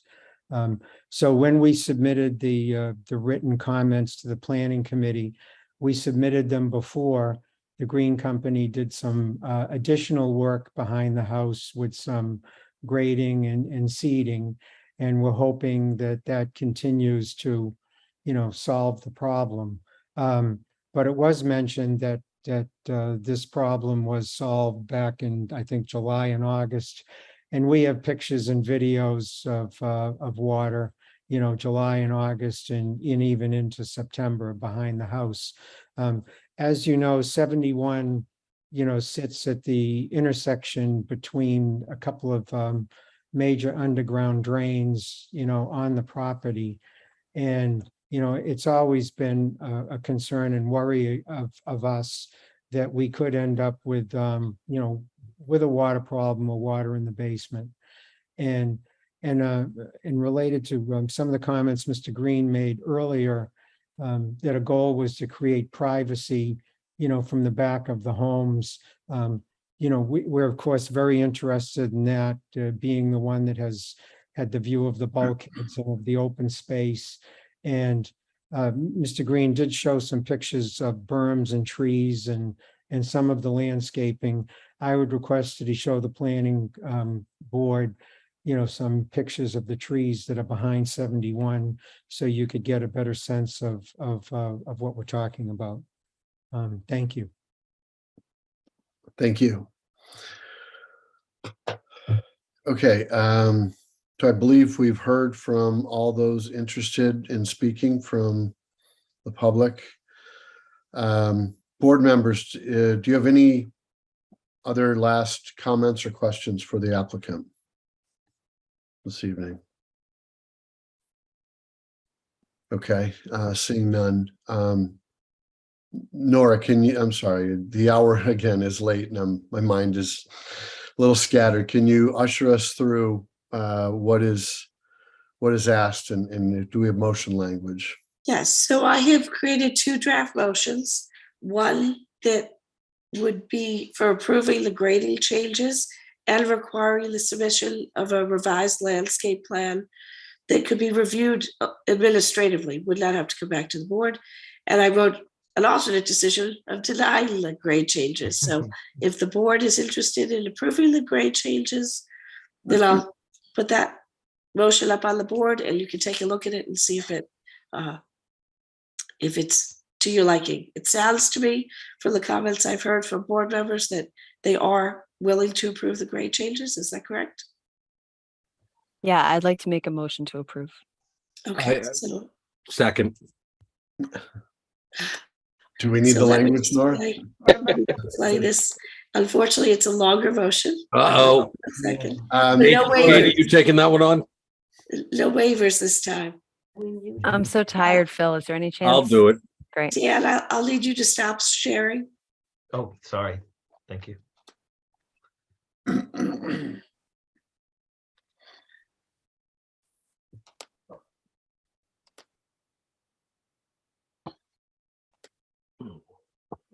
Sorry, I'm getting there.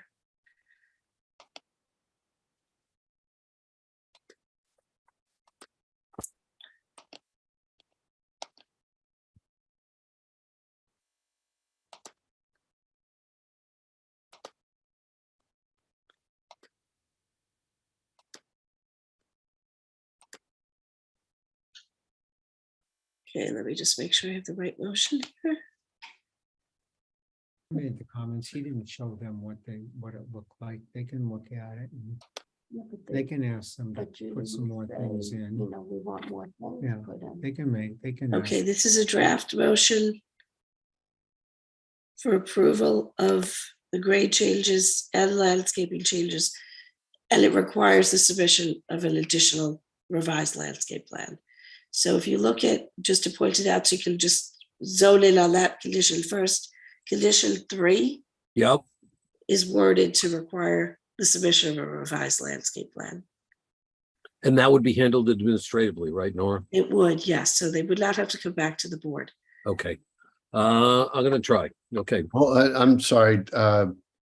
We had one question from Marjorie Aramo. Is there ability to clarify the prior decision regarding wording of trees in perpetuity? Is that something we can do after, Nora, or is that something that should be done part of this? Yes, so it would be done as part of this.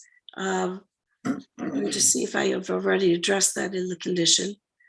So if you look at condition 3, it says no vegetation shall be altered or removed from these natural wooded landscape buffer areas without express written approval from the planning board.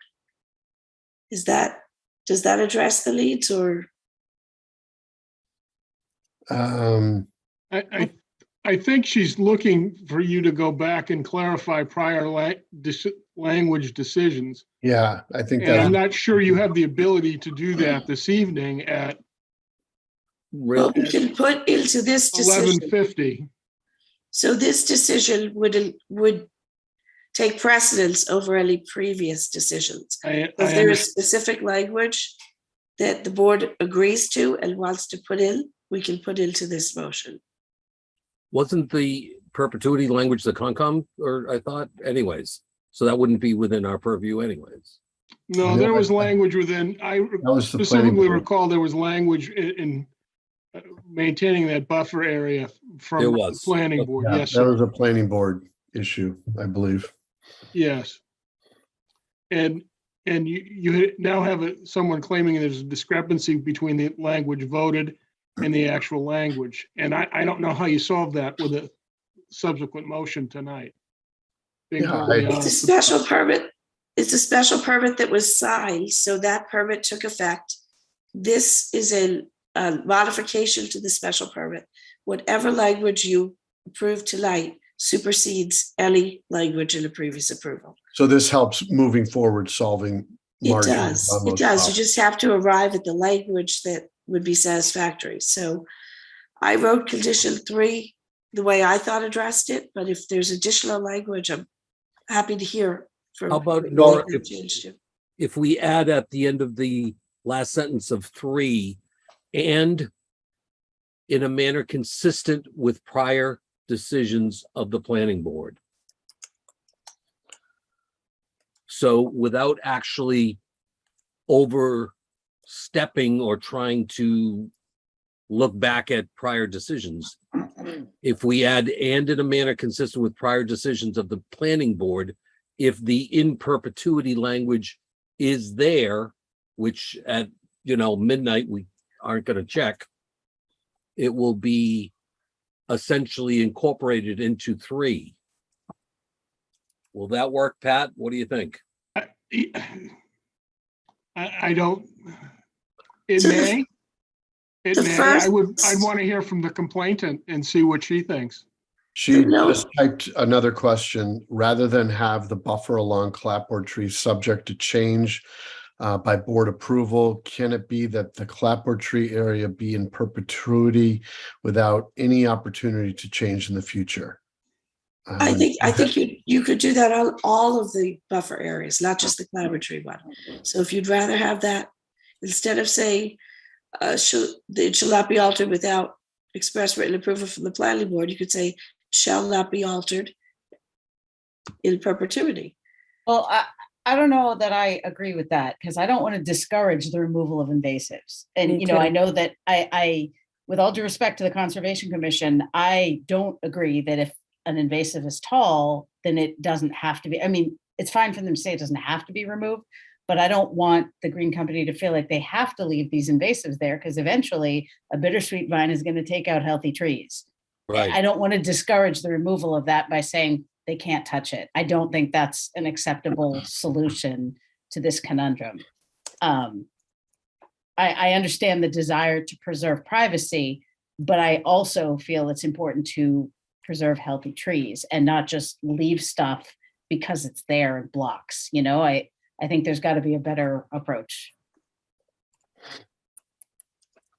Yeah, and I just don't know, this is just me, but can we make it administrative instead of having them have to get in writing from us that they're going to do anything? You have the power to do that. Yeah, I don't The think question is, do you want to do that? Can I add one quick thing? How about this? Look at the language as I've typed it now. That'll be mine. Number 3, Nora? Yes.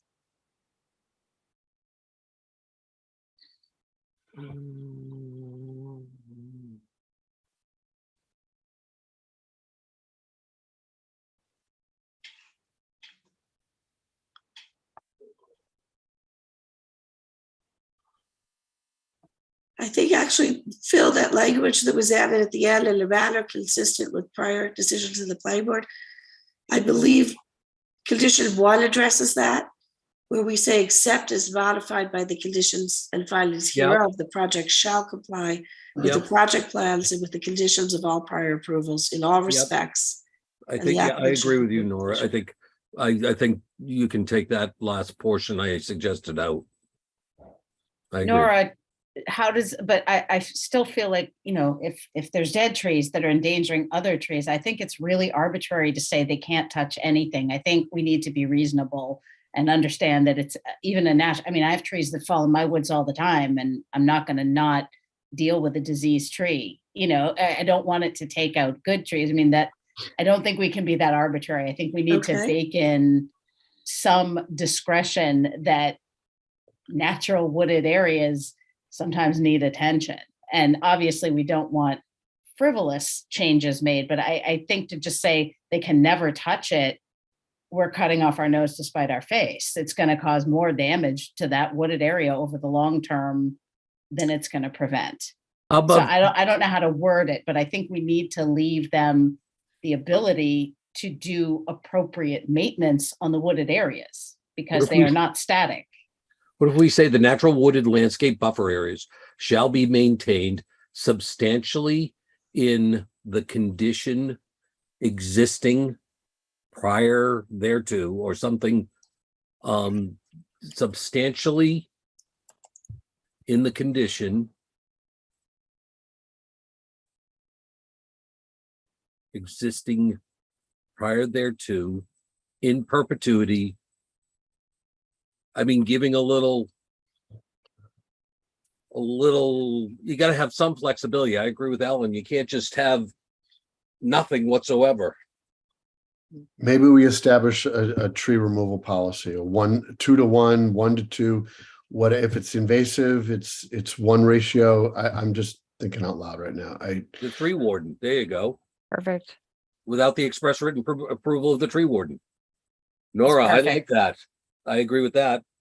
So can I, one quick question, hazard trees, because we've already had a tree struck by lightning and 1 tree fell over in a windstorm and we removed those. Wouldn't that be A hazard tree could be, you could approach the tree board and they could grant permission for an emergency tree removal. Okay, we're fine with that. It split the tree all the way down the middle. It was gonna fall. Yeah, and I So say, I just want to make sure we don't do something like that. And then last thing, we already have in our master deed, and it's recorded, that the Westwood 2021 decision, that's how we refer to what you're talking about, maintains the requirement of the condominium to preserve the 50 to 70 foot natural landscape buffer on the lot formerly known as Lot 2 prior to its merger into Lot 7A between Clabbertree Street and any of the new homes units on the lot, also formerly known as 25 Clabbertree Street. Basically just saying we're going to keep that in perpetuity. It's already in the master deed and recorded. That gives us the ability to enforce things. Right. To some degree. Exactly. We're not planning to touch it. The condo association has no desire to touch it either. It works both ways. We really didn't, and I found out we did not remove invasives in there. We specifically did not do that. Although I agree with Ms. Rawlings. I'm on the Newton Conservation Commission. At some point, you're going to have to, because you don't want to take out the good trees. Yep.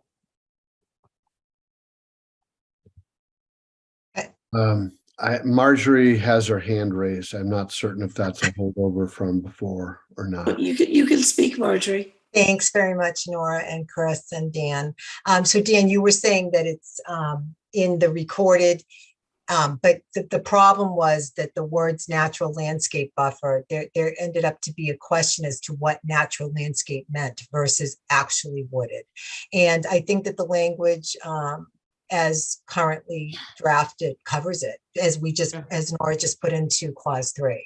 As long as we can take care of hazard trees, I don't have any issue with it. The intent was always to preserve the trees. Yep, and I think that was a good point made by Ellen. Yep. I think 3 looks good. I think I'm okay with 3. Yeah, I think if all parties are amenable, I'm no expert, but it reads like it allows for necessary maintenance without allowing for more discretionary, frivolous removal of things that we don't want to see go. So I'm okay with that. The only question I have is creating a landscape plan showing exactly where we put everything is extraordinarily onerous. I mean, even your own regulations don't require you to locate trees under 6 inches in caliper. I'm fine to do a site walk with Beta, with Concom, whoever wants. But that's really hard. I can show you our proposed planting plans, and we're pretty close. I think what this requires is that the landscape plan is much like the plan you showed us tonight. It has symbols where you place trees, roughly where you place trees, but it has drawn on it the buffer area. That's all, just an extent of vegetation. That's what this plan would show. But then it would also show where you add additional trees that we talked about by 41 Colby Street and 71 Abbey Road, and then in this front area along Clabbertree Street. So you would show on the plan additional trees in those locations, and then just the marking the buffer area on the plan. Very happy to do that. Thank you. Okay, can I proceed? What do you think? Please do. I don't Okay, have I'm gonna plans for another 8 hours. I'm going to start reading. I hereby move that the planning board grant requested modification of open space residential development, OSRD, and earth material movement environmental impact and design review, EMM-EIDR approval for the proposed development known as the homes at 45,20-79 Abbey Road, as described in the application, therefore submitted to the planning board and filed in the office of the town clerk on October 12, 2022, subject to the following conditions. 1, except as modified by the conditions and findings hereof, the project shall comply with the project plans and with the conditions of all prior approvals in all respects, and the applicant shall pursue completion of the project with reasonable diligence and continuity. 2, if the project or any condition imposed in this decision requires permit, license, or other approval from any board or commission or any agency of the town of Westwood or other regulatory agency of the Commonwealth or the federal government, the applicant shall make an appropriate application for the same and shall obtain all required approvals prior to the start of any work. If any condition of such permit, license, or other approval from any other board, committee, or agency is inconsistent with this decision, the applicant shall make application to the planning board for an amendment of this decision, and the planning board shall consider such application in accordance with the requirements of MGL Chapter 40A, Section 9, and all applicable planning board rules and regulations. 3, the applicant shall submit a revised landscaping plan with additional trees in the specific areas discussed during the course of the public hearing for review and approval by the town planner and Westwood tree warden. Said revised landscape plan shall clearly display the locations of the minimum 30-foot wide natural wooded landscape buffer areas adjacent to the rear yards of the homes on Colby Way, Sherman's Way, and Winter Street, as well as the 50 to 70-foot wide natural wooded landscape buffer area between 20 Abbey Road and Clapboard Tree. The natural wooded landscape buffer areas shall be maintained substantially in the condition existing prior thereto in perpetuity, and no non-invasive vegetation shall be altered or removed from these natural wooded landscape buffer areas without the express written approval from the Westwood tree warden. Thanks, Nora. 4, all landscaping required herein shall be installed at the earliest possible date. If plantings cannot be installed by November 15, 2022, they shall be planted in the next growing season running from April 15 through June 15, 2023. Any plantings that do not survive shall be replaced in kind in perpetuity at the expense of the homeowners association. 5, the applicant shall submit as-built plans at the conclusion of construction and prior to the issuance of a certificate of occupancy for the property. The as-built plans shall be delivered to the town planner in a format approved by the Information Systems Director for compatibility with the Town of Westwood GIS database. 6, the operations and maintenance, O&M, plan for the property shall be updated to include copies of the revised landscape plan and the as-built plans as exhibits to the O&M plan. A copy of the original OSRD special permit and all subsequent amendments and modifications to that OSRD special permit shall also be added as exhibits to the O&M plan. Electronic copy of the updated O&M plan shall be submitted to the town planner for review and approval. Following approval by the town planner, a complete paper copy of the O&M plan, including all exhibits, shall be placed in a labeled binder and delivered to the homeowners association. Said binder shall be permanently stored in a convenient and accessible location within the community building at 25 Abbey Road. 7. Following completion of the OSRD project and receipt of all required payments to the Westwood Affordable Housing Associates, the applicant shall request the planning board's release of remaining surety funds. If said request is received prior to the successful establishment of grass within the public rights of way along Clapboard Tree and Winter Streets, the board shall hold back a sufficient amount of surety funds to cover the cost of any necessary reseeding of these grass strips. Once the grass within the public rights of way along Clapboard Tree and Winter Streets has been successfully established, the town planner shall arrange for the return of any remaining surety funding to the applicant. 8. A copy of this decision and the project plans shall be kept on project site at all times during construction. Second.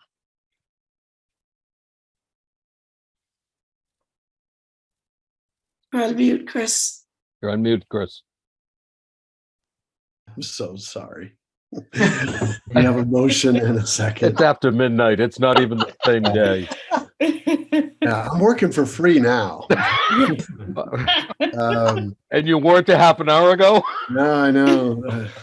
Do we have any further discussion? We have a motion and a second. Hearing none, we'll take a roll call vote. Kate. Aye. Phil. Phil. Aye. Thank you. All Don't right, drag this on longer than we need. Oh, I didn't know. I Ellen. thought I said it. Aye. Aye. Josh. Aye, aye, aye. Aye. Josh, you still with us? I haven't heard anything. I vote aye as well. Okay. Allow Motion- you to close the hearing. Yeah. I move to Motion close the closed. public hearing. Second. Any further discussion? Hearing none.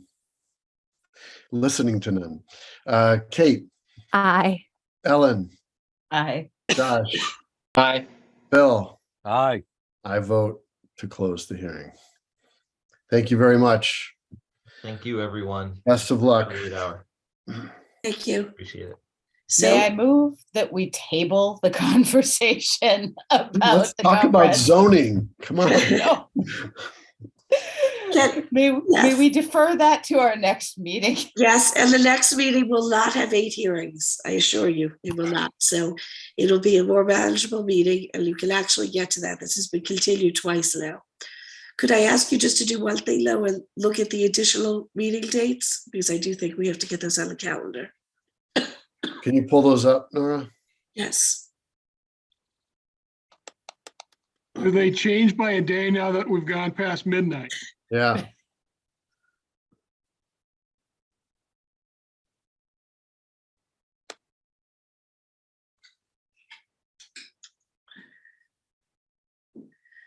So the list, the Tuesday, January 3rd through Tuesday, May 30th would all be regular planning board meetings.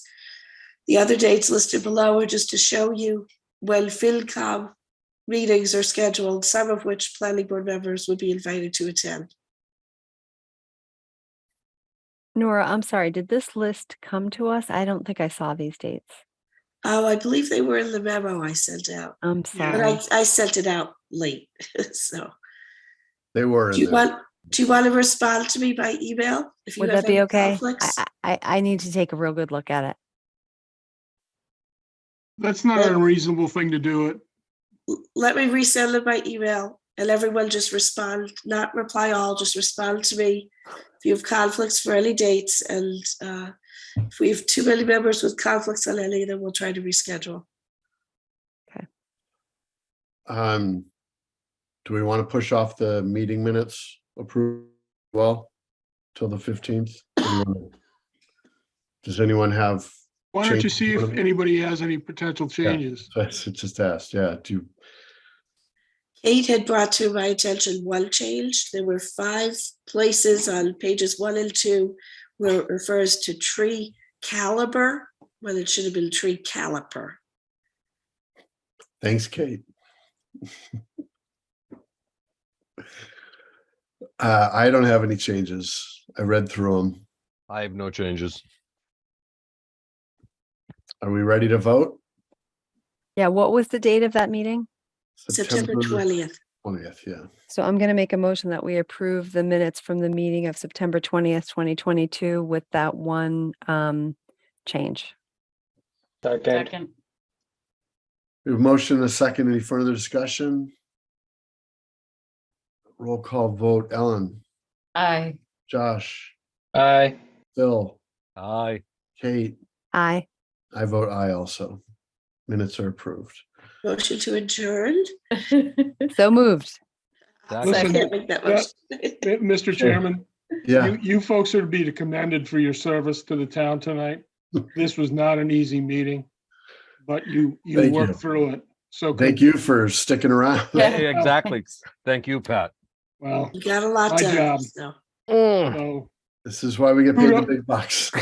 no, kudos to all of you for doing the job the town needed tonight. Thank you. Thank you. See We you. need a vote on the. Yeah, we had a vote. Oh, yeah. Sorry. Josh, Aye.